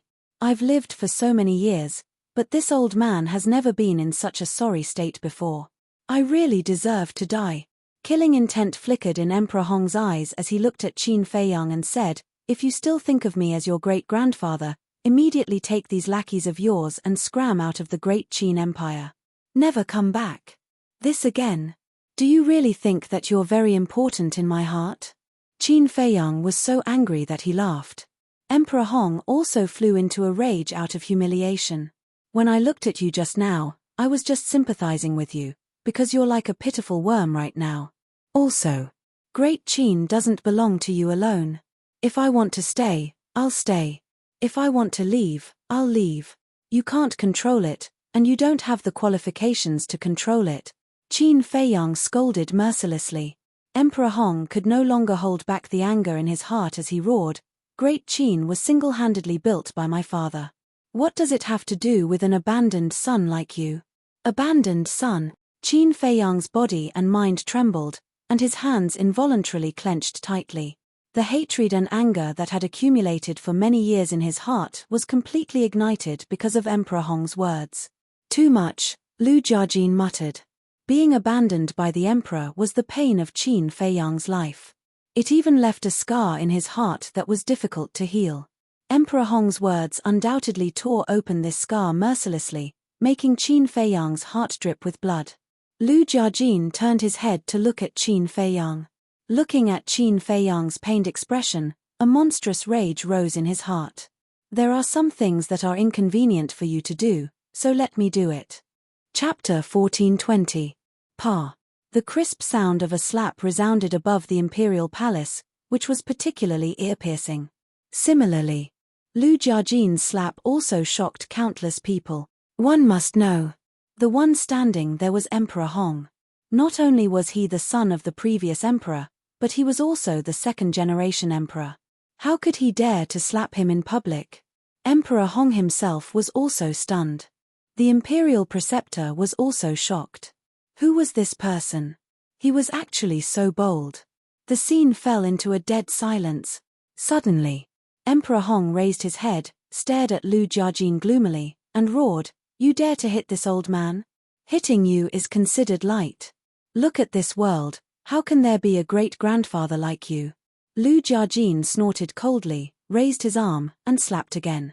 Emperor Hong's hostility overflowed, and killing intent burst out of his eyes. But at this moment, Qin Feiyang clenched his hands and shouted, "Old man, if you dare to move, I will let them kill everyone related to the Qin clan, and let the Qin clan have no descendant." Emperor Hong roared, "Evil creature, don't forget, you are also a member of the Qin clan. Didn't you just say that I am an abandoned child? What does an abandoned child have to do with your Qin clan? Qin Feiyang sneered.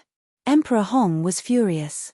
But at this time, Lu Jiajin's slap landed solidly on his face, and a blood-red palm print quickly appeared. This was not a slap on the face, but on Emperor Hong's self-esteem. In front of everyone, he was slapped twice in a row. How could he face the world in the future? He was about to go crazy in his heart. But he didn't dare to move.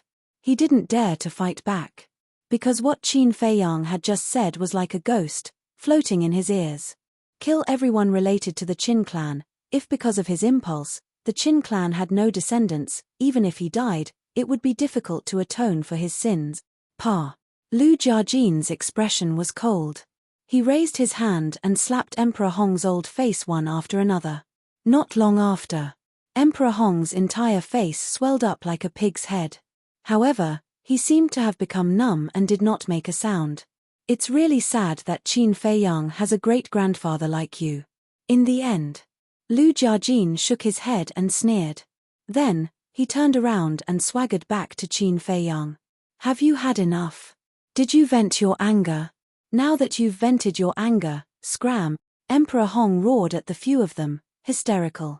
The mysterious madam looked at Qin Feiyang and asked, do you want the throne of the great Qin or not? In other words, if Qin Feiyang wanted it, he would immediately help Qin Feiyang get it. What's the point of obtaining the throne? Can you reunite me with my mother? Qin Feiyang muttered to himself, his eyes full of disdain. From the very beginning, he had no interest in the throne. It was just that Emperor Hong and the others thought themselves infallible and insisted on accusing him of usurping the throne. The mysterious madam said, since Qin Feiyang is not interested in the throne, then let's disperse. Don't make some people look too bad. After all, he is the famous son of the Qin emperor. Although she said that, the mysterious madam was even more ruthless than Lu Jiajin. As soon as her voice fell, she flashed and appeared in front of Emperor Hong. With a palm strike, she shattered Emperor Hong's qi and then kicked Emperor Hong's lower abdomen. Accompanied by a shrill scream, Emperor Hong smashed downwards like a meteorite. Lord Emperor Hong! The imperial advisor's face changed as he hurriedly chased after him. The guards in the palace, as well as the civil and military officials, all flew towards Emperor Hong, their faces full of worry. Boom! When Emperor Hong fell, there was a loud noise and a deep pit appeared on the ground. He was lying in the deep pit, his hair disheveled and his lower abdomen dripping with blood. He was in an extremely sorry state. Your Excellency, are you all right? The imperial advisor landed beside Emperor Hong and hurriedly helped Emperor Hong up. Qin Feiyang, don't go too far. No matter what, he's still your elder. Even if you don't care about kinship, you still have to give face to the late emperor. After all, it was the late emperor who gave you the inheritance that made you who you are now. How can you collude with outsiders to harm the late emperor's own son? The civil and military officials gathered around Emperor Hong and the imperial advisor, glaring at Qin Feiyang in the sky, feeling indignant. Shut up. What do you all know? All these years, for the great Qin Empire, Qin Feiyang has done who knows how many things and suffered how many grievances, and you all? Every day in the imperial city, living like a prince. I want to ask you, what qualifications do you have to criticize him? Old Qin said angrily. He's arrogant and despotic, lawless and out of control. What grievances can he suffer? The ones who are wronged are us. If it weren't for him messing around in the imperial city all day long, would we have to be on tenterhooks every day? All these years, every day felt like a year to us. Old Qin, you used to be highly respected in the great Qin Empire, but why can't you figure it out and collude with Qin Feiyang? Aren't you afraid of bearing an eternal infamy? Everyone roared angrily. As long as we can protect the country left behind by the late emperor, what's the harm in bearing an eternal infamy? Old Qin muttered, his eyes filled with determination. Protecting the great Qin Empire, protecting the people, was his belief. Qin Feiyang patted old Qin's shoulder and comforted him. Don't worry, no matter when, I will fight alongside you. Old Qin smiled in relief. Fortunately, there was Qin Feiyang now, or else the great Qin Empire would really be hopeless. An old official stood at the head of the crowd, looked at Qin Feiyang and the others, and said, "I won't let you hurt Lord Emperor Hong again, unless you step over my corp. Then I'll fulfill your wish." The mysterious madam opened her mouth coldly, divine might pouring down like a waterfall. Emperor Hong pushed that old official away and roared, "Don't hurt the innocent. If you have any resentment, come at me." The mysterious madam said disdainfully, "How long can you last in your current state?"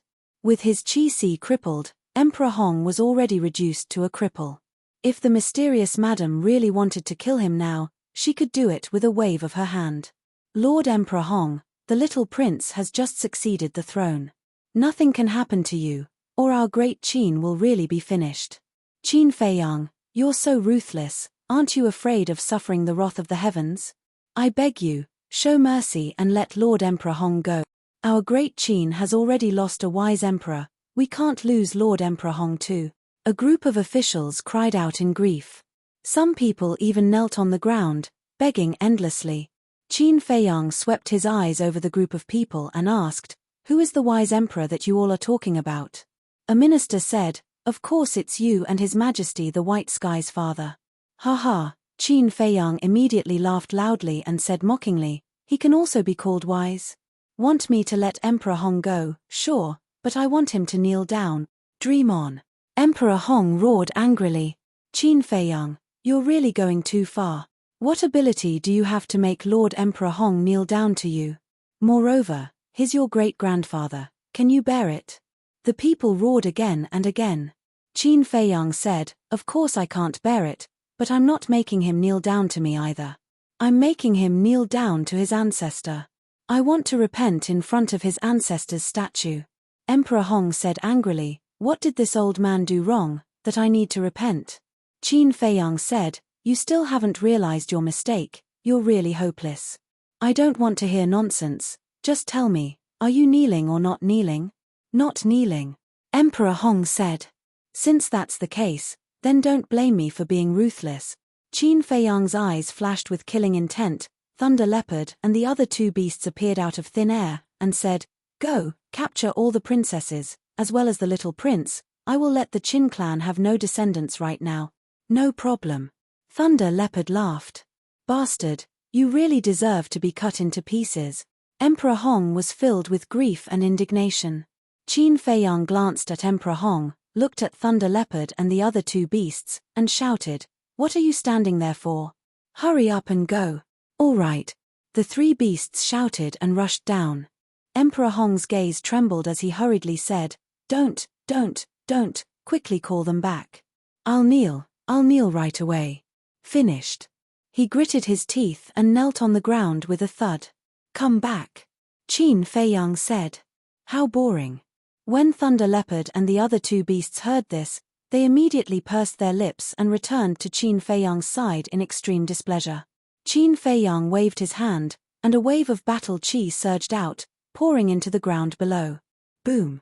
The ground suddenly trembled, and soil flew up. Not long after, a statue of a god holding a broken sword, which was more than 100 feet tall, condensed and stood in front of Emperor Hong. Looking at the statue, Emperor Hong felt sorrow from the bottom of his heart, and roared, "Father, why did you give the inheritance to that unfilial bastard? The unfilial one is you." Qin Feiyang coldly snorted, his gaze turned to the imperial preceptor, and said, "You also kneel down for me. On what basis?" The imperial preceptor was stunned and immediately flew into a rage. Qin Feiyang sneered, "As a subject of great Qin, do you still need a reason to kneel to the late emperor? Or is it that the one who really wants to usurp the throne is you?" The imperial preceptor's body trembled, holding back the anger in his heart, and knelt beside Emperor Hong. Qin Feiyang had already made it so obvious, if he still didn't kneel, it would be equivalent to admitting it in disguise. One had to know. Right now, all the officials in the imperial court, the people of the imperial city, were all watching. An old minister said, "Since we have to kneel, then we will also kneel and accompany Emperor Hong and Lord Imperial Preceptor. Yes. At this time, we must unite and face the outside world together." The other ministers nodded one after another, glaring at Qin Feiyang. "Up to you," Qin Feiyang said indifferently. Lu Xingchen shook his head and sighed, I didn't expect that the wise Qin Batian would actually give birth to such a muddle-headed son like you. How laughable. You are not allowed to blaspheme, father. Emperor Hong raised his head and looked at Lu Xingchen gloomily. I don't care. In the future, don't let me hear you bully brother Qin in the imperial capital again, or else it won't end so easily like today. Changyun, Changfeng, let's go. Lu Xingchen sneered, waved his hand, and left with Mu Changyun and Mu Changfeng. Wang Su glanced at Qin Feiyang and the others, and also turned and left without saying a word. But the mysterious lady didn't leave. Lu Jiajin didn't leave either. Emperor Hong looked at Qin Feiyang, Elder Qin, the mysterious lady, and Lu Jiajin, and said, why aren't you scramming? I'll say it one last time, don't make a fuss in front of me. If you annoy me, even if the Heavenly King comes down, he won't be able to save you. The mysterious lady looked down coldly at Emperor Hong and said, you. Emperor Hong blew his beard and glared. The mysterious lady smiled contemptuously, turned to look at Qin Feiyang, and said, it's time to settle our accounts, there are too many people here, let's find a place where there's no one. Qin Feiyang's eyelids twitched. Chapter 1421. Lu Jiajin saw Qin Feiyang's nervousness and sent a sound transmission, little cousin, don't be afraid. Although the power behind her is very strong, she is now alone. With me and old man Qin here, she wouldn't dare to do anything to you. That's right. If she dares to touch you, this old man will make sure she doesn't return. Old man Qin thought. Hearing the words of the two, Qin Feiyang heaved a sigh of relief. He glanced at Emperor Hong and the others, then looked at the mysterious lady and said, let's go to the restaurant. It was definitely impossible for him to bring this dangerous woman to the castle or the ancient tower. Wait. How long do we have to kneel? Emperor Hong said angrily. Kneel until I'm satisfied. If I find out that you're cheating, then don't blame me for being impolite. Qin Feiyang snorted from his nose, then turned around and left with the mysterious lady and Lu Jiajin. Evil creature. Emperor Hong was so angry that his beard was blowing and his eyes were glaring, his body trembling crazily.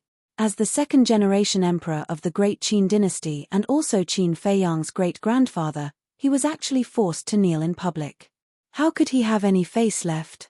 Seeing this, the imperial advisor hurriedly sent a sound transmission. My lord, a wise man does not fight when the odds are against him. Now, please endure it and stop shouting at them. When did you become so spineless? Emperor Hong glared at the imperial advisor angrily, then looked at Qin Feiyang's back and muttered, I hope you can continue to be so arrogant. To him, what he had experienced today was the greatest humiliation in his life. Therefore, other than hatred, there was nothing else for Qin Feiyang. How wonderful. In the distant void, Wang Zicheng clapped his hands and laughed. To be able to turn danger into safety like this, young lord's methods are indeed not something we can compare to. The big barbarian bull sighed. Back then, when they followed Qin Feiyang, they were all forced and unwilling. But now that they looked back, being able to follow Qin Feiyang was also a good thing.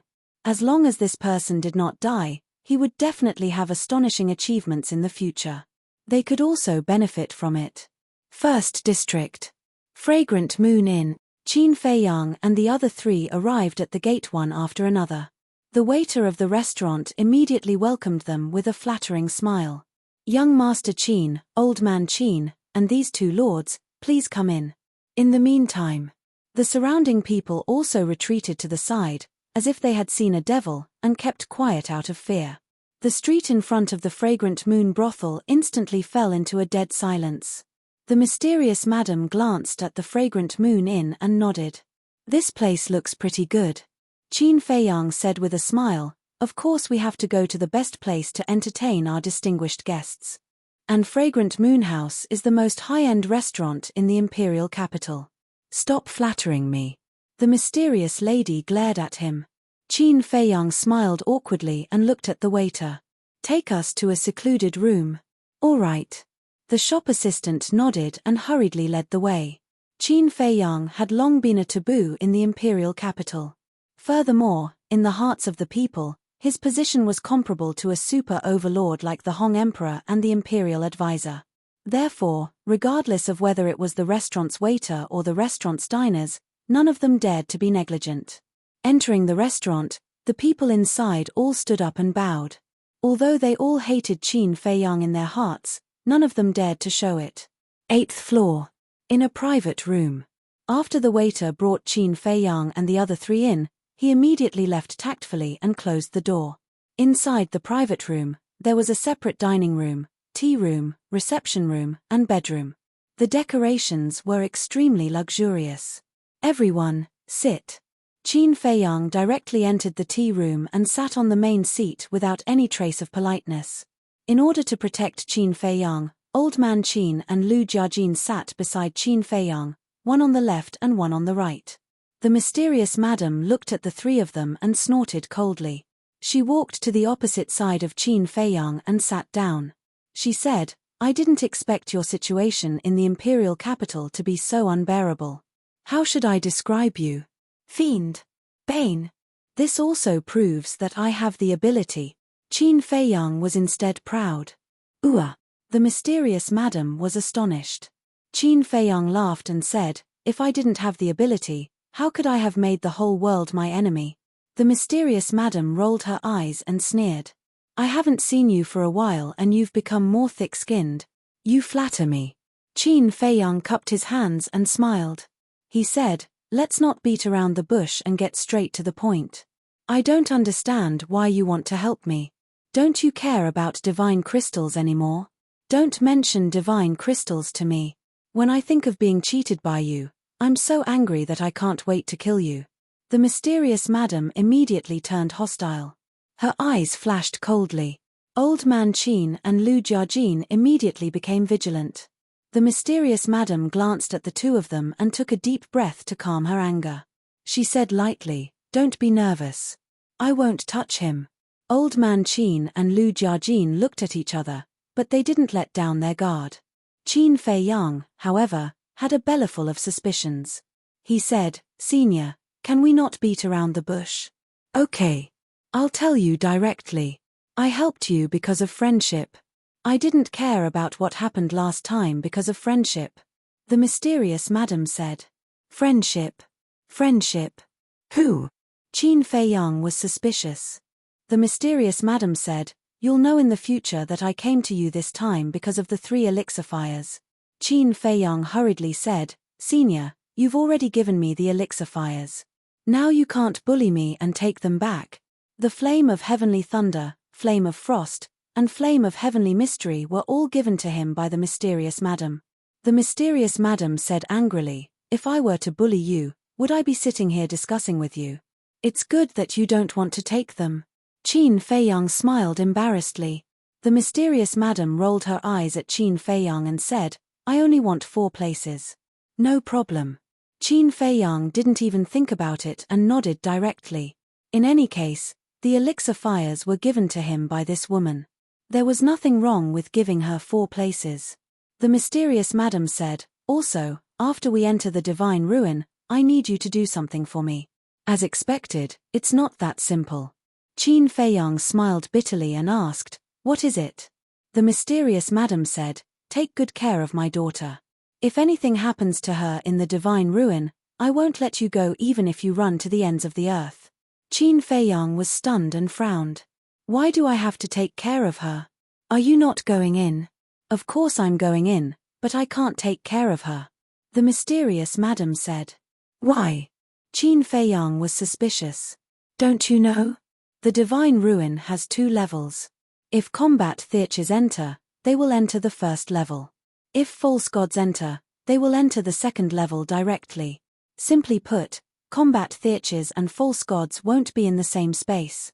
The mysterious madam said. "There's such a thing?" Qin Feiyang was shocked. Why didn't Lu Xingchen tell him such an important thing? Did he deliberately hide it from him, or did he ignore this point? "I won't lie to you. Because 10,000 years ago, I entered the divine ruin. At that time, your ancestor, the Lu family's ancestor, and Mu Tianyang went in with me. But at that time, I was still very weak compared to them." The mysterious madam said. "There's such a thing?" Qin Feiyang and the others looked at each other. After Lu Jiajin came back to his senses, he looked at the mysterious madam and asked, "You mean, after we enter the divine ruin, we will be separated from Qin Feiyang?" "Yes." The mysterious madam nodded. Lu Jiajin frowned. "What if we're in the castle? There's a mysterious power in the passage that connects to the divine ruin. This power is pervasive. Even if we hide in a spatial divine item, it's useless. I remember that back then, Qin the Arch and Mu Tianyang did this. They both had spatial divine items, but in the end, none of them succeeded in sneaking into the first level." The mysterious madam said. "That's not fun." Lu Jiajin muttered. "Let me tell you seriously, the divine ruin is not a place to play. It's full of danger. Even a false god, or even a war god, will lose their lives if they're not careful." The mysterious madam said in a deep voice. "Even a war god will die." Qin Feiyang and the others were dumbfounded. This was too terrifying. Old man Qin asked, "Then in the divine ruin, is there a passage between the second and first level?" "Yes. But this passage can only allow people from the first level to enter the second level.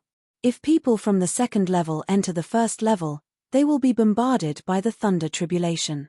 Back then, Qin the Arch wanted to force his way into the first level because of someone, and he almost died under the thunder tribulation. The mysterious madam said. Qin Feiyang curiously asked, "Who is worth the ancestor taking such a risk?" The mysterious madam raised her eyebrows and said, "Does it have anything to do with you?" "Ah." Qin Feiyang was stunned and said helplessly, "I'm just asking out of curiosity. Is there a need to have such a big reaction?" But after saying that, he was stunned and pondered for a moment. Then, he looked up at the mysterious madam and asked, "That person can't be you, right?" "Me? How is that possible?" The mysterious madam said expressionlessly, but Qin Feiyang caught two blushes on both sides of her cheeks.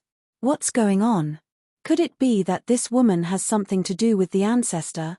Qin Feiyang's mind suddenly spun rapidly. He remembered that at the beginning, the mysterious madam tried every means to kill him, but later on, it was as if she had suddenly changed into a different person. Not only did she take care of him, she even gave him a large number of perfect battle arts. She even helped him train Fatso and the others. With the mysterious madam's temper and personality, she definitely wouldn't suddenly change. But why was that? Qin Feiyang began to recall. Scenes from the past kept flashing through his mind. Suddenly, his body trembled as he raised his head to look at the mysterious madam. The mysterious madam frowned and said, "Why are you looking at me?" Qin Feiyang said, "If I remember correctly, it seems that after you found out my true identity, your attitude towards me began to improve. I can't remember anything that happened so long ago." The mysterious madam looked flustered and pretended to be calm. "Hee. Senior, what is your relationship with my ancestor?" Qin Feiyang said with a sneaky smile. The mysterious madam's change must be related to the ancestor, because there was no other explanation. The mysterious madam's face darkened and said, "It's nothing, we just met a few times." "Really? Then why did you blush just now?" "Senior, it's normal to like someone. There's no need to hide it in your heart."